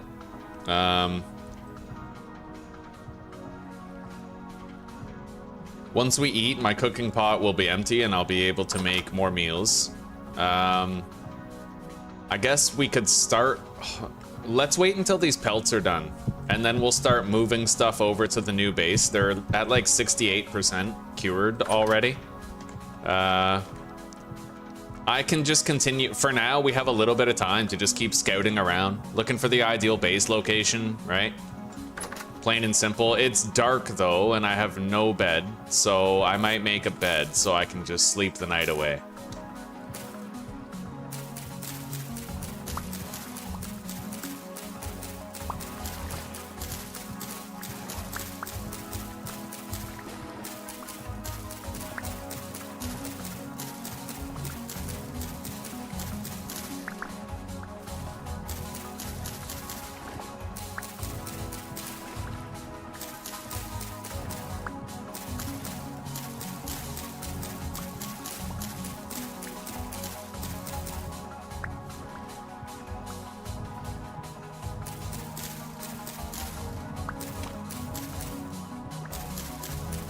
I can make a bed now. Let's eat. Empty the cooking pot.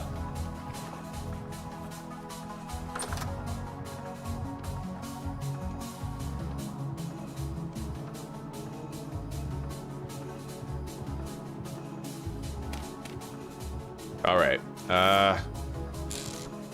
Yeah, I can make 4 servings of hefty red meat stew.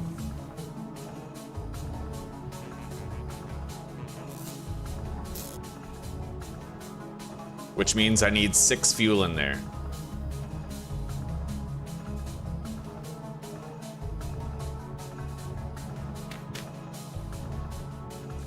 I need my torches.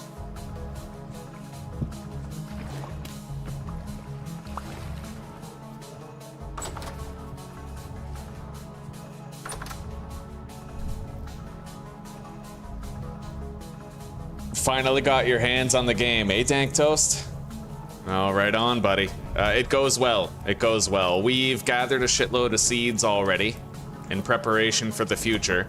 We're doing good on food, testing out new mechanics. Yeah, things are good, buddy. What's up, sweetie?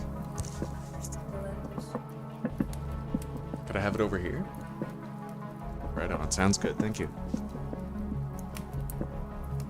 All right, we've slept. I think I'll leave the bed there for now. We have more spearheads in here. Let's go deposit these rusty gears. I'm gonna ditch that blue clay. And I'm just gonna get rid of the clay stone. I don't want it. Don't need it.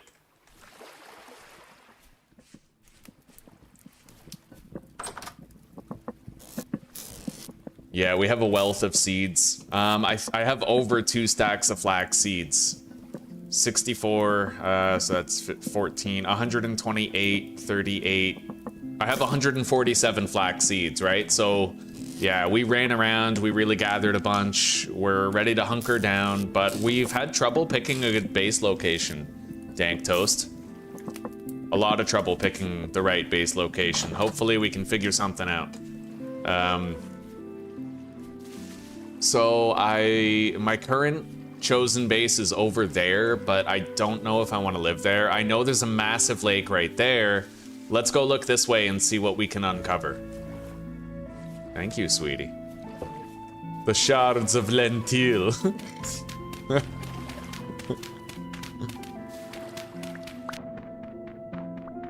Shed the stew, become the soup you were born to be.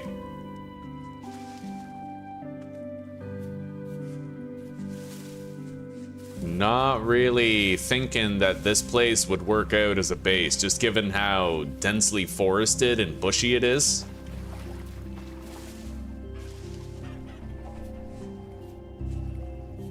And the temporal stability tends to start going down around here, but let's just keep going a little bit.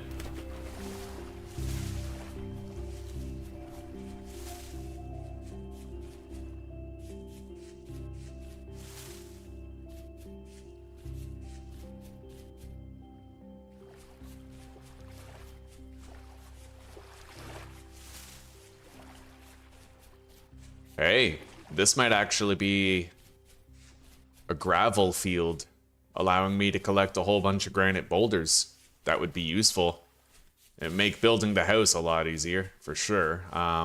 Yeah, this is a gravel field. What's the rock type? Is it granite? Tool vessel. I'll take those. A spare shovel with a spare axe. Let's just ditch our low-conditioned ones. This is claystone gravel, unfortunately. I ain't making my house out of claystone. A little bit of lead ore bits on the ground. Yeah, I don't think we're gonna be basing up here. Anywhere over here, really. Unless I see something that looks just miraculously dope, like within seconds, you know? Let's take a little jaunt through that pine forest, though, and try to get our first sap. If I could gather a bunch of sap, that would make it well worth coming over here.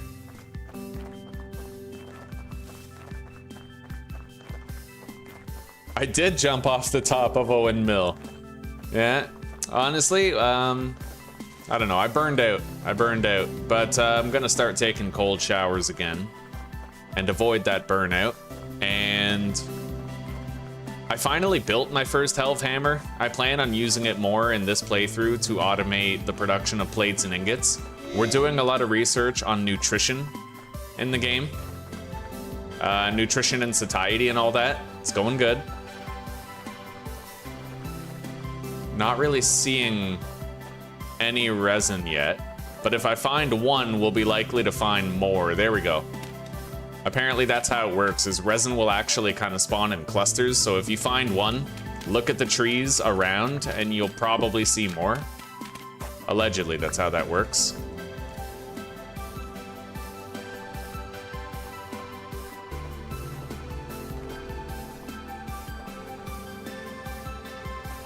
Right here. Yeah, I found 3 in a tight little cluster. It kind of worked out. 4 in a tight little cluster. That's dope. So yeah, if you know, there's 4 here. Those are definitely gonna respawn, so I'm gonna mark this. I'm probably never finding my way back here, but like, you know. Let's continue, I guess, seeking out more resin before we head back home. Quote, unquote, home.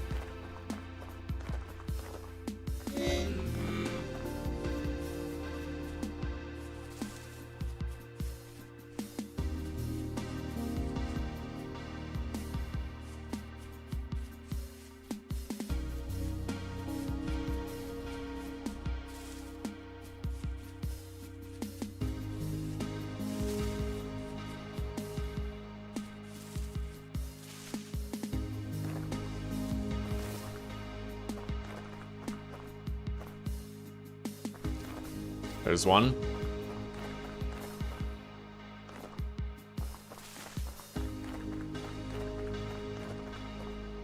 All right, well, you know what? We found 5 resin just by peeking our head over here, so I'm calling that a win. We'll run through this forest to get back home.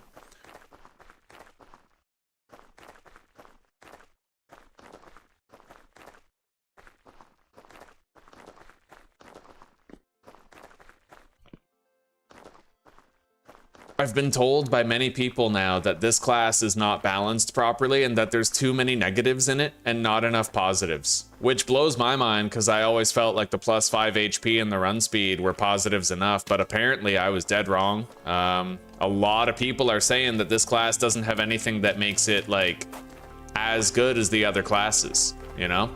I explained my reasoning with the boosted health and the boosted movement speed, granting more survivability at various stages of the game, but the consensus was that it needs more. Like, a couple people suggested furtive There's a bear down there. I don't really have a nice flat section of ground to fight it though. And there's several wolves. This isn't the kind of place where you base up necessarily. Hang on.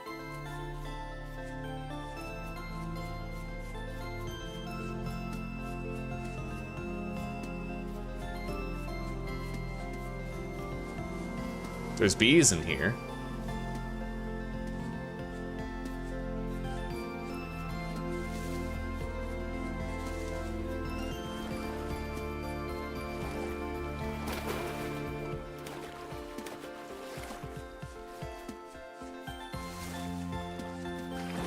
So I think that's the massive lake near base, and this is kind of like an open plain near that massive lake.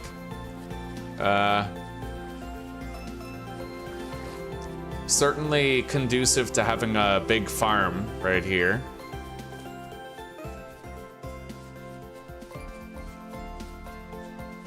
It rains almost all the time here.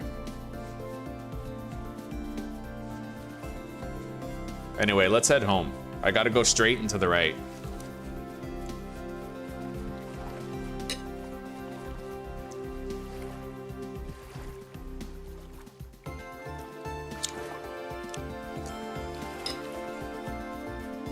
It's gonna take a long time before I'm done with the game, I think.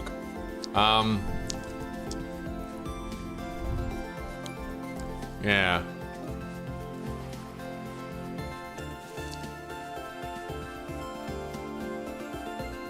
Wolves. Later. There's 2 fucking bears right here, man. That's sus.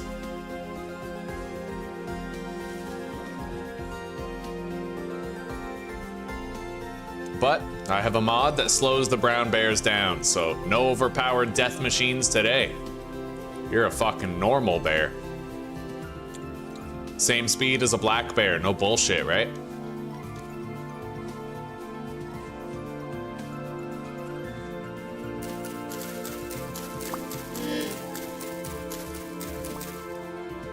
Yeah, I need some food, so we'll just eat this. Same with the turnips. We have meat stew back at home.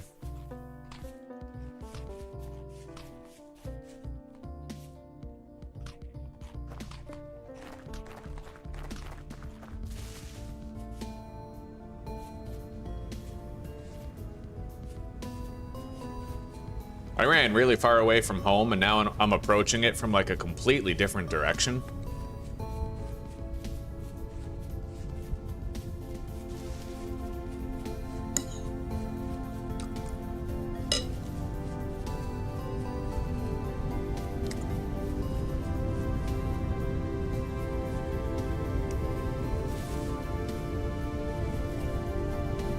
So over there, it did kind of flatten out a little bit.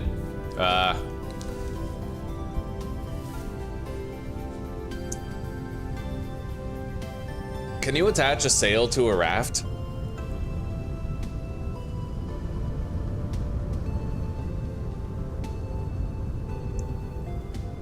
Probably not.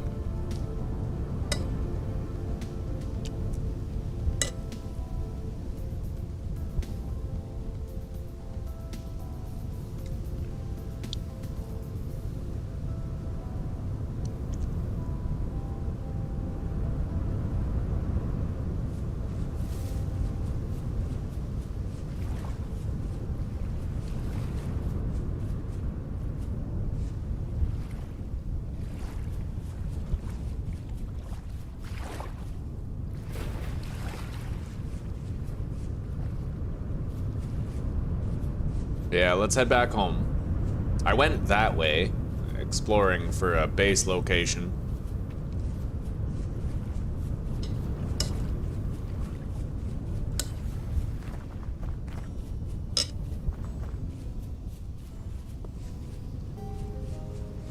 That cluster of ruins indicates the location of my home.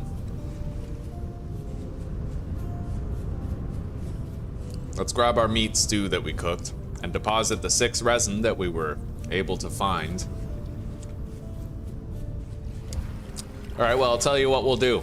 We're gonna move to the new base location, and maybe we seek another new base location from there. Something like that. Just leapfrog from base to base. All right, we have our meat stew. Let's deposit these turnip seeds. I got some rye seeds right here. Full stack of rye seeds. Put the sap in here.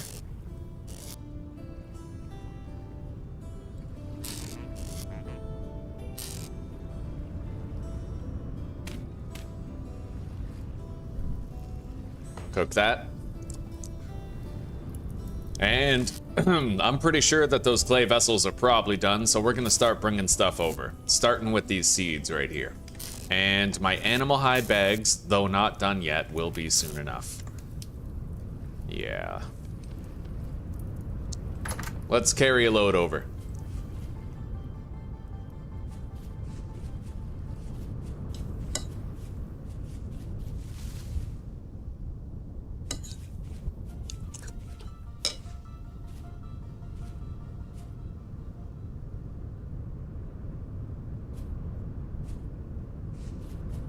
This is where I'm currently intending to base up, is over here.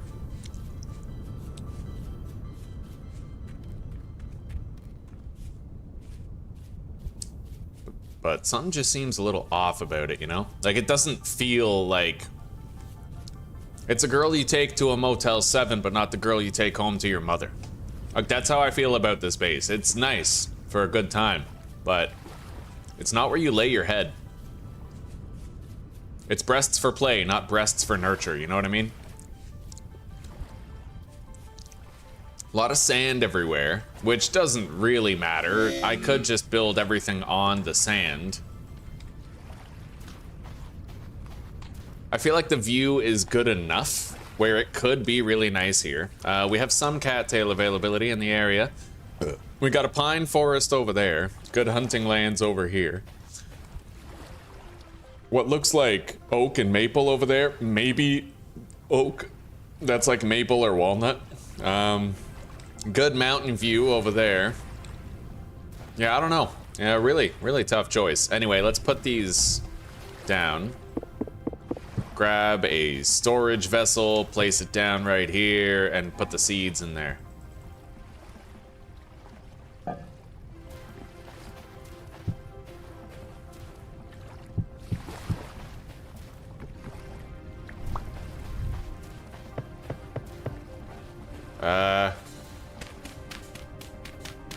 Okay, yeah, we have our charcoal done.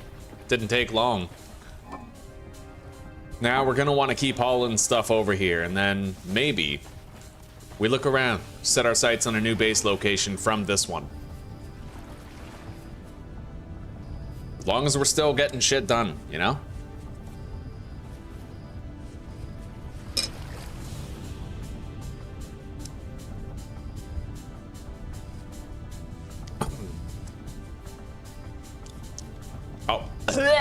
I'll be okay with it. Sorry. I'll be okay with it if we get our farm started by, like, you know, middle of June. Right? Middle of June seems like a nice nice time crunch there. It gives you 15 days from the start when you spawn in.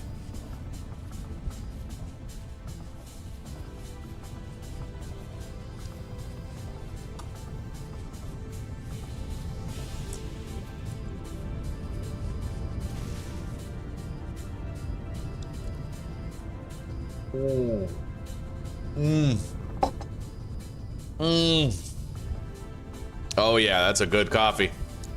Moist, fucking moist. It is both based and moist.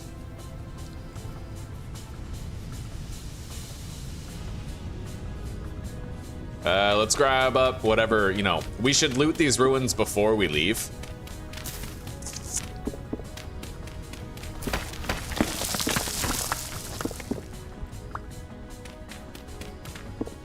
Any one of these pieces of bony soil could end up giving us candles.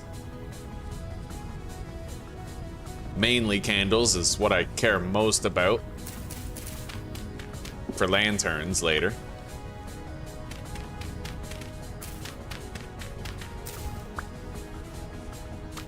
Oh wow, look at that. I think I just found like a mother lode of sorts. Okay, it looks like it's over. No, it's still going.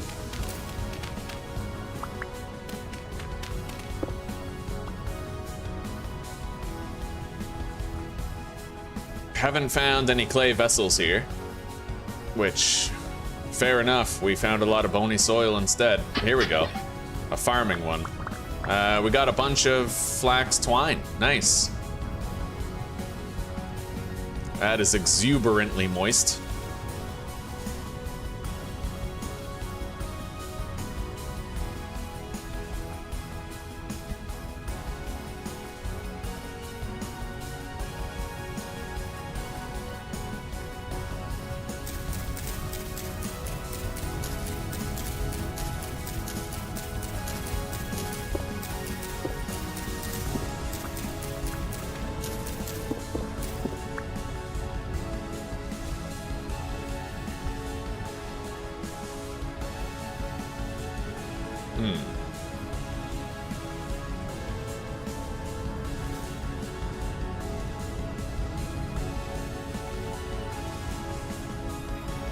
All right, well, I think that's pretty much it for these ruins. We've picked them more or less clean. We didn't exactly dig down into them, but... Oh, here we go. All right, we can make our animal hide bags. Let's do it.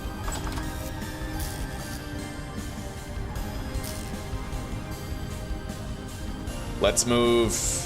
hang on. Nice, I got cabbage seeds. The best vegetable in the game by some people's standards.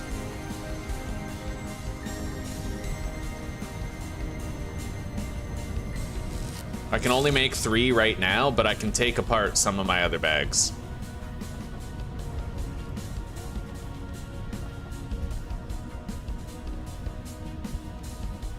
Mm-hmm.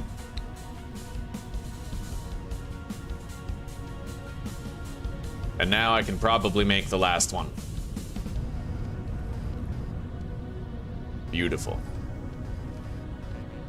There we go.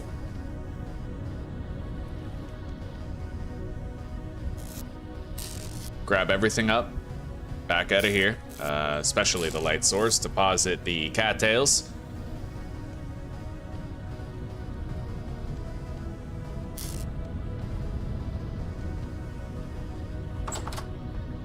All right, let's haul another load over there.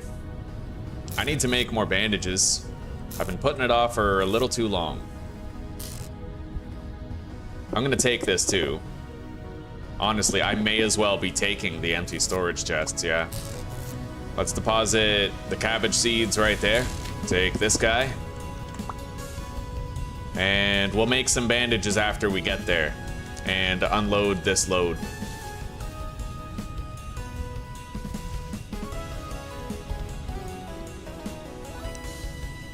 There's a massive sea of clay and peat here. I might come here to harvest it later on.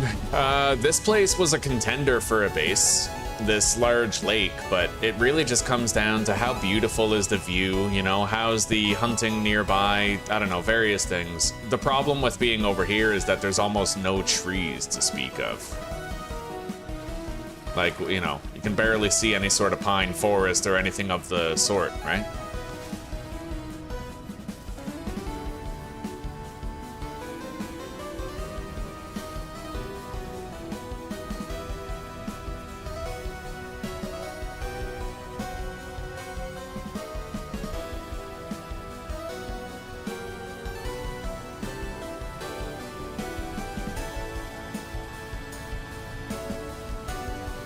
Hang on.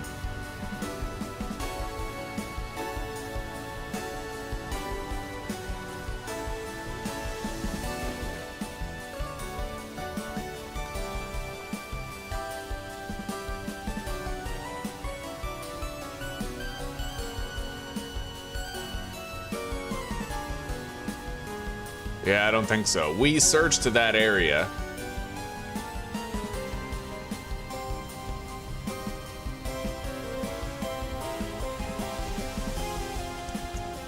And we will continue exploring.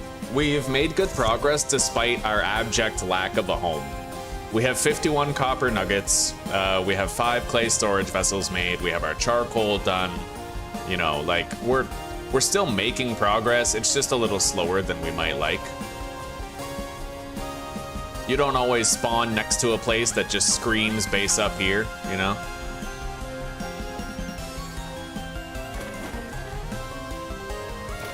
We're gonna check over that hill soon, but for now we have to continue moving our stuff over here.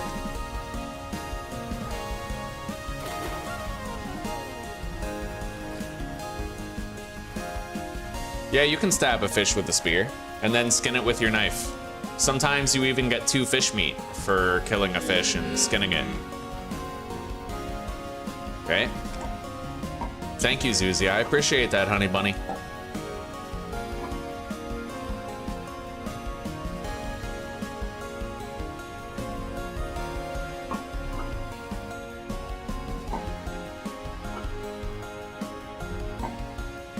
Let's designate one of these to like a cellar type thing. I would want to place the cellar on dirt though. I guess at the, you know what? Let's just, here.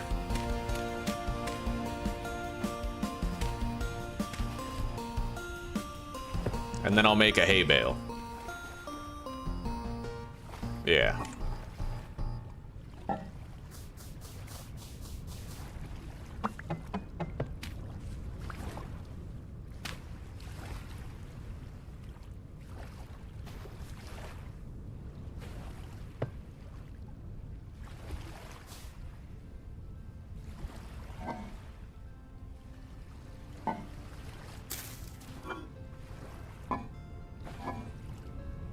Make more bandages.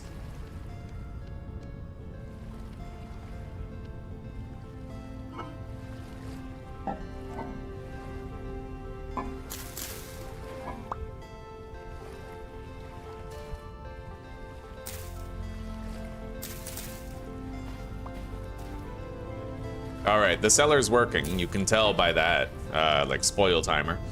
All right, let's put that there. Put these 2 storage chests down. We have a lot of storage space here. Like, we don't need to worry about running out of storage space while we seek out a viable base location. Let's go do another run.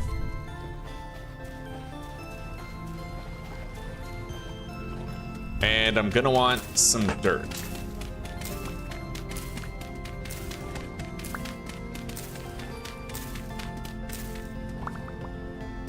It's 4:40 p.m. The sun will be setting soon.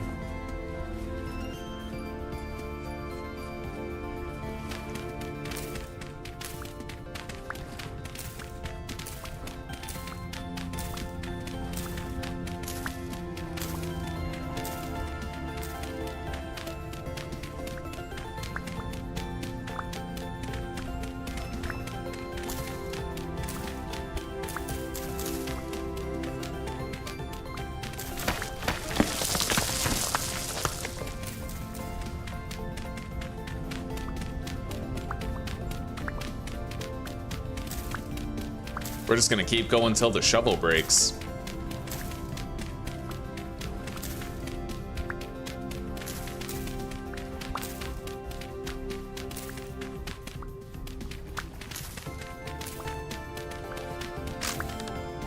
All right.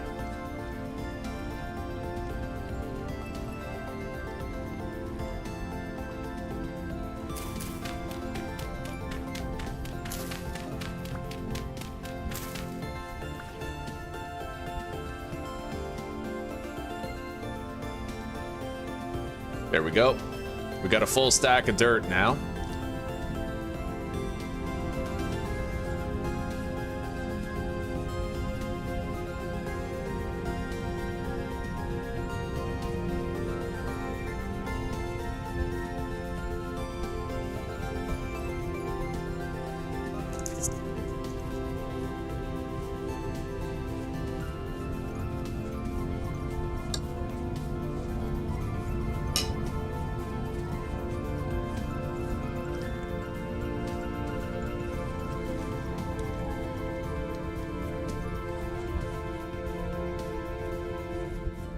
Bow, bow, bow, bow. Bow, bow, bow. Bow. Bow, bow, bow. Oh yeah. Call it the Bow Symphony.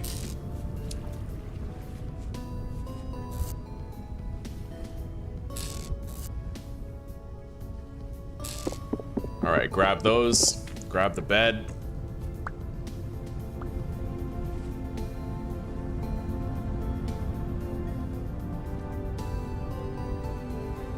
Huh.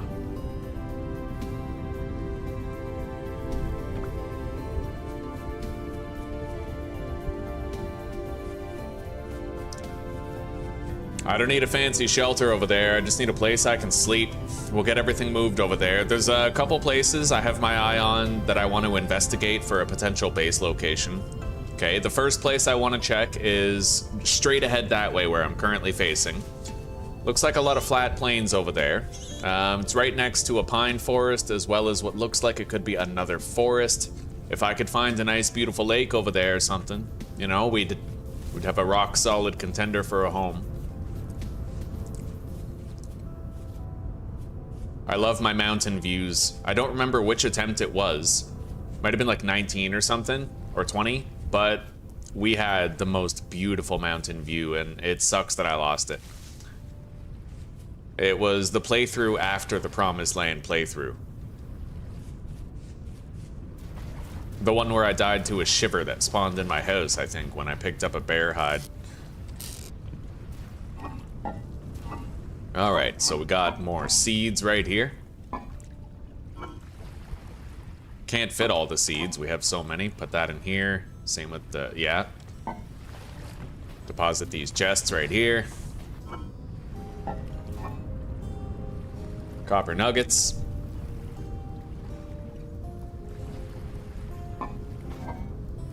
Deposit the clay, the resin, the vines.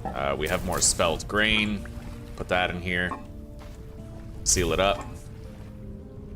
Maple log. Put that right here. Put down our bed. And like I said, we really don't need anything fancy here. Just a place to sleep.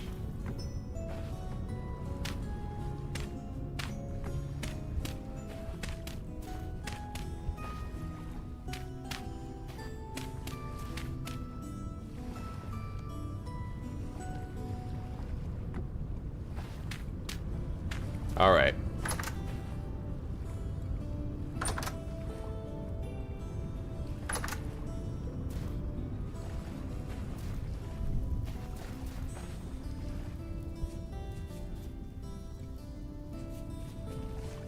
Let's run another load.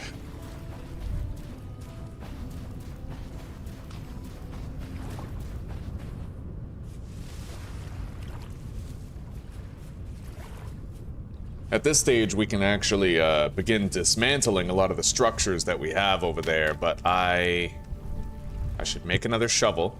I might want to finish panning for the 9 copper nuggets that I need before we get out of there.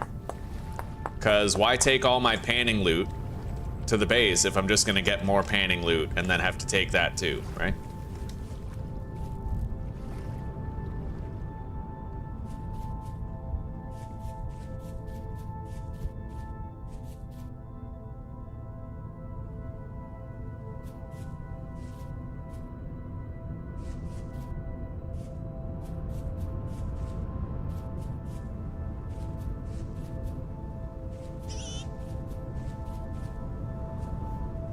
Cute fishing village? Yeah, you're talking the place where I'm setting up my base stuff? Ms. DBD. Oh. Alright. I might want to get a little bit more clay to take to the new base. We are going to do our clay firing there at least because there's a whole bunch of sand.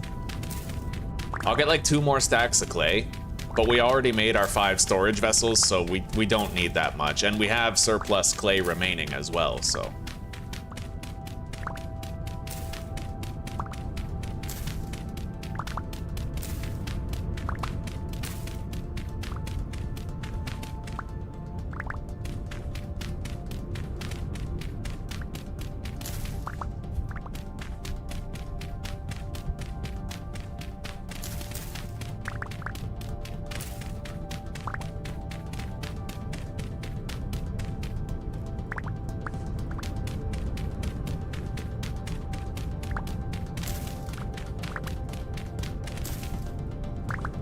Okay.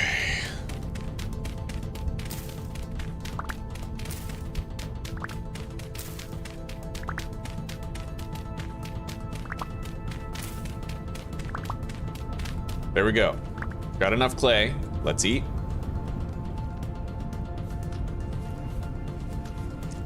That should freeze our hunger for about 5 minutes.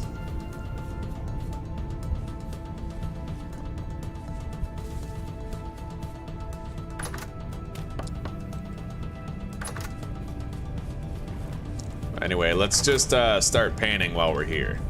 Yeah. We'll get those last 9 copper nuggets that we need.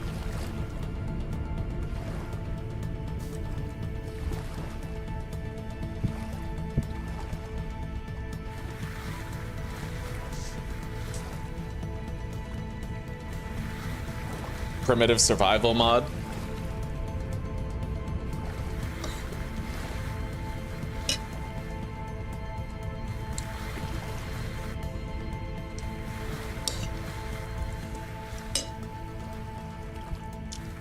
You gotta be able to do both though, Weldon.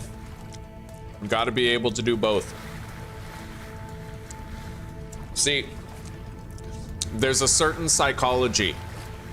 Every woman's heart melts when she sees like a biker, like a fucking mean ass looking biker being sweet to a little girl.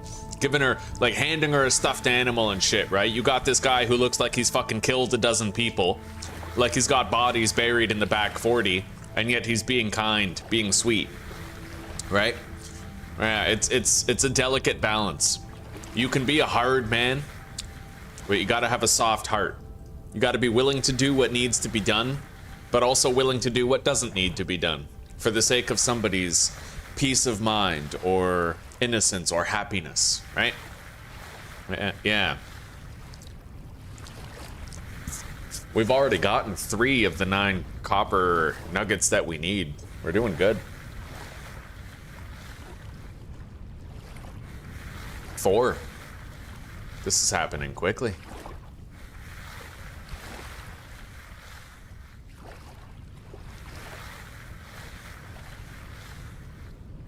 5.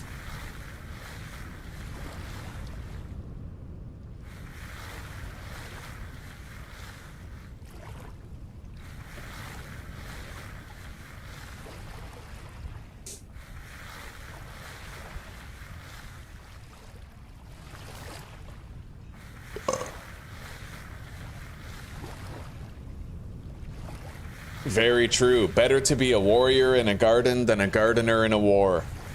That is dope. That's dope as fuck, buddy. Damn straight.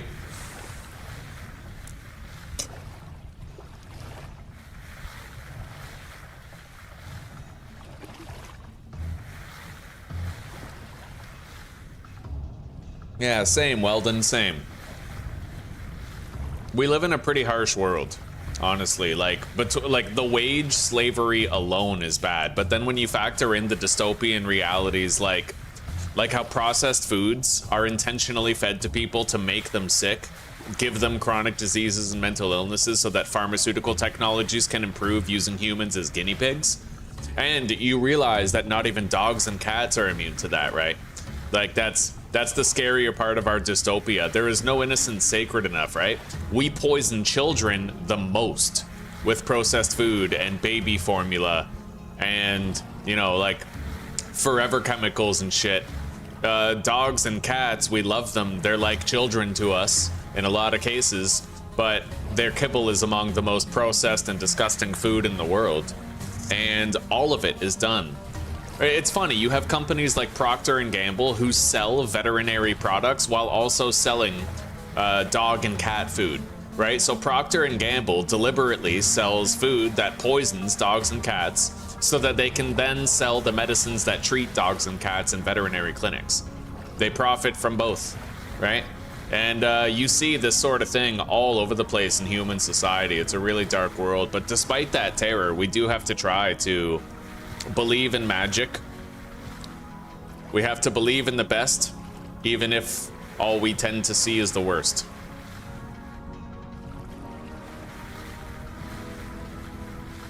They pay for the research, they own the doctors, the hospitals, yeah. It's dark, it's dark. Kindred spirits, you and I can tell. Everybody in chat, post a W if you also think this way. Let us know you're out there. Let us know we're not alone.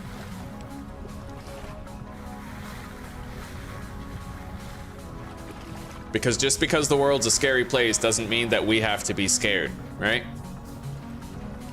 Understanding something is the start of the battle to beating it.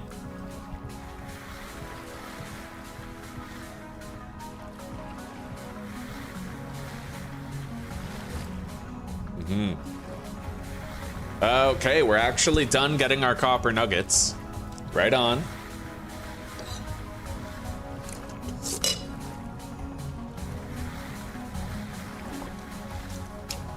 So now we can start packing up.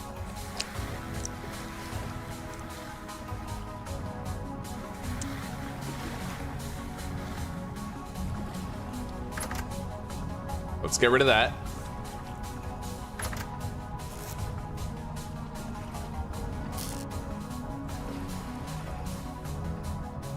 Inventory is pretty damn full, but I can get rid of that. Also, potentially the arrowheads. I never use these, like, ever. Okay. Grab the chest. Collect my oil lamp. Grab the shelf. And then we can dismantle these later. I don't really have a place to sleep here, but drop that. Eat this.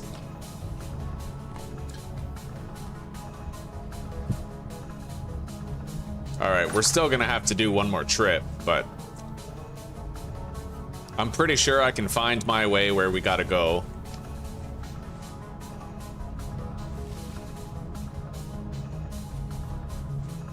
I just need to really watch out for pitfalls in my path.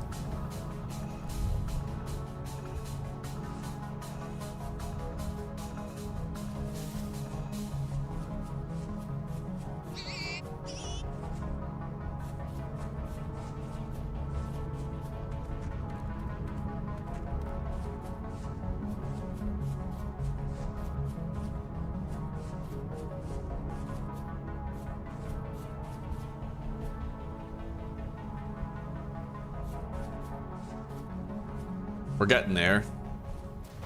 Just at the bottom of this hill is the approximate location we seek. It always seems like a shorter run when you're doing it in the dark.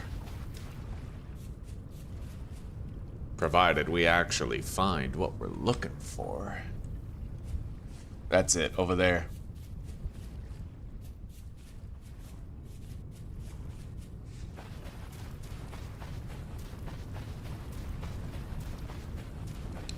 All right, let's sleep the night away. But then we are gonna have to do something about the food situation. I have one more serving of meat stew. One more. It's May 7th. Still got plenty of time for the growing season. Let's wake up.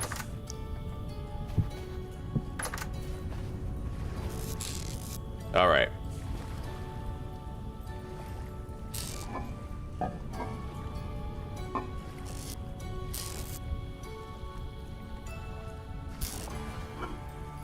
Deposit the clay. Put down this storage container right here.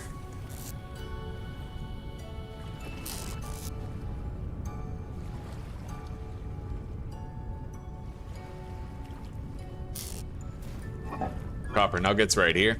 We got all 60, everything that we need for our first tools. Let's eat that, fill it up. And that's it. One thing I could do though, easily, we have a shitload of porridge. Well, grain for porridge.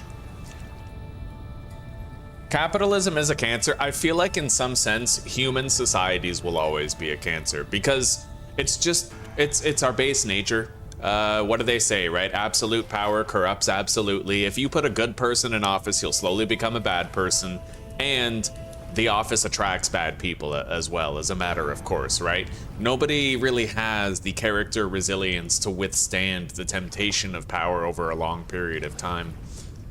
Nobody but Christ, and he was like 1 in a trillion, right? So it is what it is.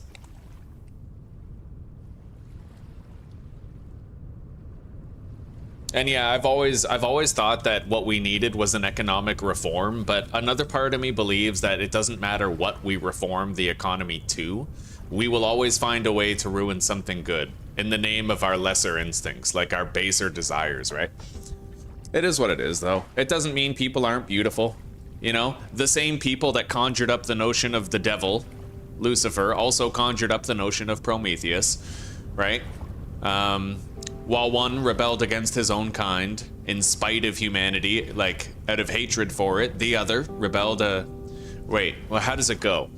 Lucifer rebelled against his own kind out of hatred for the human race, and Prometheus rebelled against his own kind out of love for it, right? And both of those legends, they come from a part of the human soul that both hates and loves itself. And we're not all bad, in the same way we're not all good. It's just every person is the entire spectrum of good and evil on legs, and we do our best. We just gotta keep it together.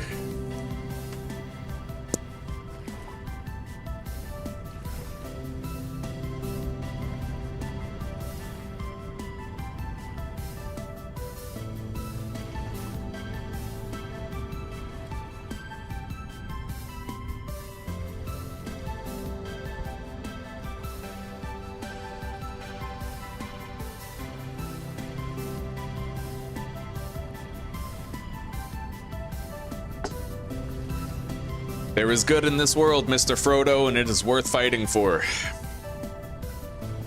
Alright, now let's set out and try to find... We got some cranberries. I can already make some porridge.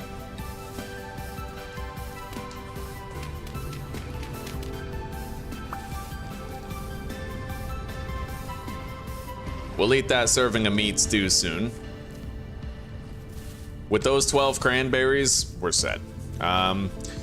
So we have some peat right here. I think I also saw some clay somewhere. I'm not really certain. Yeah, right here. So we have peat and clay right down the beach.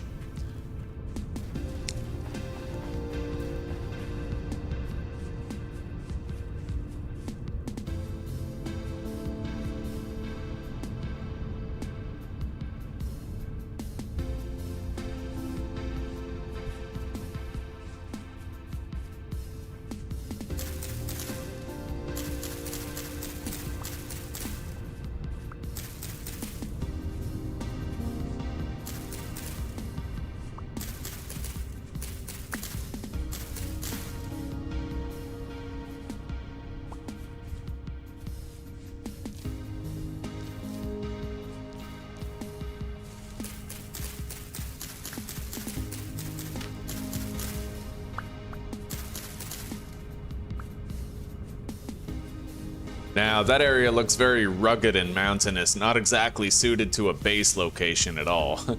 Let's take a look over here.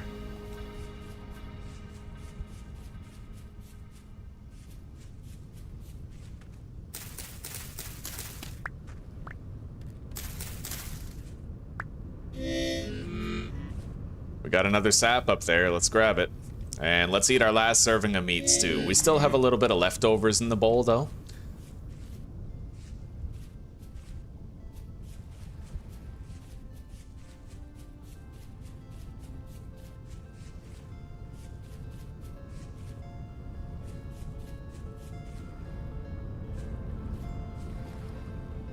We've got some ruins up here. We'll check them out, see what can be found in them.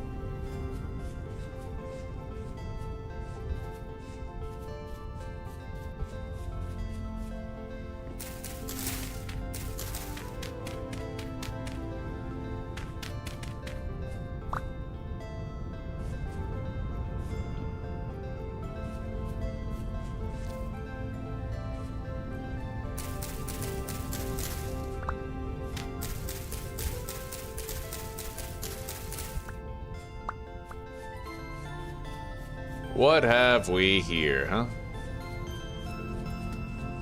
A potential base contender, maybe? We will certainly see.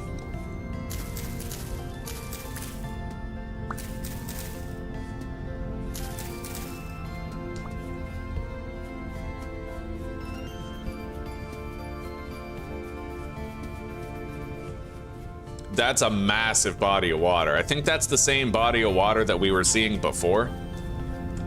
It's just, it sucks to live near something this big because you end up in a situation where you have to travel really far to get anywhere, right?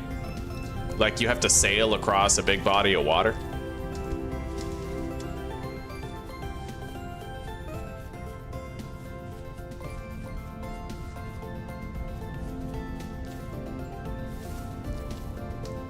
But we have plenty of extra food now, so let's eat that onion.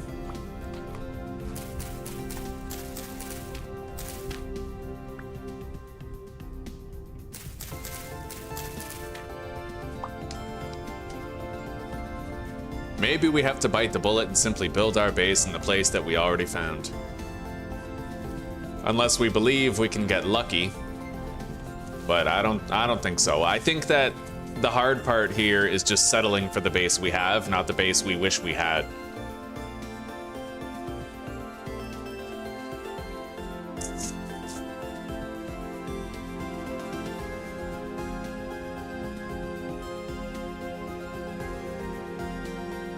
Time to try and sleep through my starvation.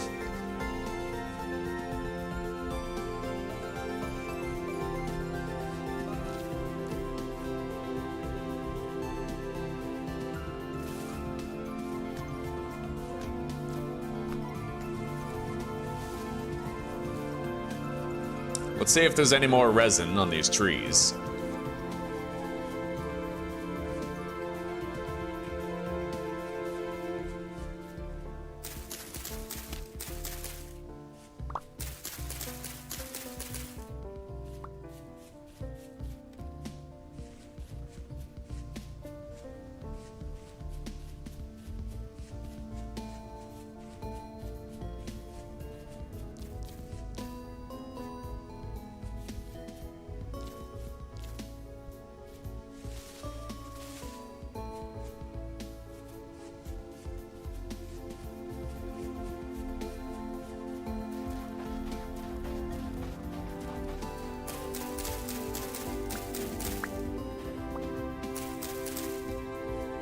All right.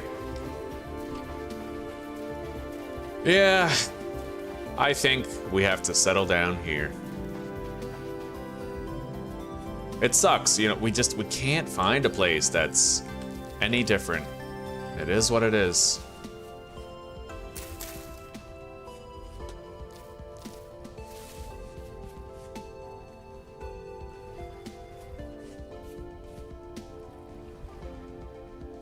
Let's eat these 5 turnips. We don't need them. I'd much rather grab the rye grain here.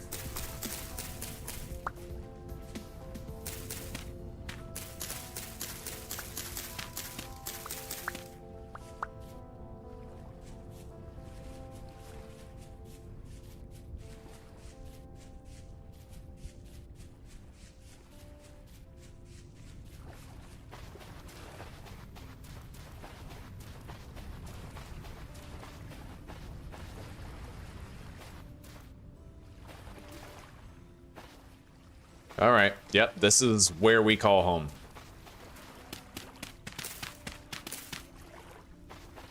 Let's deposit our shit.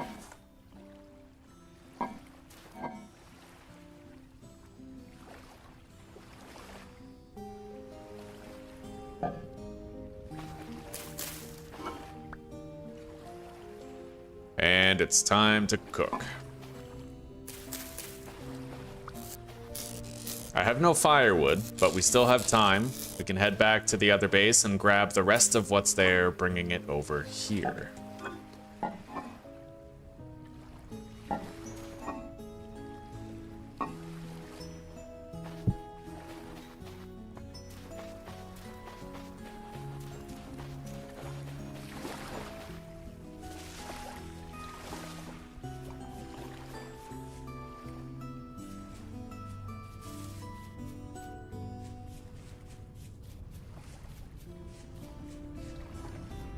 Really don't have that much more to grab.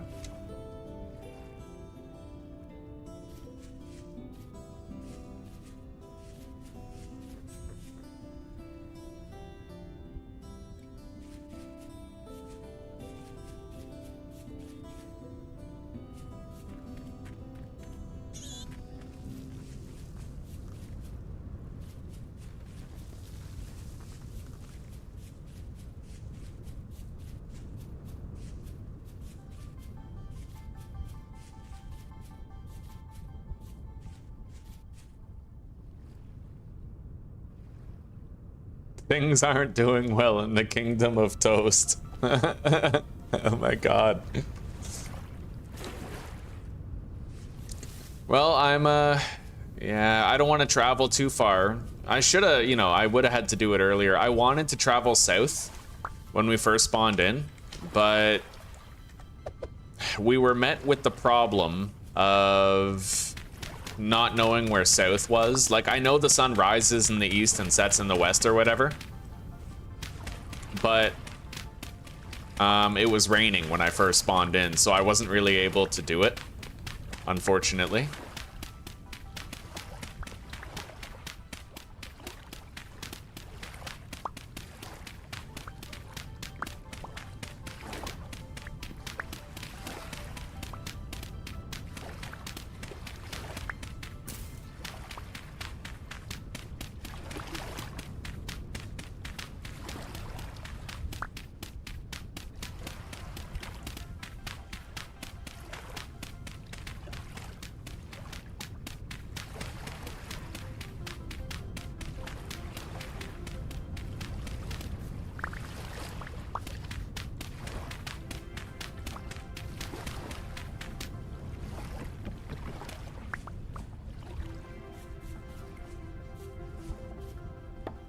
That's our firewood for cooking our meal when we go back home. Let's grab all that. I'll take the shelf, but I think I'm just throwing away that scrap club. Honestly, I don't want it.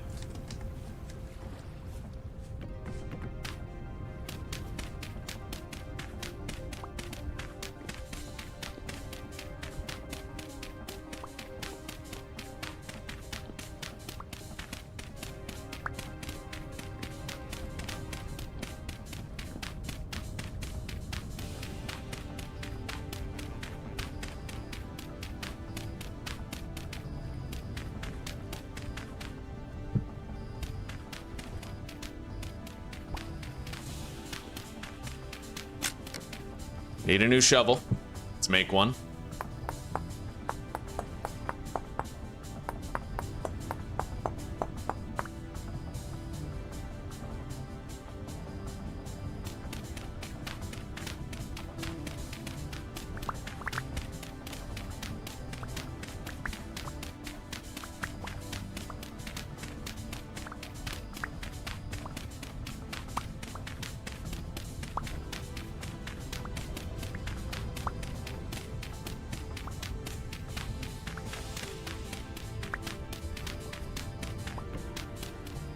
Hopefully, over the course of our travels, before we're too settled, we will end up finding a place where we're like, oh my god, this is the promised land, this is the dream home, we have to move here. Hopefully. But if not, whatever. We have to try to be happy with our lot in life.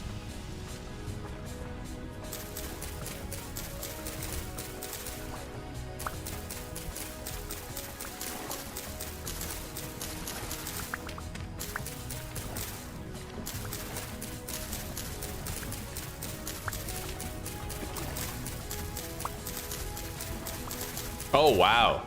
That mountain over there is a beautiful set piece, actually. Holy shit. See, I wish I could see that mountain from wherever I chose to live.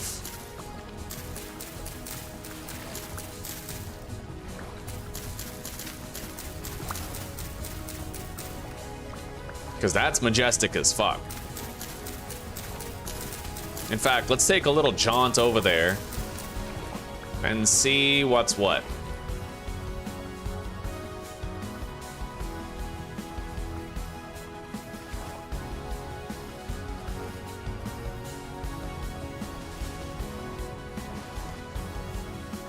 I'll try to get to a point of high elevation and scout the surrounding terrain. Like I said, I don't care. Oh shit, I need food. Wait, we have this. Leftovers, but I will need to forage. I don't care if we don't get our plants, like our seeds planted by the middle of June. Like the middle of June is my cutoff point where I want to have them all planted, but anything up until then is just exploratory time, right? I don't see a big lake around here. I mean, I see lakes, just not one suited to the task, but let's look around a little bit. Oof, my frame rate tanks near that mountain though, probably because the game is loading all the blocks.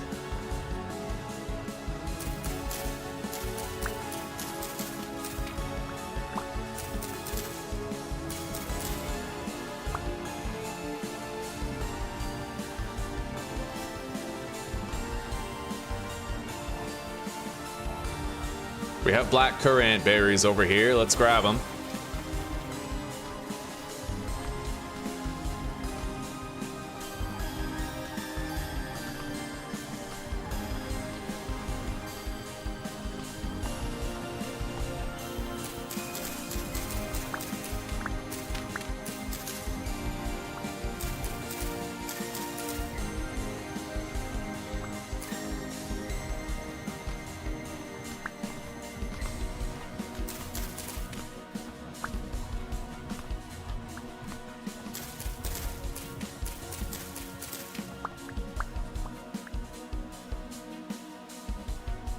Let's ditch that blue clay. We know we don't need that. Same with this red clay right there. Now, there's a couple of brown bears here, which means even if I don't find a place I'd like to live, I could at least get the bear hides I need to make a set of armor.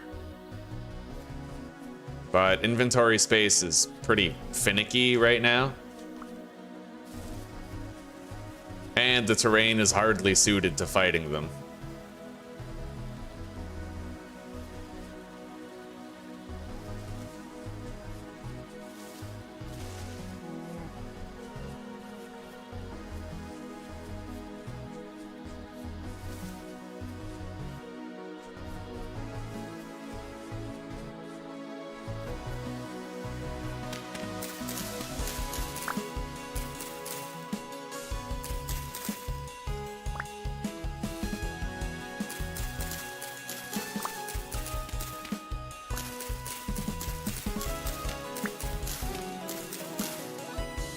All right, yeah, let's go. We're gonna go to our new base and we're gonna call it home.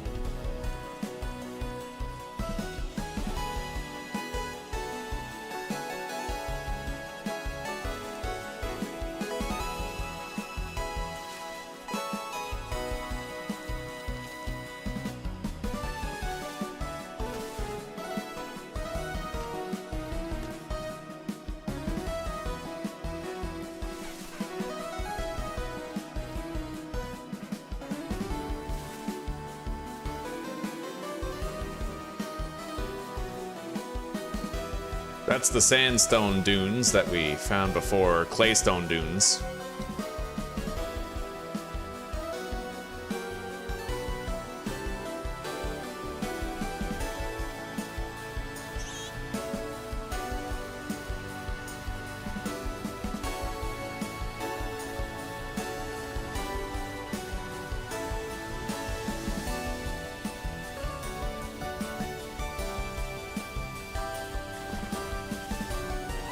And on the way to our base, let's grab up a whole bunch of this.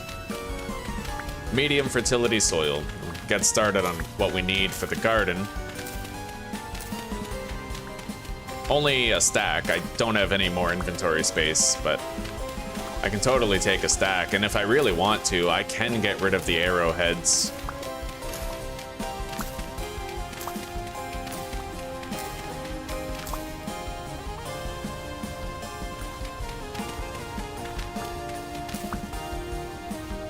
Farseer mod? I haven't tried it, no. How do I know what day and month it is? You can open up this menu here and it says down here, environment. 7th of May. It's the character menu. It's the same place that you would go to equip armor and stuff.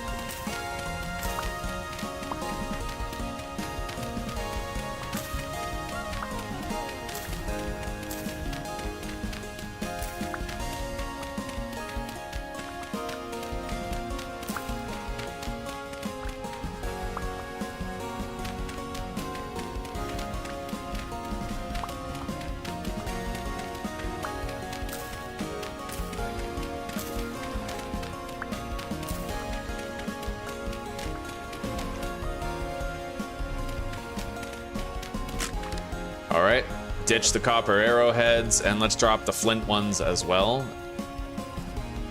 Now let's make a new shovel.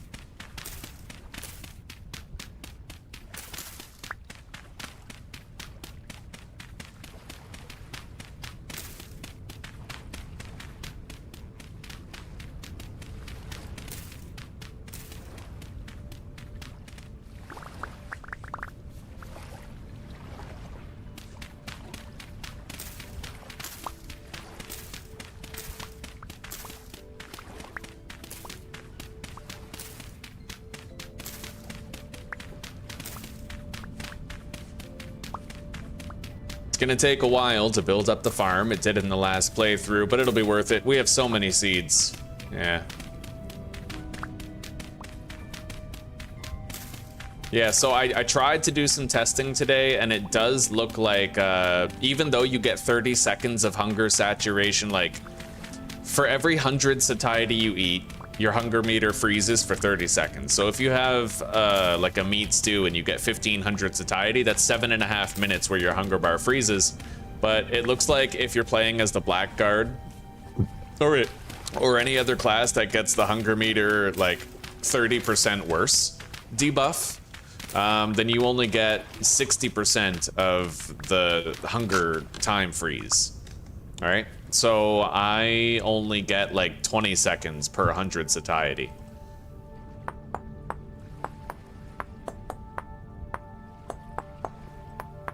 Which does mean that like a serving of meat stew can give you, a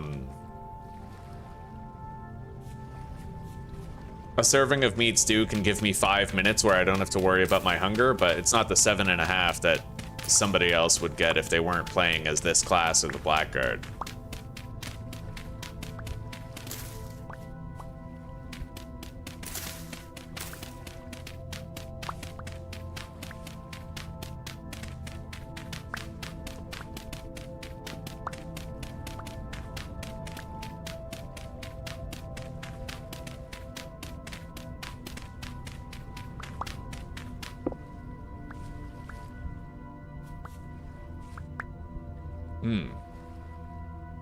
I'm gonna ditch...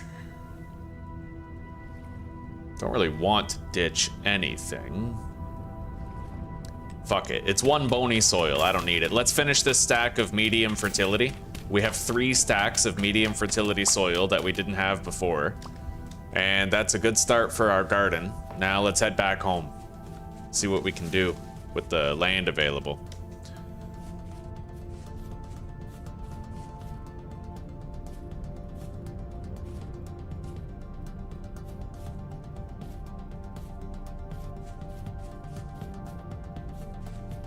You're on an island?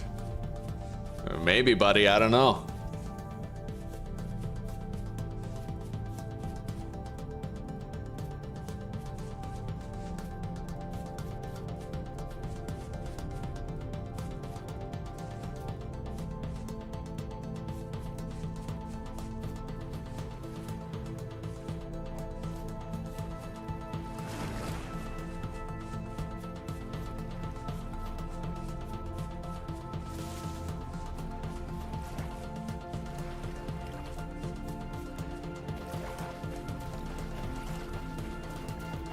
Let's go look over there briefly. See if there's any place we might base up there. Right, I have to cook. I brought back the firewood that I need to cook. Let's deposit the medium fertility soil. Deposit all of our seeds in here. That. Gates. Put this here. Get our firewood for starting a fire. Put that there. Now I need a piece of dry grass.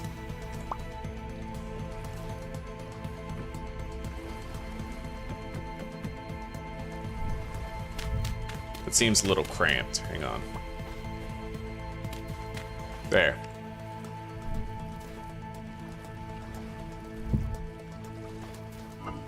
All right.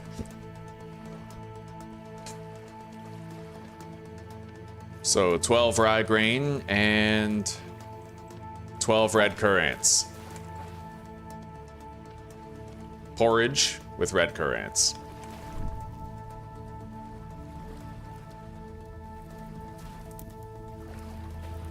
That'll take care of us for a little while. And I'll eat the rest of these red currants right now. We still have the cranberries for later. So that's west, technically. Yeah, I'm pretty sure that's west, because that's where the sun's going to set. Put that there. Deposit the cattails that we gathered. Put a tool rack right there. Seal that up. All right, and we have an extra stack of rammed earth.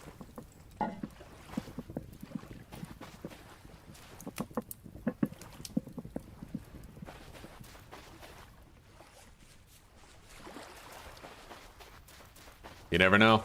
Just over this hill could be a place where I'm like, oh my god, that's where we're moving.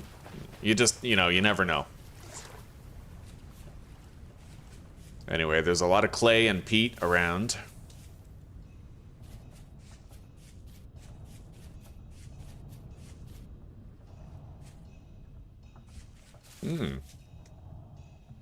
Would you observe that? Possibilities. Potentially, maybe? I don't know, but there are flat plains over there.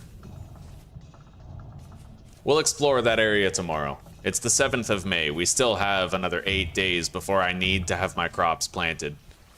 As per my own self-imposed deadline of mid-June.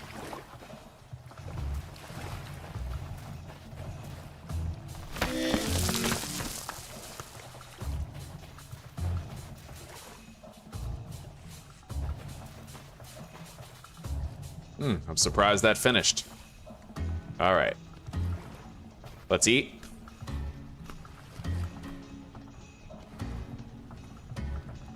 I need more spears.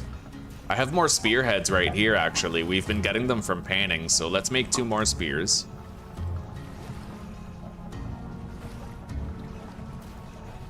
Put 1 right here. And let's get some sleep. Sleep the night away, real quick.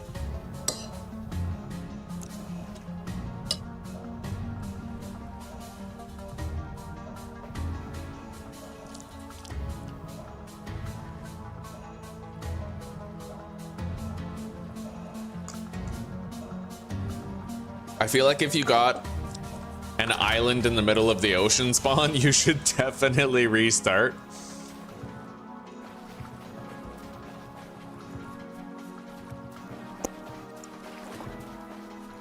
All right, let's take a look around over here.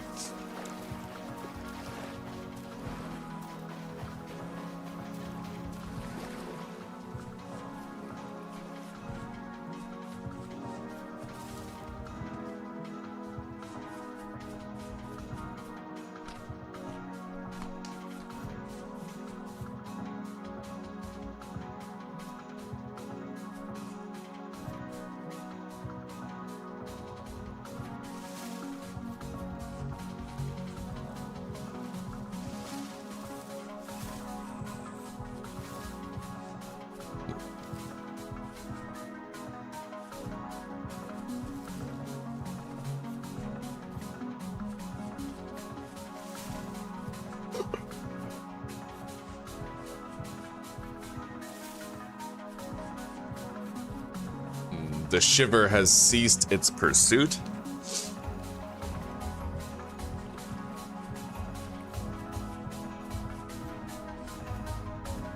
There's quite a bit here. Look at that. Oh, that's fascinating geography. That's beautiful.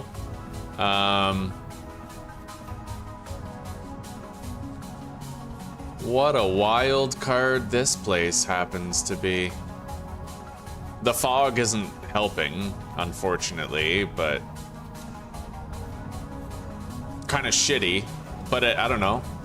We have a chance of liking this place as a potential base location, at least.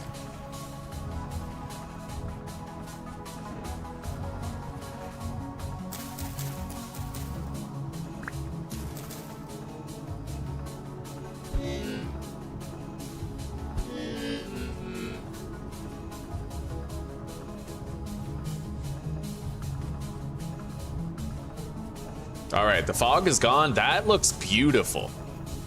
This is actually pretty fucking tempting.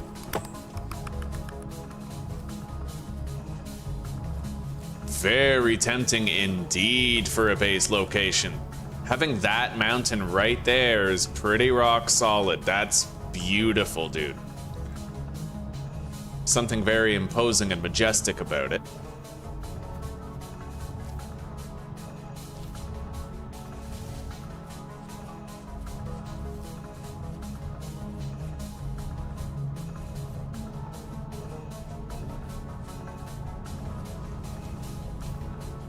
And I'd want to see it every time I left my base, so we'd probably build like up here on this hill and descend down to the garden type thing.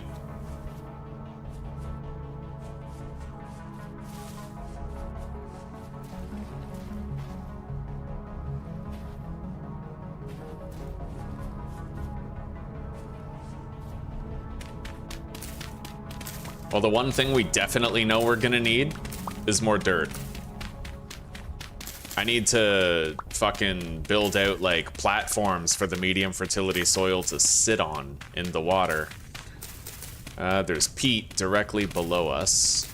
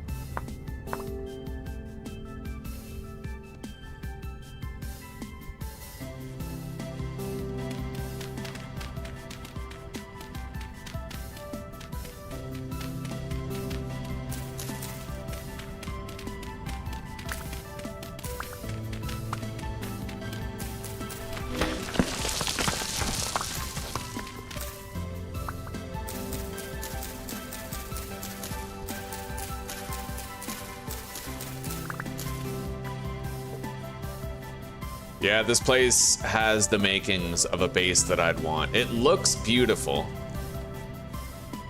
Just that one mountain alone. It's the fog that's kind of stopping me from getting an accurate view. Over here, it's not so bad. It looks like we got pine trees over there. I don't know where the nearest forest is for horsetails. Probably just right there, but it's a limited forest for sure.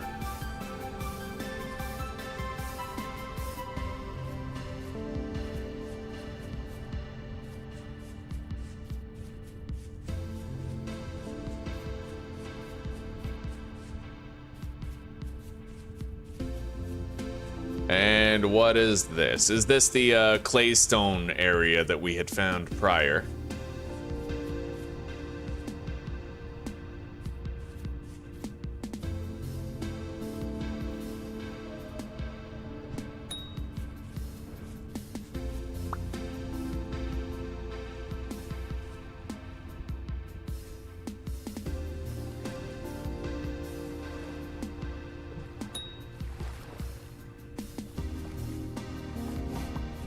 It's coming. Oh my god.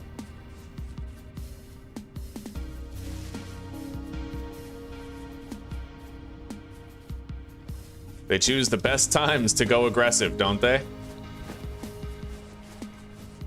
Anyway, my armor is broken, so I don't think I'm surviving another hit.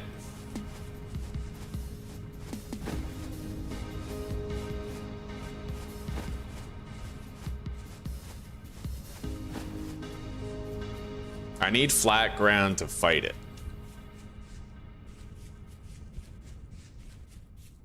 Maybe this.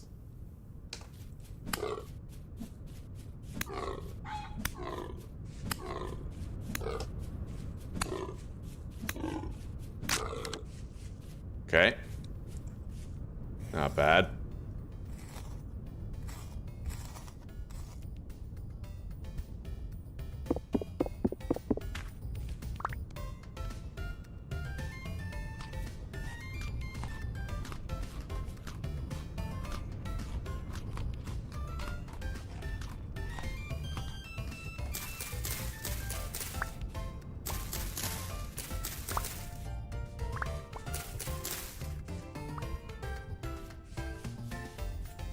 Anyway, if I wanted to live here, where would it be?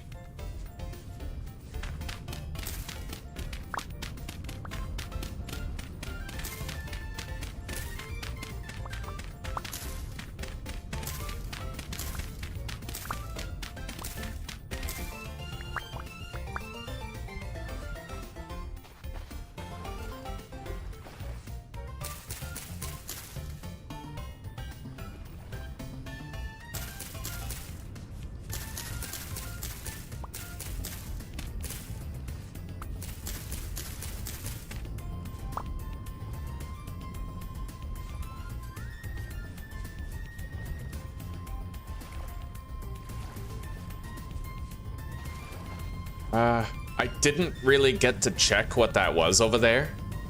I'm gonna go back. We kind of ran away from the deer.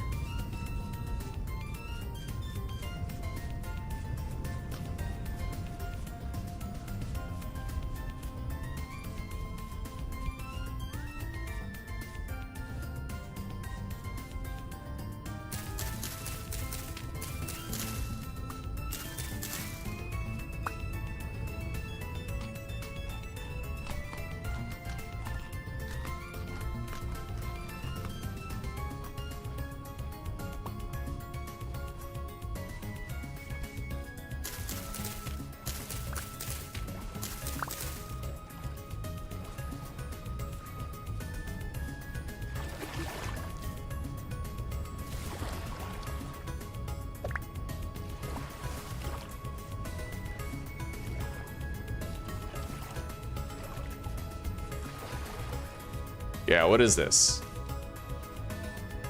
Hopefully it's a big field. Yep, granite gravel, which means I might be able to farm granite here in the form of boulders. I see granite boulders.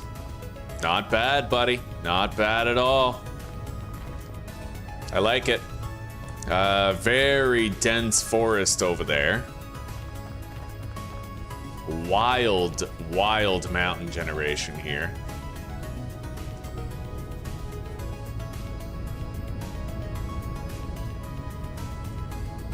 But just having these granite boulders here, that could help a lot with building my base. It doesn't seem to stretch on very far, but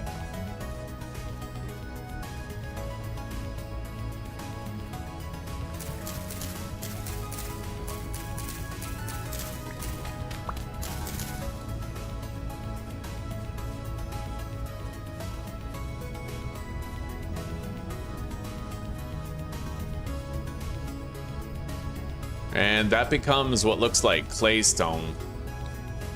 Yeah, this little patch where there are boulders, it's pretty tiny. A very tiny patch.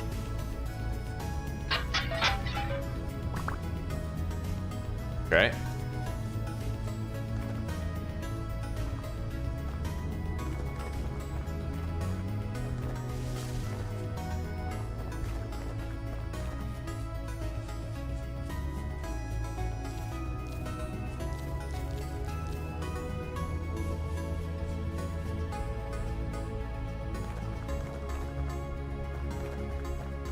Yeah, that kind of sucks. I got my hopes up. It is nice that we have some boulders, but that's not nearly enough. It's such a tiny, it's wildly inconsistent in this game. Sometimes you encounter a biome and it's like 10 billion kilometers wide, but other times this is like a tiny, tiny patch, right?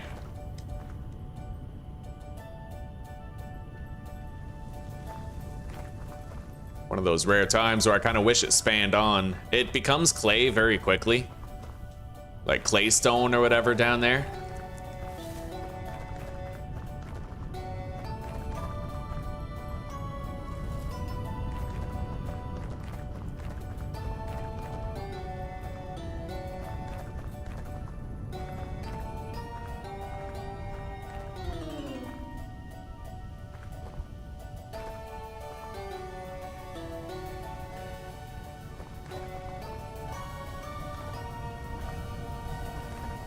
Anyway. Yeah, it's funny. I feel like I honestly hate this seed. There's mountains everywhere. There's lakes that are so big.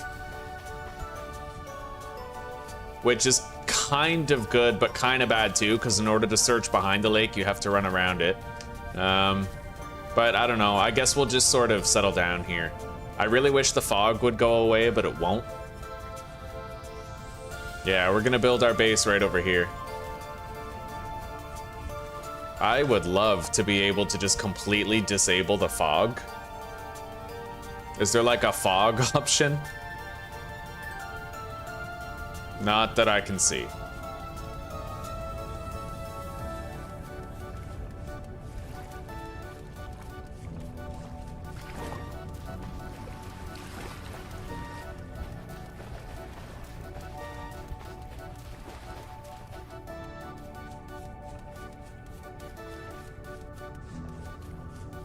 Anyway, we'll build right here, I think. We'll have our farm straight ahead.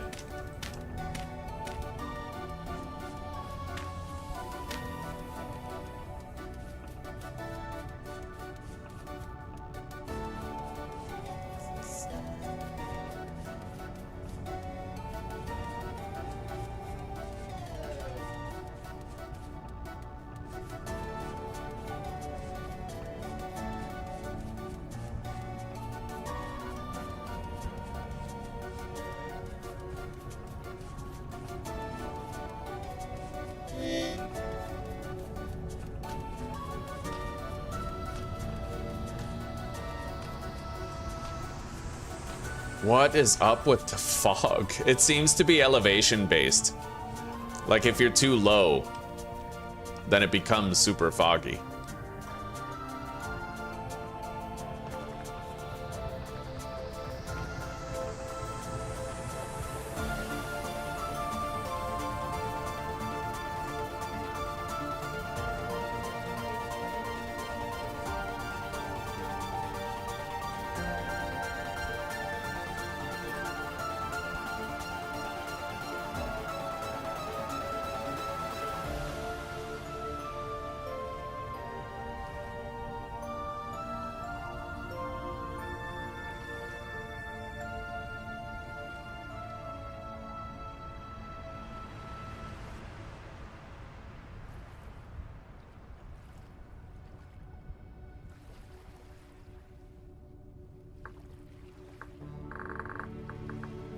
Alright, we got rid of the fog. Because fuck that shit.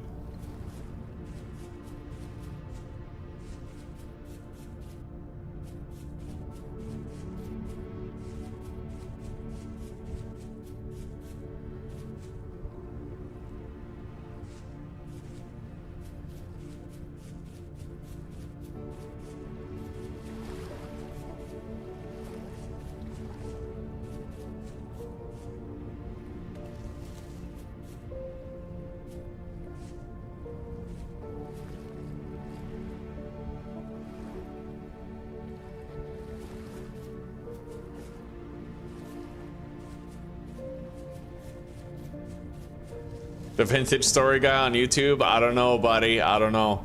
I've played it a lot over the past month, and I can feel myself becoming less and less motivated to do the standard things associated with a playthrough. You know, like, I can feel myself becoming increasingly demotivated to grind.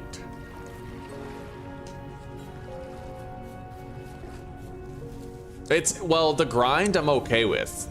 What I'm not okay with, though, most of the time is the bases, because I've had so many playthroughs over the past month with really beautiful bases, like base locations, that I ended up losing to a random-ass death, where now I'm always feeling like it's not as good as the previous places I've been, right? It sucks, actually.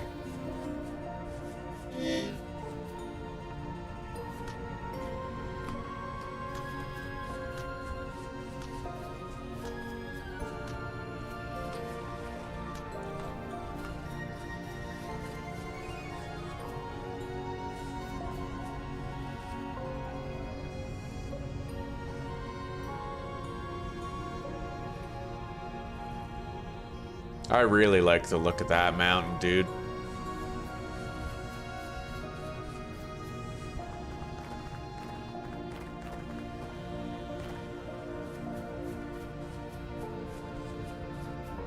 Large, flat plot of land here, but with the big-ass cliff in the way.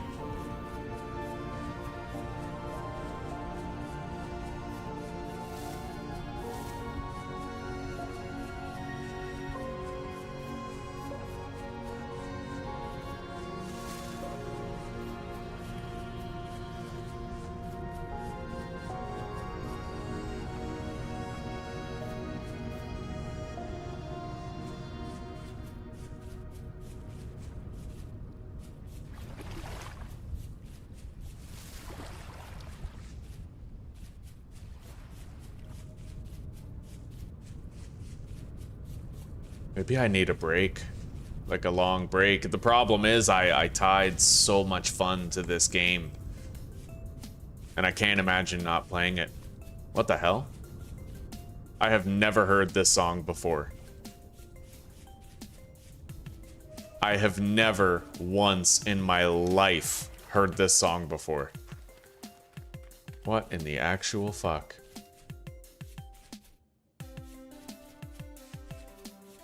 Oh, that's weird. Like, it's a good song, but this is, I've never heard it. Ever.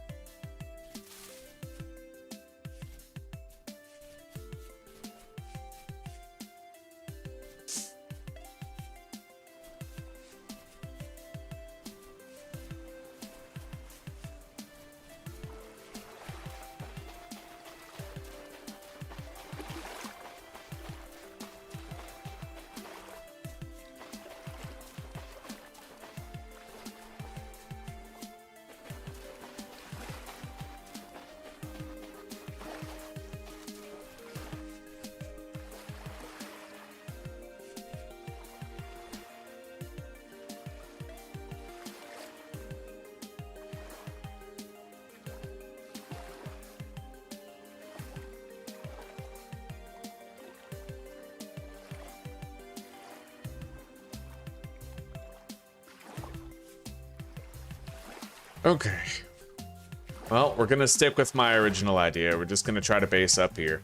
And I'll try to salvage my mind. Try to, like, stay interested type thing.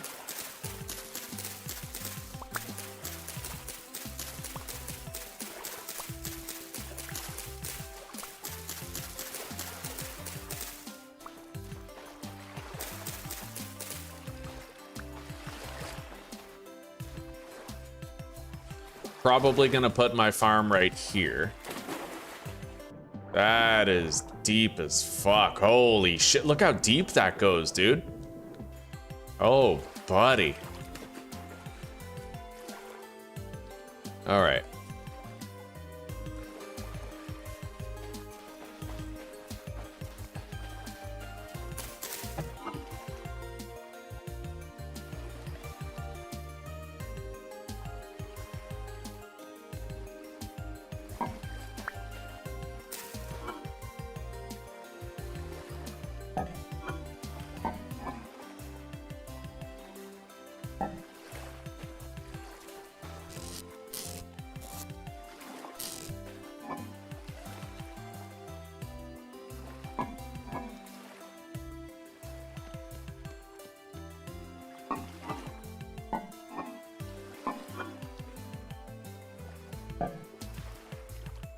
All right. Do we have an empty container?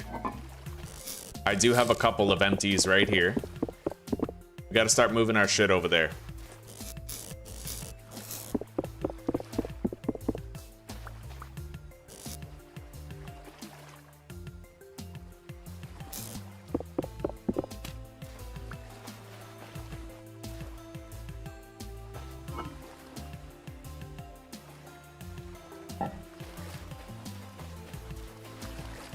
The big ass mountain, right?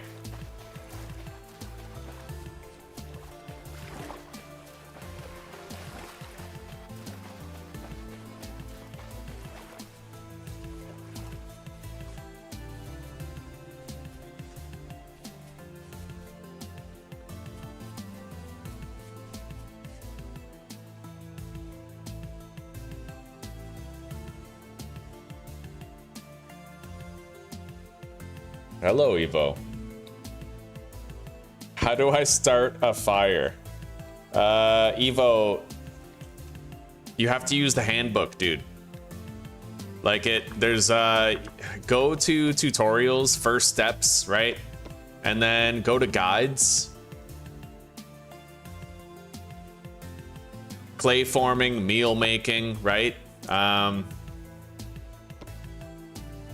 Starter guide, first tools, expanding inventory, finding food, fire and light. Like it tells you all this stuff, but you have to use the handbook. Press H to open the handbook, and you can find all those resources. This game is well known for not needing too much Google to get started because of the handbook.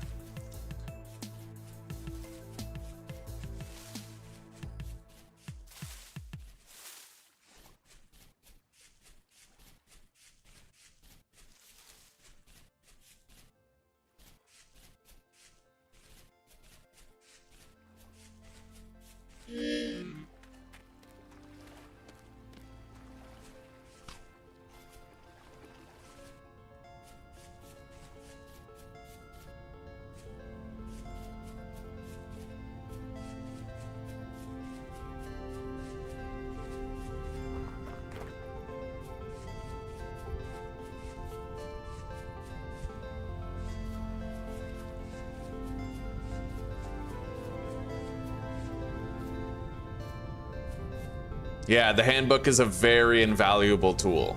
Very invaluable.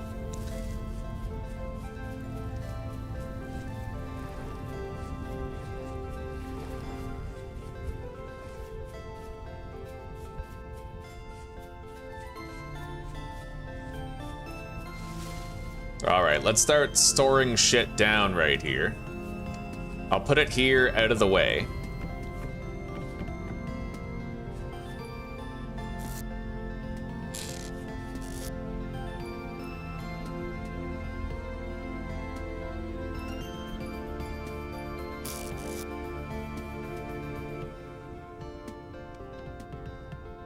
All right, now we have to keep on hauling shit over. It's tedious and grindy, but we'll do it.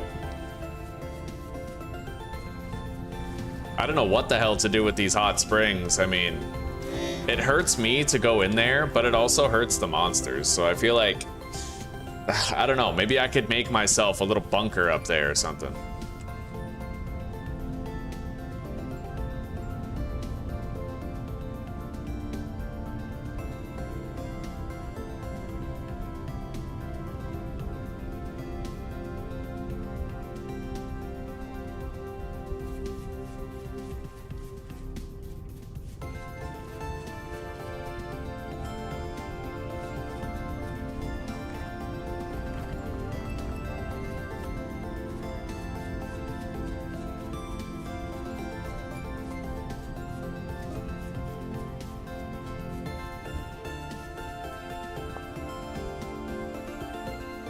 Let's try very high. I've never put the graphics up this high before. I'm kind of curious.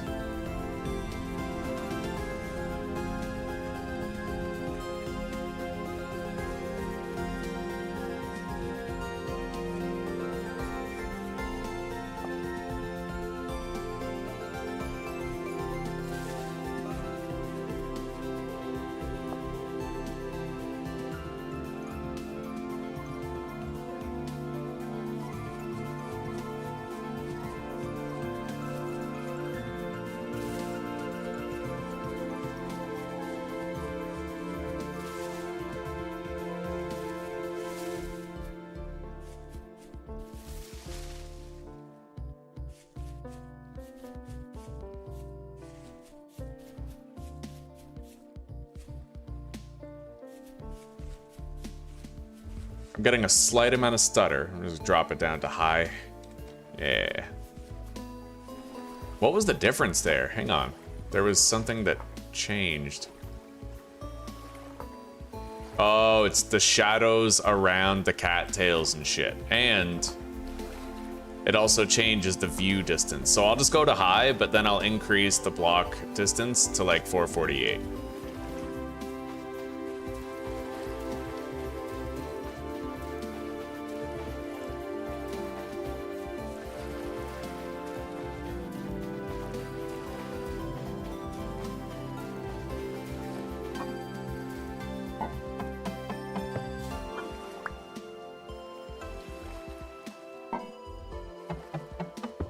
Okay, now I might be able to carry this. It's way too slow. Yeah, I can't. I mean, I'd have to walk, so it's not even worth it. Let's just put that down, and we'll run this stuff over.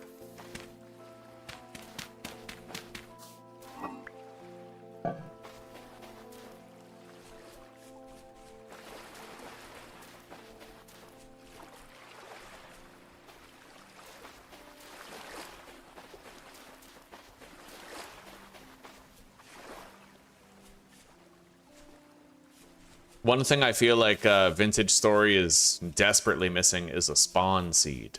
See, there's a world seed, but if you put in a world seed, it could spawn you anywhere in that entire million by million world, right?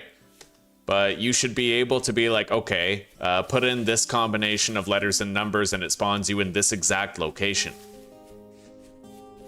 I mean, that way you could, if you find a really dope-ass seed that you really like, you could have a few playthroughs playing it without having to back up your save first, right?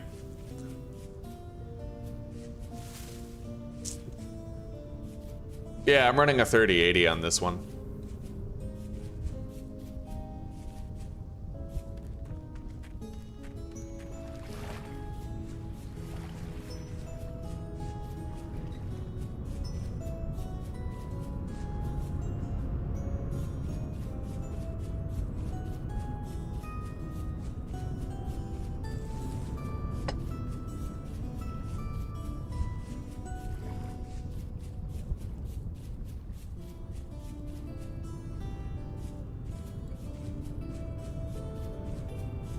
I'm gonna leave behind one of these oil lamps here.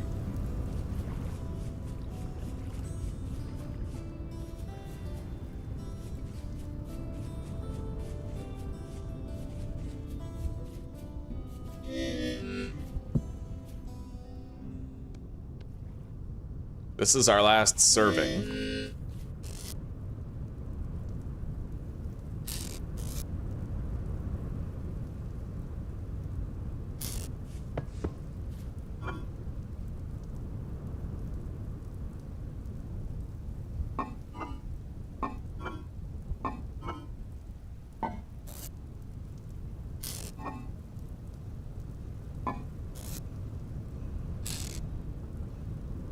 All right, run another load, and I'm gonna want to grab some food.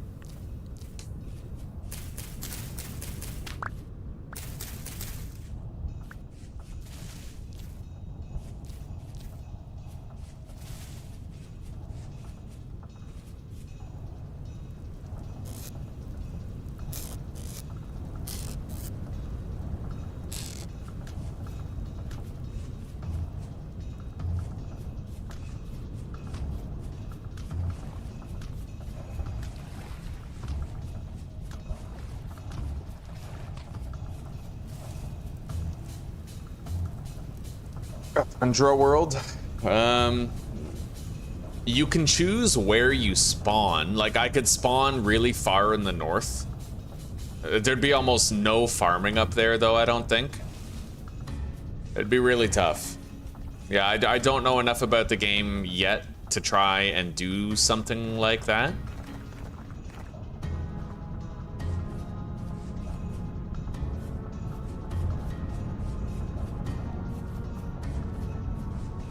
But you know what? That massive mountain right there is a pretty good landmark for finding my way. Kind of. It's the render distance is what gets me.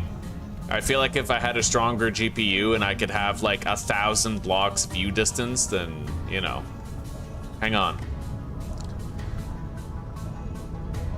View distance mod, vintage story. Farseer.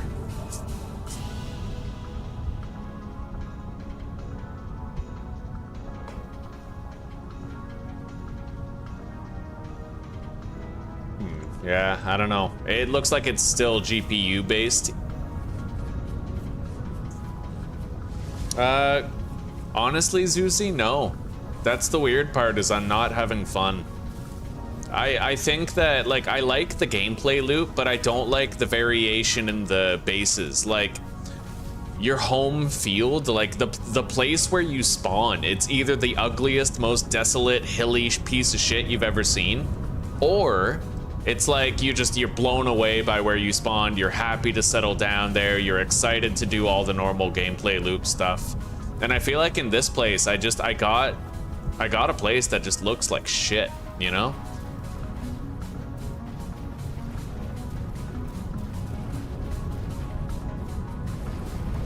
Before, it was like I didn't know how beautiful it could get, so I never really knew when I was missing out on a beautiful base or not, right? Now that I've had several playthroughs, I can kind of tell when a base is less than favorable type thing.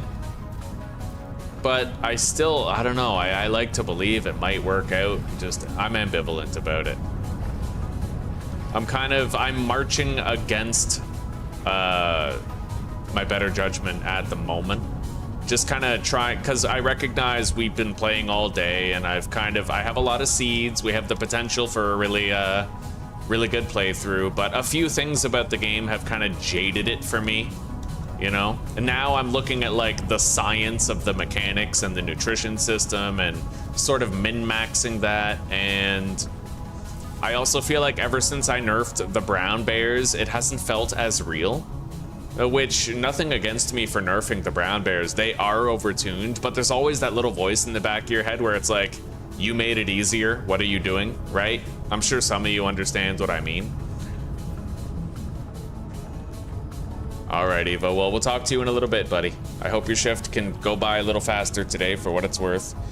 The gear in the HUD is your temporal stability. You could think of it like sanity. As that gear empties, your sanity is draining and you're going crazy, but if the gear fills up, your sanity is getting restored.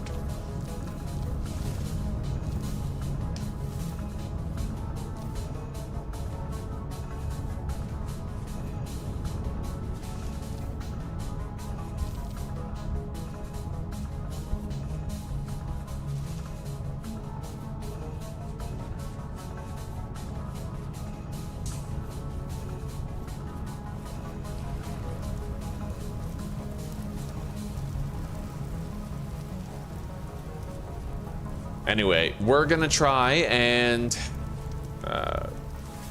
build a base here. Now, having a windmill up there might be interesting. I don't know. I see a lot of people, they kind of build their windmills into existing mountains and hills. Sort of thing, right?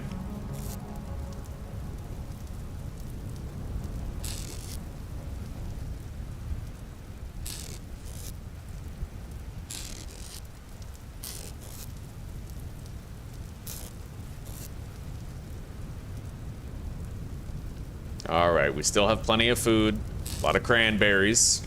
Let's deposit our bowl and cooking pot. We don't presently need it, either of them.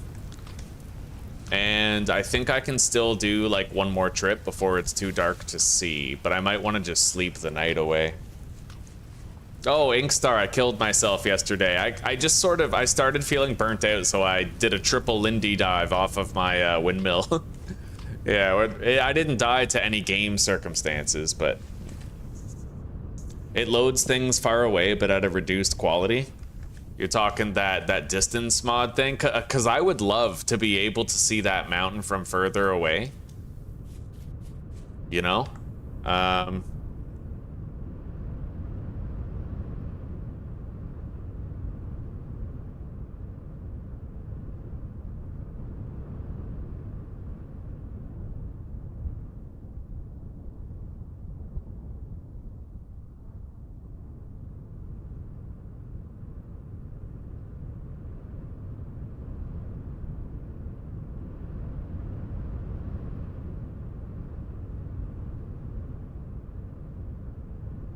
I don't know.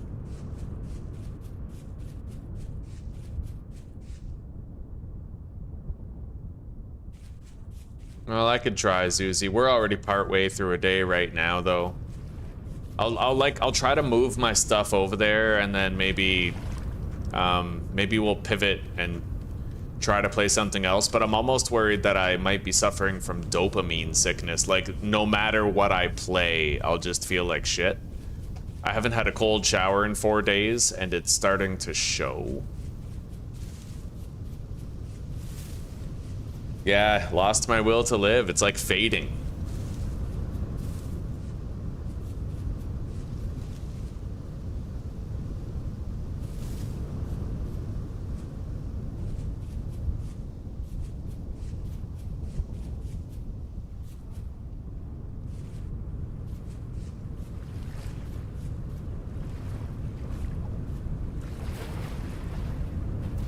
Now, mind you, a big part of it might be not even to do with the game. It's entirely possible that what I'm actually feeling is, for days there, I was getting like 1.4K people watching, right? And now it's like it's leveled out, and whatever glitchiness was happening with YouTube redirecting people into live streams is over. So now it's like, you know, I don't feel any longer as though it's like, oh man, let's just, whether I'm enjoying it or not, let's just keep playing it because this is dollar bills. You know what I mean? Like, that part's over. So that could have something to do with it too, honestly. Like, just the general fact of the matter that my viewership is way down ever since YouTube fixed that problem. All right, sweetie, sounds good to me.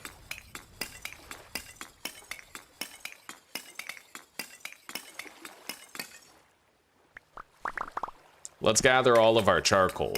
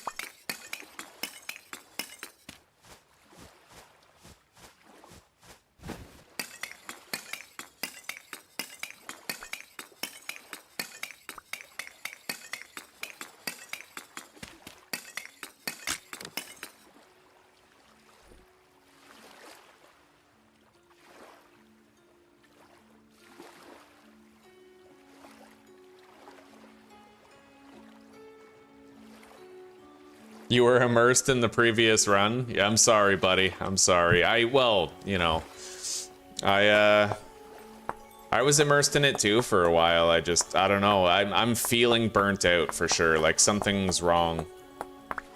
I'll try to take a cold shower tomorrow and whatnot. Although, to be fair, there was very little left to do that was interesting. I feel like a lot of the fun with Vintage Story is building your homestead, but I was at the point where I had iron, and all that was left for me to try to do was the story stuff, right? Which, like, that would have basically involved moving away from home full time and just exploring and trying to find these quest objectives without a map, right? I still don't even know the full viability of that.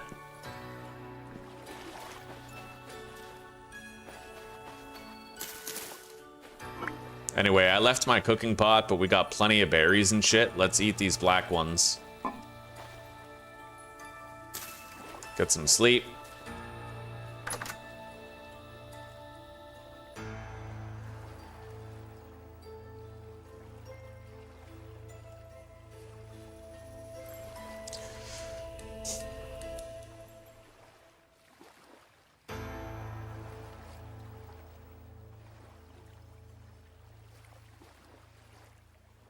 I did get a decent subscriber bump, yeah. And you're right, Zuzi, there was a time when it was unheard of to get this level of viewership. Let's go. Keep on hauling stuff over. We've almost hauled everything over. I can basically take all that stuff apart pretty soon here.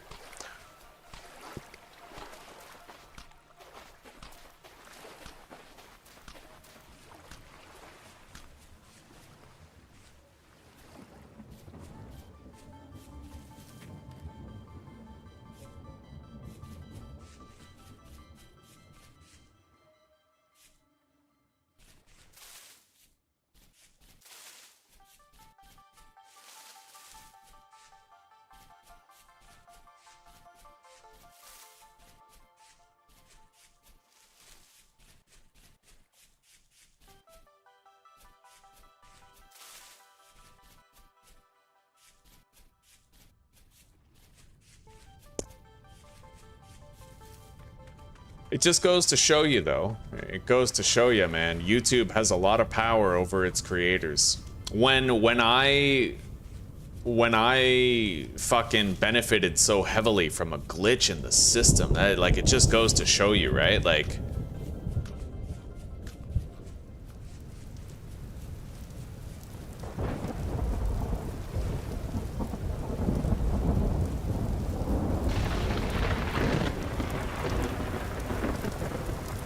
yeah, we'll base up near that mountain. At the very least, it looks really beautiful. I don't know what I'm gonna do with these, but I could try to make monster killing farms out of them.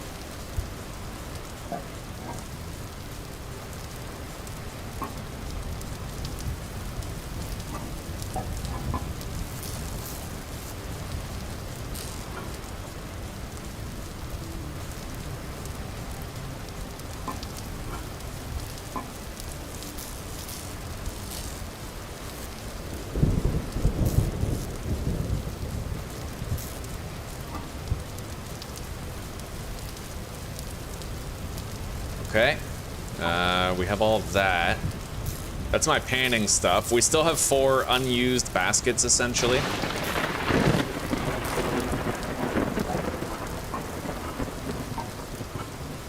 Grab those.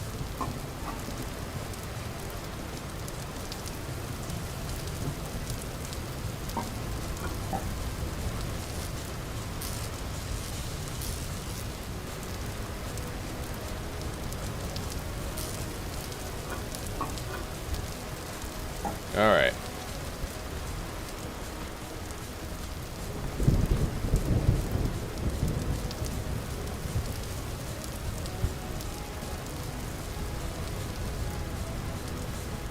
Under ideal conditions, man, I would plot my base right around here because we'd have, like, you know, we can see the mountain better from further away. But it's all right.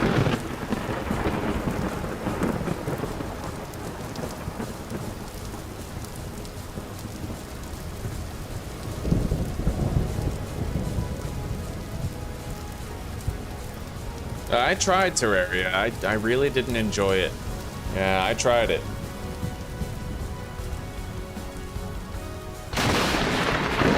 Bro, I just got struck by lightning. Wait, can lightning kill you? Like, what's the damage of lightning?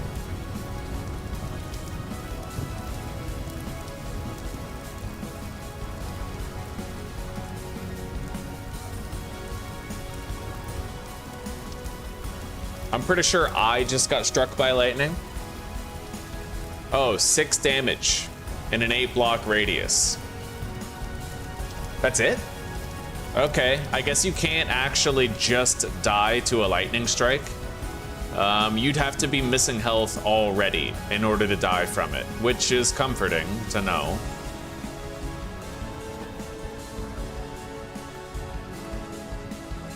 Yeah, Vintage Story, it captured me for like a month and a half. We've just been grinding the shit out of this, and I did eventually settle into permadeath with the game. Like I learned it, right? It became something I was capable of, which has been interesting, to say the least. I used to think it was impossible to permadeath this game, but even when we had the bears, the brown bears, as fast as they were, I was still able to get to winter. Like, nerfing the brown bears was more so just to prevent bullshit, because our death in like attempt 22 or 21 or something like that was so bullshit with that bear. It like glitched out and teleported forward to kill us twice. Like, no way, you know? So I figured, whatever, right? Let's fix it. Make it so they're just like black bears. Anyway, let's grab all of our shit.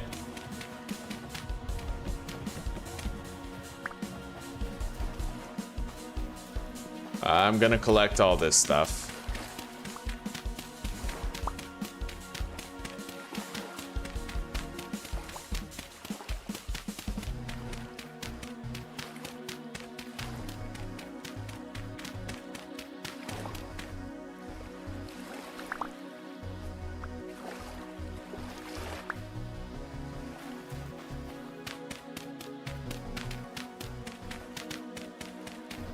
Yeah, I gotta take these back. I'm gonna need these blocks in order to build our garden at the new location.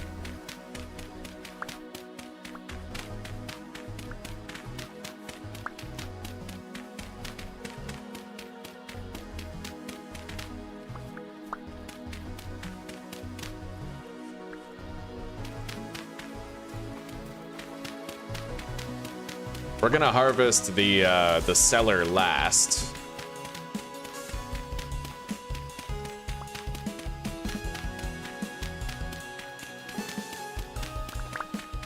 Anyway, the way we're gonna do this, I'm probably gonna stop playing sometime soon.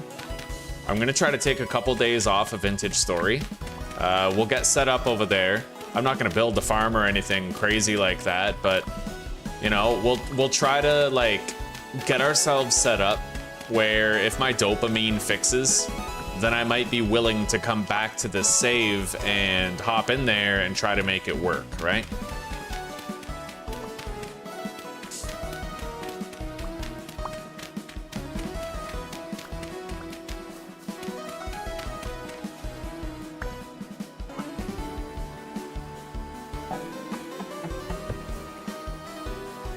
Alright, we gotta eat this shit.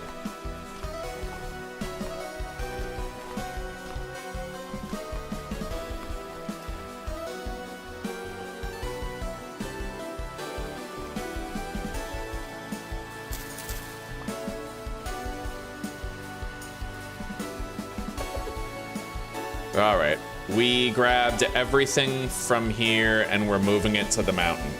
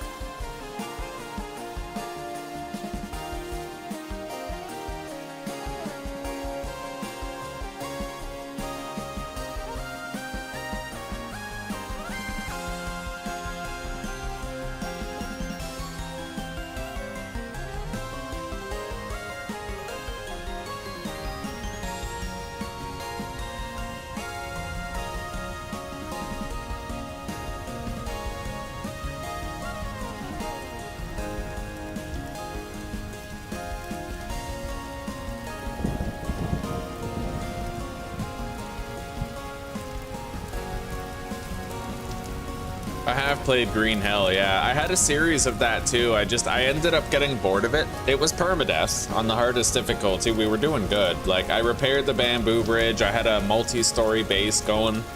I just, I got bored of it, you know.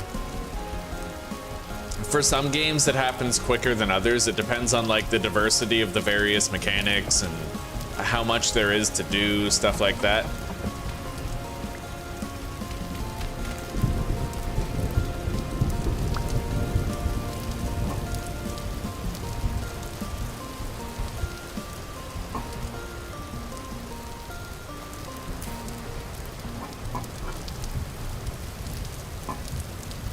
All right, now let's build ourselves a little shelter here. We have a little sand dune right here that I can use for my clay forming stuff.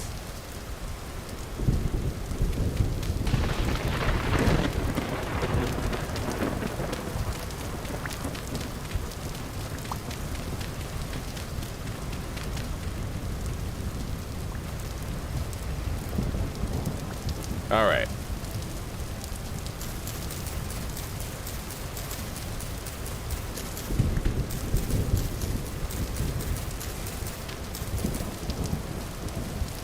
That does look really nice right there, honestly. It does. Okay.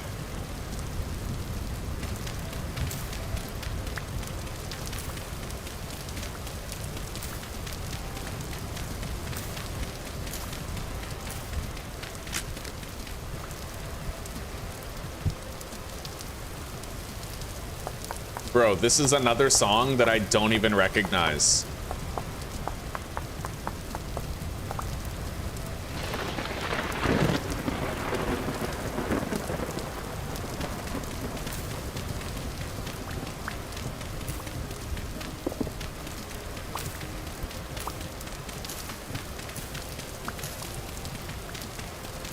We're gonna build around the storage chests, make it easier.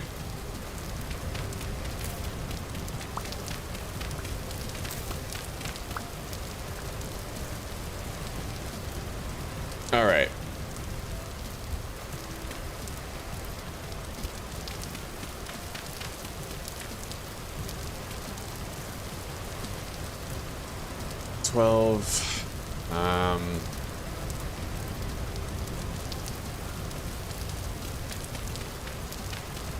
So 7. That would interior space of 5 and yeah, 12 would make an interior space of 10. I want it to be odd though, so 13, 14, 15.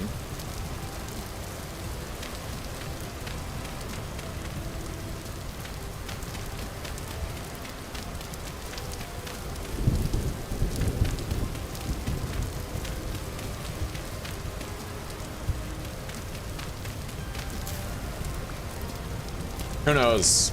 Maybe when I finally get the base down, I'll get a second wind and I'll be like, oh my god, this is dope. I'm actually so excited, you know? Stranger things have happened.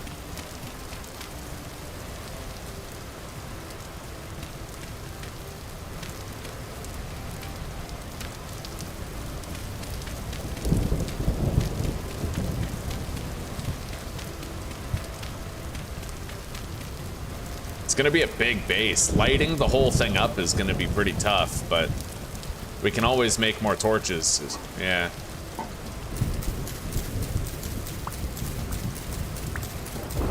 Anyway, let's make our...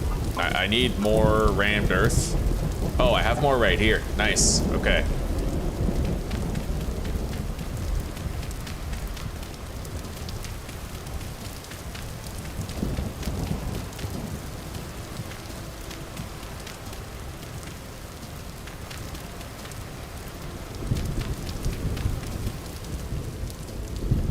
I gotta eat.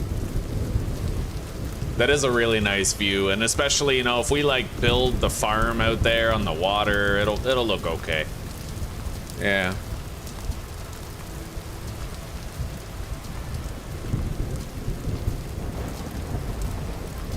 Embrace the triviality of survival for its own sake, Thomas. Embrace. Let's grab more of this dry grass. We're gonna need quite a few torches in order to light this place up.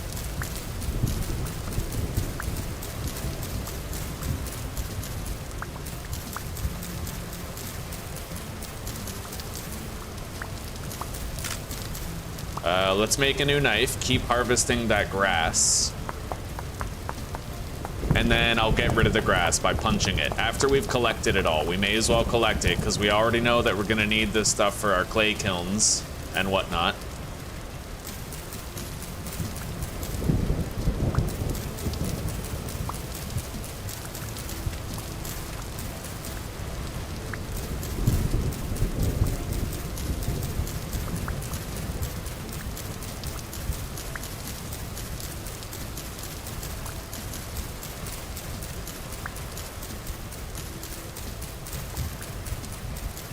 I'm gonna do a walk-in cellar again.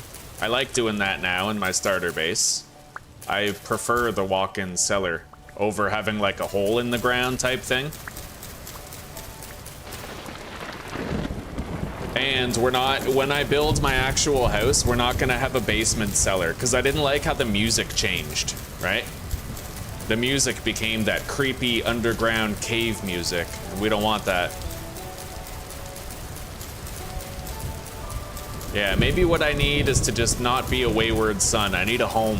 When you get a home, you get invested, right? And then it becomes about the rest of the game experience. And right now, we've been homeless for a while. I've been living from small camp to small camp, kind of moving my shit, not sure where I wanted to live.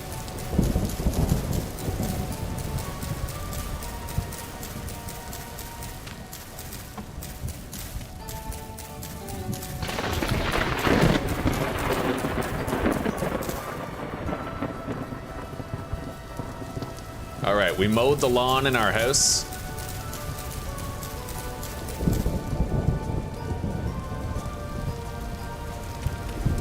Let's make more torches now.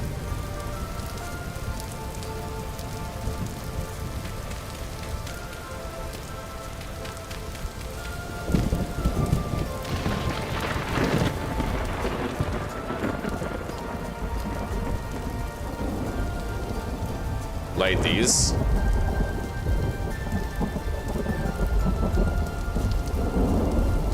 Space Engineers, definitely fun to play. It is still there. All right,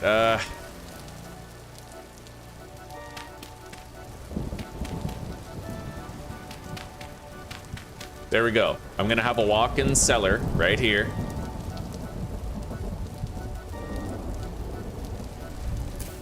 I need another hay bale to seal off the door.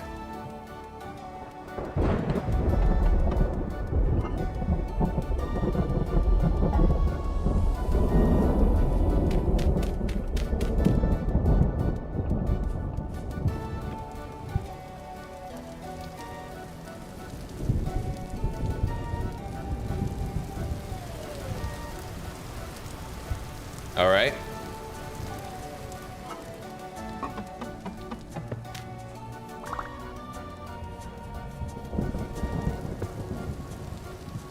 We'll start just with this for now. Let's just make sure that this does count as a cellar. It'll be easy to find out.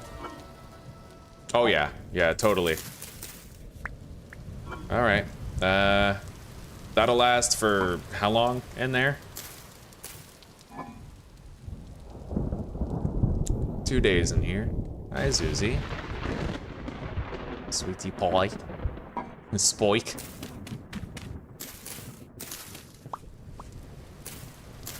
I'm okay.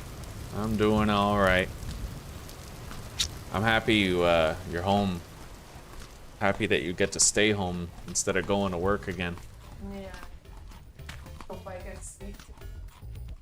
A wave of like. Strung out. Yeah, that adrenaline. Well, it's time to work. Yeah. My brain is wired in a way where. Yeah.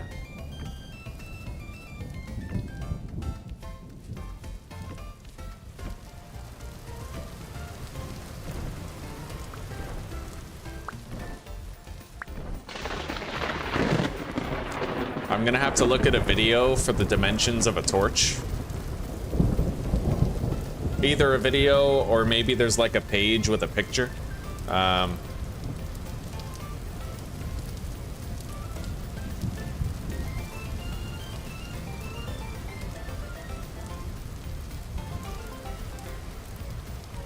It's really weird how there's not like a light radius given.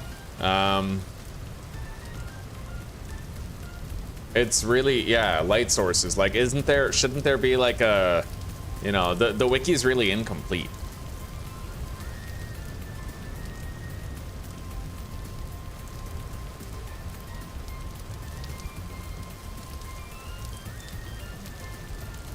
All right, well, I'm gonna have to go to that video. ArtNat made a really good video about it. It helps a lot.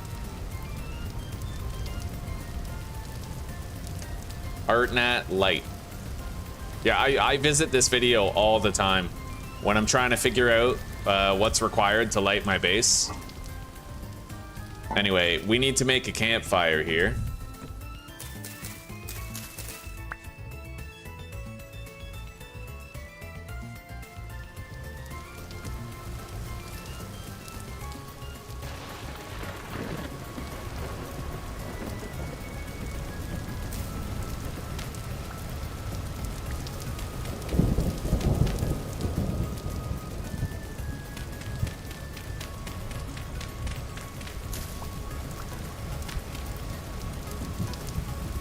Anyway, the beautiful part about this base is it's not gonna actually take too long. Like, I don't need to build a house. This base can last us a very long time.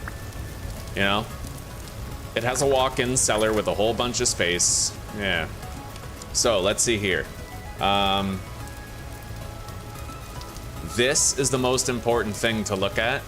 She's got, like, all the lights laid out, all the different types.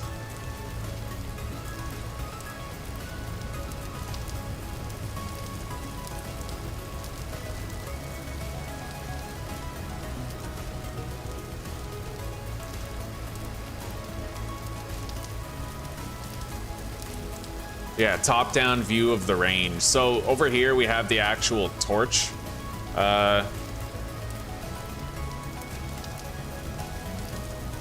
So it only has a diagonal distance of 3.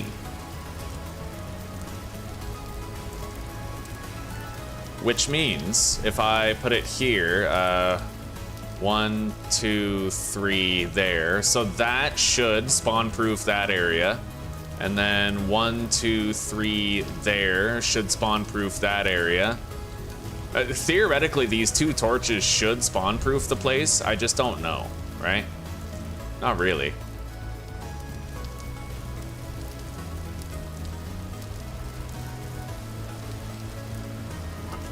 All right, let's move these back. I have wood, actually. I do have wood still, so we can make a little campfire.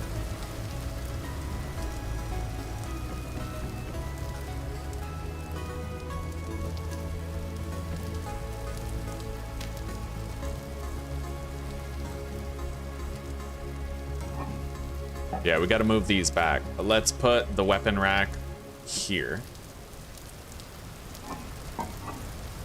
We have another one. Okay, I want some surplus firewood for replacing my armor.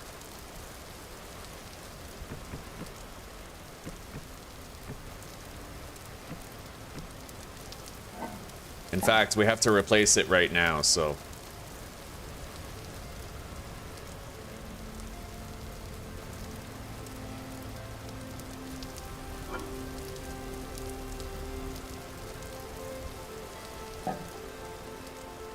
All right, let's crack into the cellar and cook something. Probably just that red meat, you know?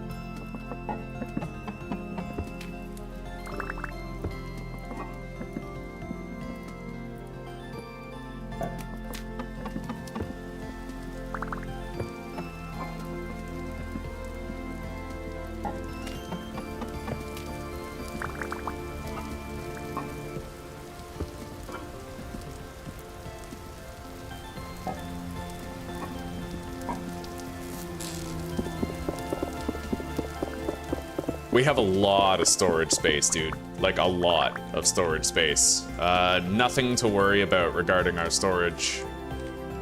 Pretty much at all.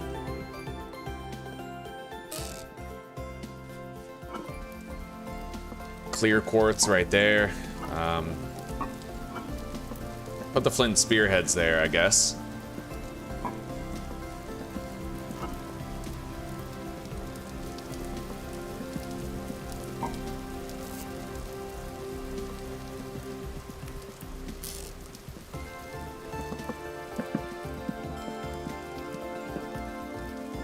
I think that'll finish cooking without me having to put more fuel in it.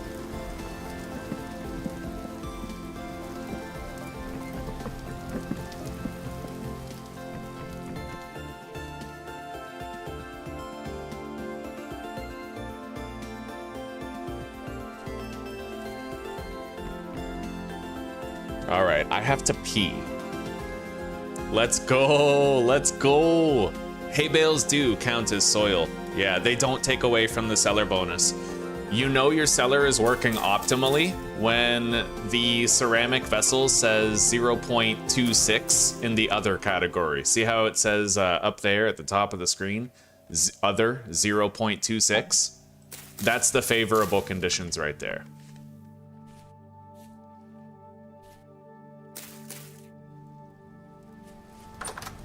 All right, be right back.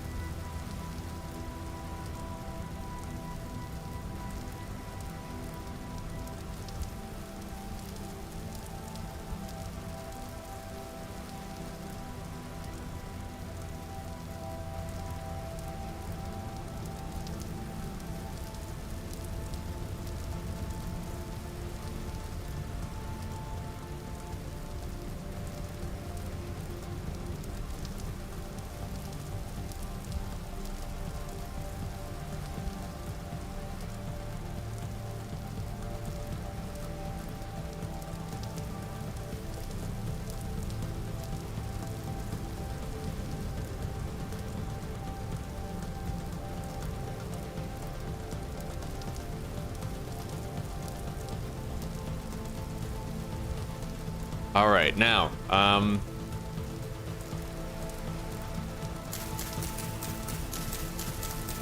gonna gather a whole bunch of peat. We already have all the clay that we need to form all of our stuff, but I need to have all the supplies required to actually fire the clay products, so there's a whole bunch of peat right beneath us. I don't know if I'm gonna gather it from here. We'll see. Something about the idea of terraforming this place so close to my base feels off, but I do know where there is some really close by.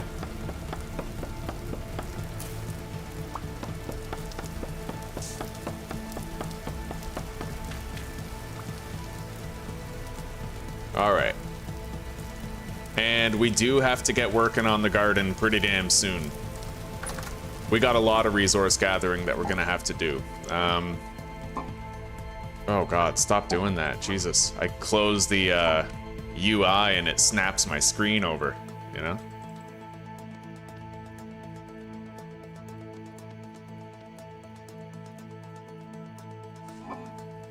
All right. We're getting started on the packed dirt that we need. How many seeds do I have? Hang on.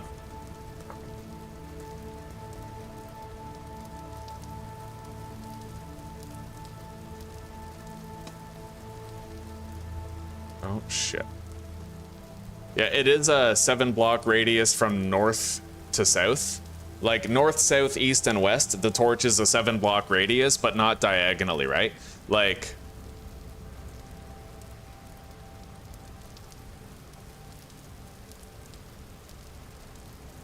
Yeah. 1, 2, 3, probably, like, right there is where the spawn becomes possible. Alright, I need a calculator. So...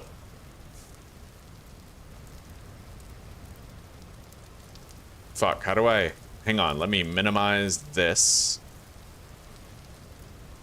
I want to have the calculator visible while I can... Okay, you know what? I'll do what I did before. Print screen. Paint. There. Now I can use the calculator while I look at my seeds. So 64 plus... God, you know what's easier? 64 times... 5. Okay. Plus 55 plus 16 plus 29 plus 14 plus 24 plus 8.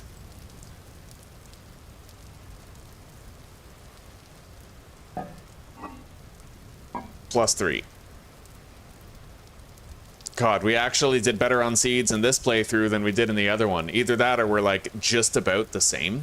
But most of those I don't need. I could just do carrots and flax, as well as maybe spelt. Because the rye and the turnips, they're going to actually suffer weather damage.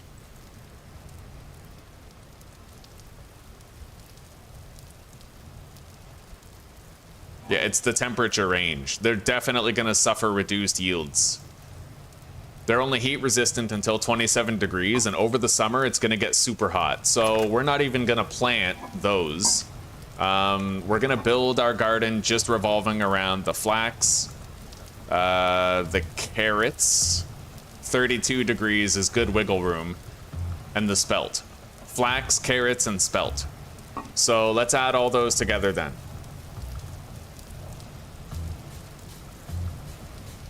So, looks to me like spelt is the green one.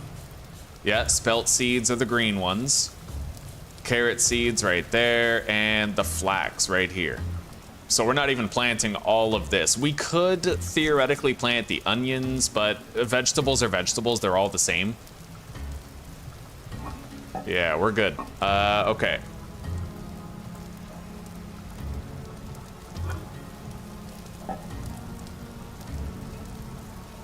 So, 72 carrot seeds plus 64 plus 29, 165 plus 64 plus 64 plus 44. So 337 right there. Hello, the pot sheet. Well, a lot's good. Yeah, we're based up at the base of a mountain, and we're trying to get our farm situation figured out. So we have 469 total seeds, with 337 that won't be damaged during this grow season.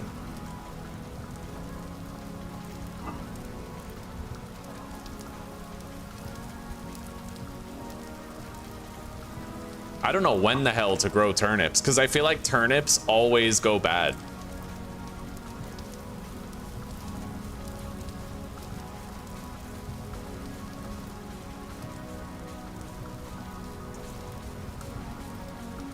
So between September and October, apparently.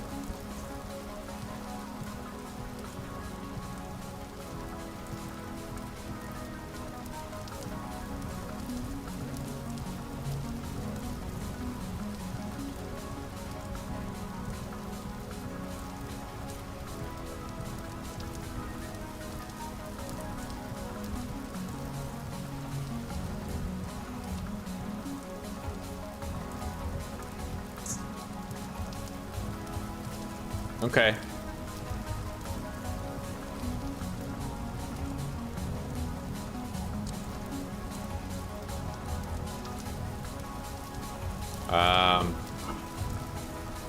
Let's try to start preparing the farmland, I guess.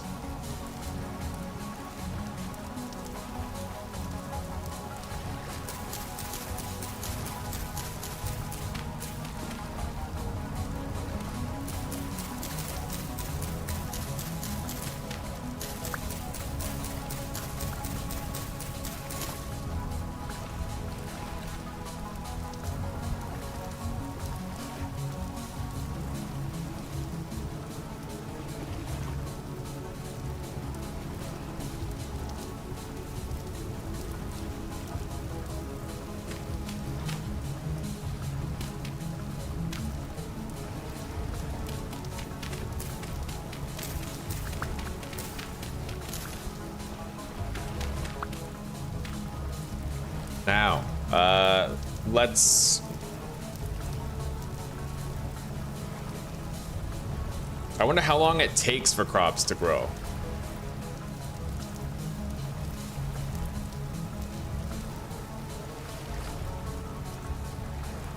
Around 2 months, 18 days at default settings.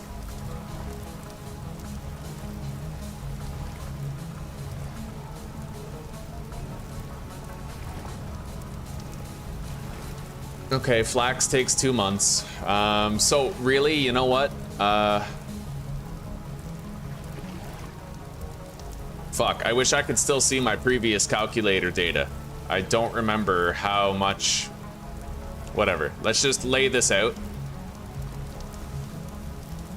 Yeah, we're gonna have a long garden extending that way, but I have to get rid of this seaweedy shit. It's gonna stop me from placing the blocks that I need to place.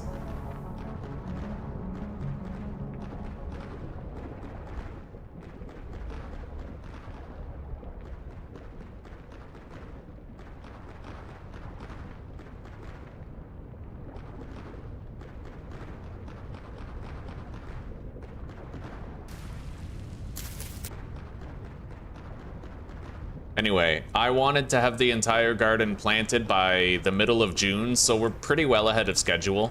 Just finding a place that I'm okay with basing up was a big win.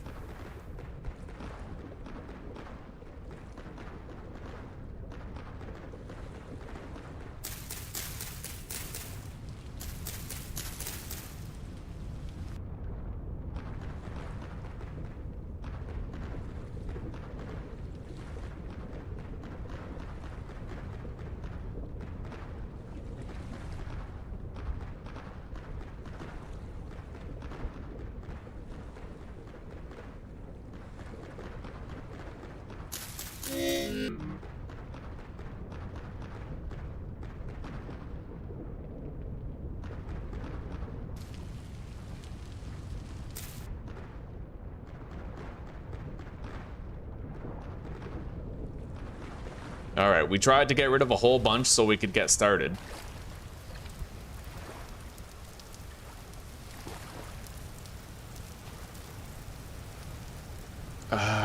Okay.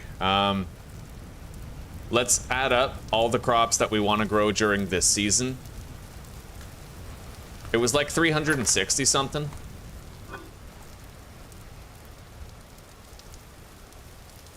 $84, $93.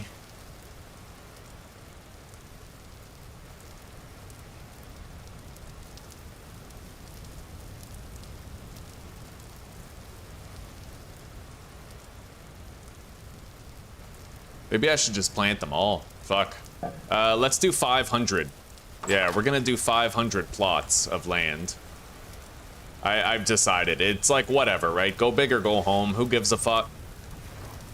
Yeah, so we need 500 grow space. Let's go grab our medium fertility soil. I'm gonna want 100 per row if I can manage it.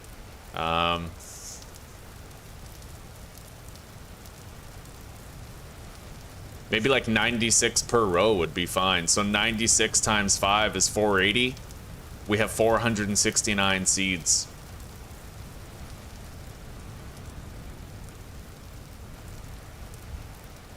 Yeah. So we need rows of 96 plots.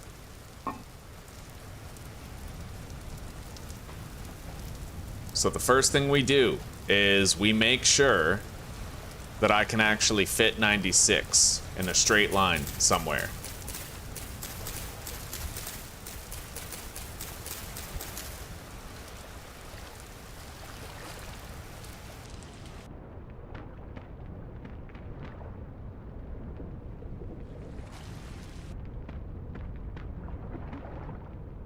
What the fuck? Oh. I think I just accidentally got rid of a source block, which kind of pisses me off. It's the seaweed. It's the fucking seaweed. You know, I'm gonna do myself a solid here, and I'm gonna let myself fix that.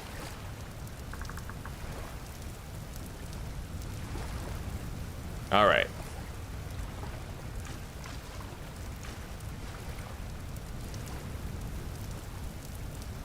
Is it fixed?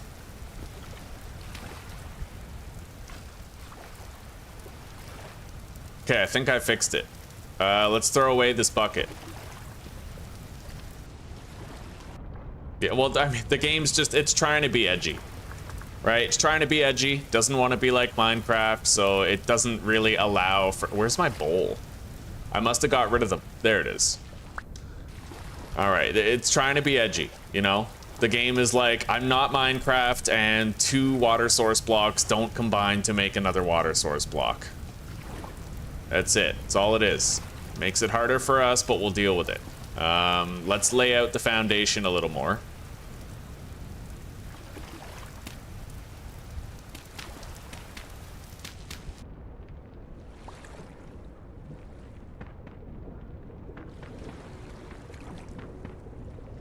And I'm gonna hang on to that bucket just in case I fuck up again.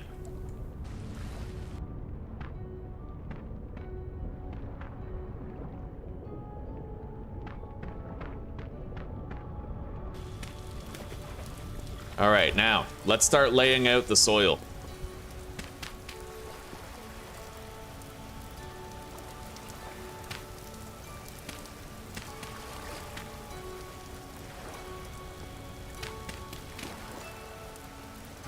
See, and it's pretty inconsistent sometimes. Sometimes the source block does go away and sometimes it doesn't. All right, let's fill that in.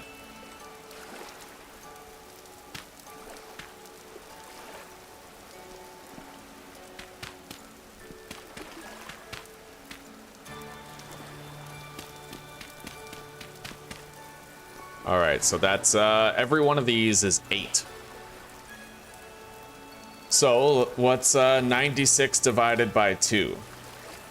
That 48 divided by 8. 6 plots in each direction from my house. All right, so this is the path up to the farm. Wait.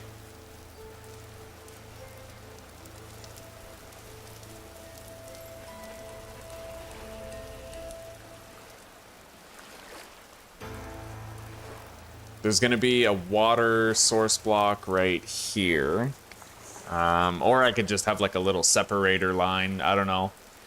Maybe do like a granite path type thing later.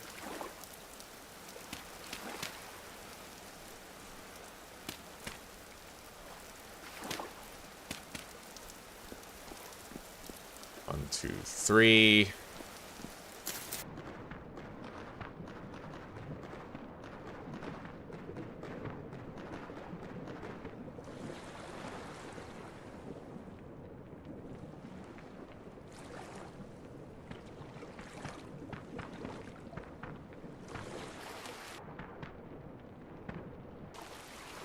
Yeah, it's stupid how much priority is given to the seaweed.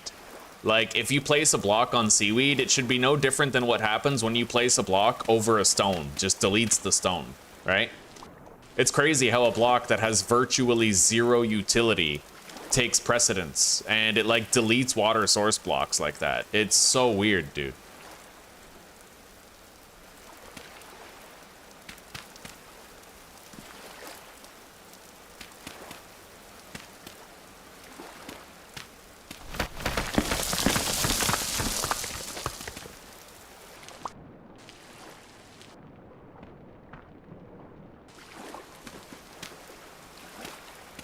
Anyway, we can't really keep on working on the garden right now.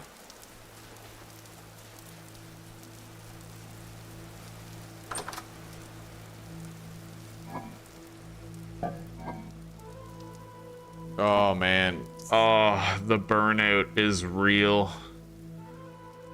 Holy fuck.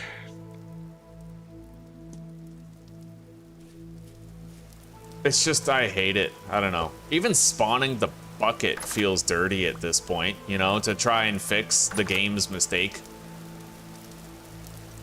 I really feel like I'm just burning the fuck out.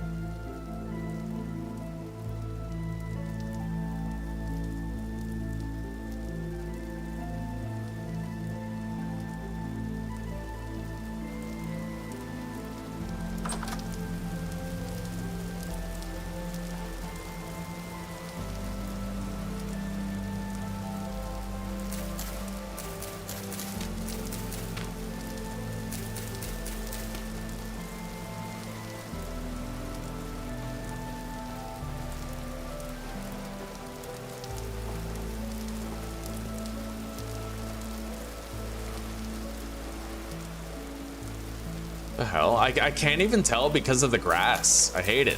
Why doesn't the grass just sit firmly on the block? It's always like off to the side.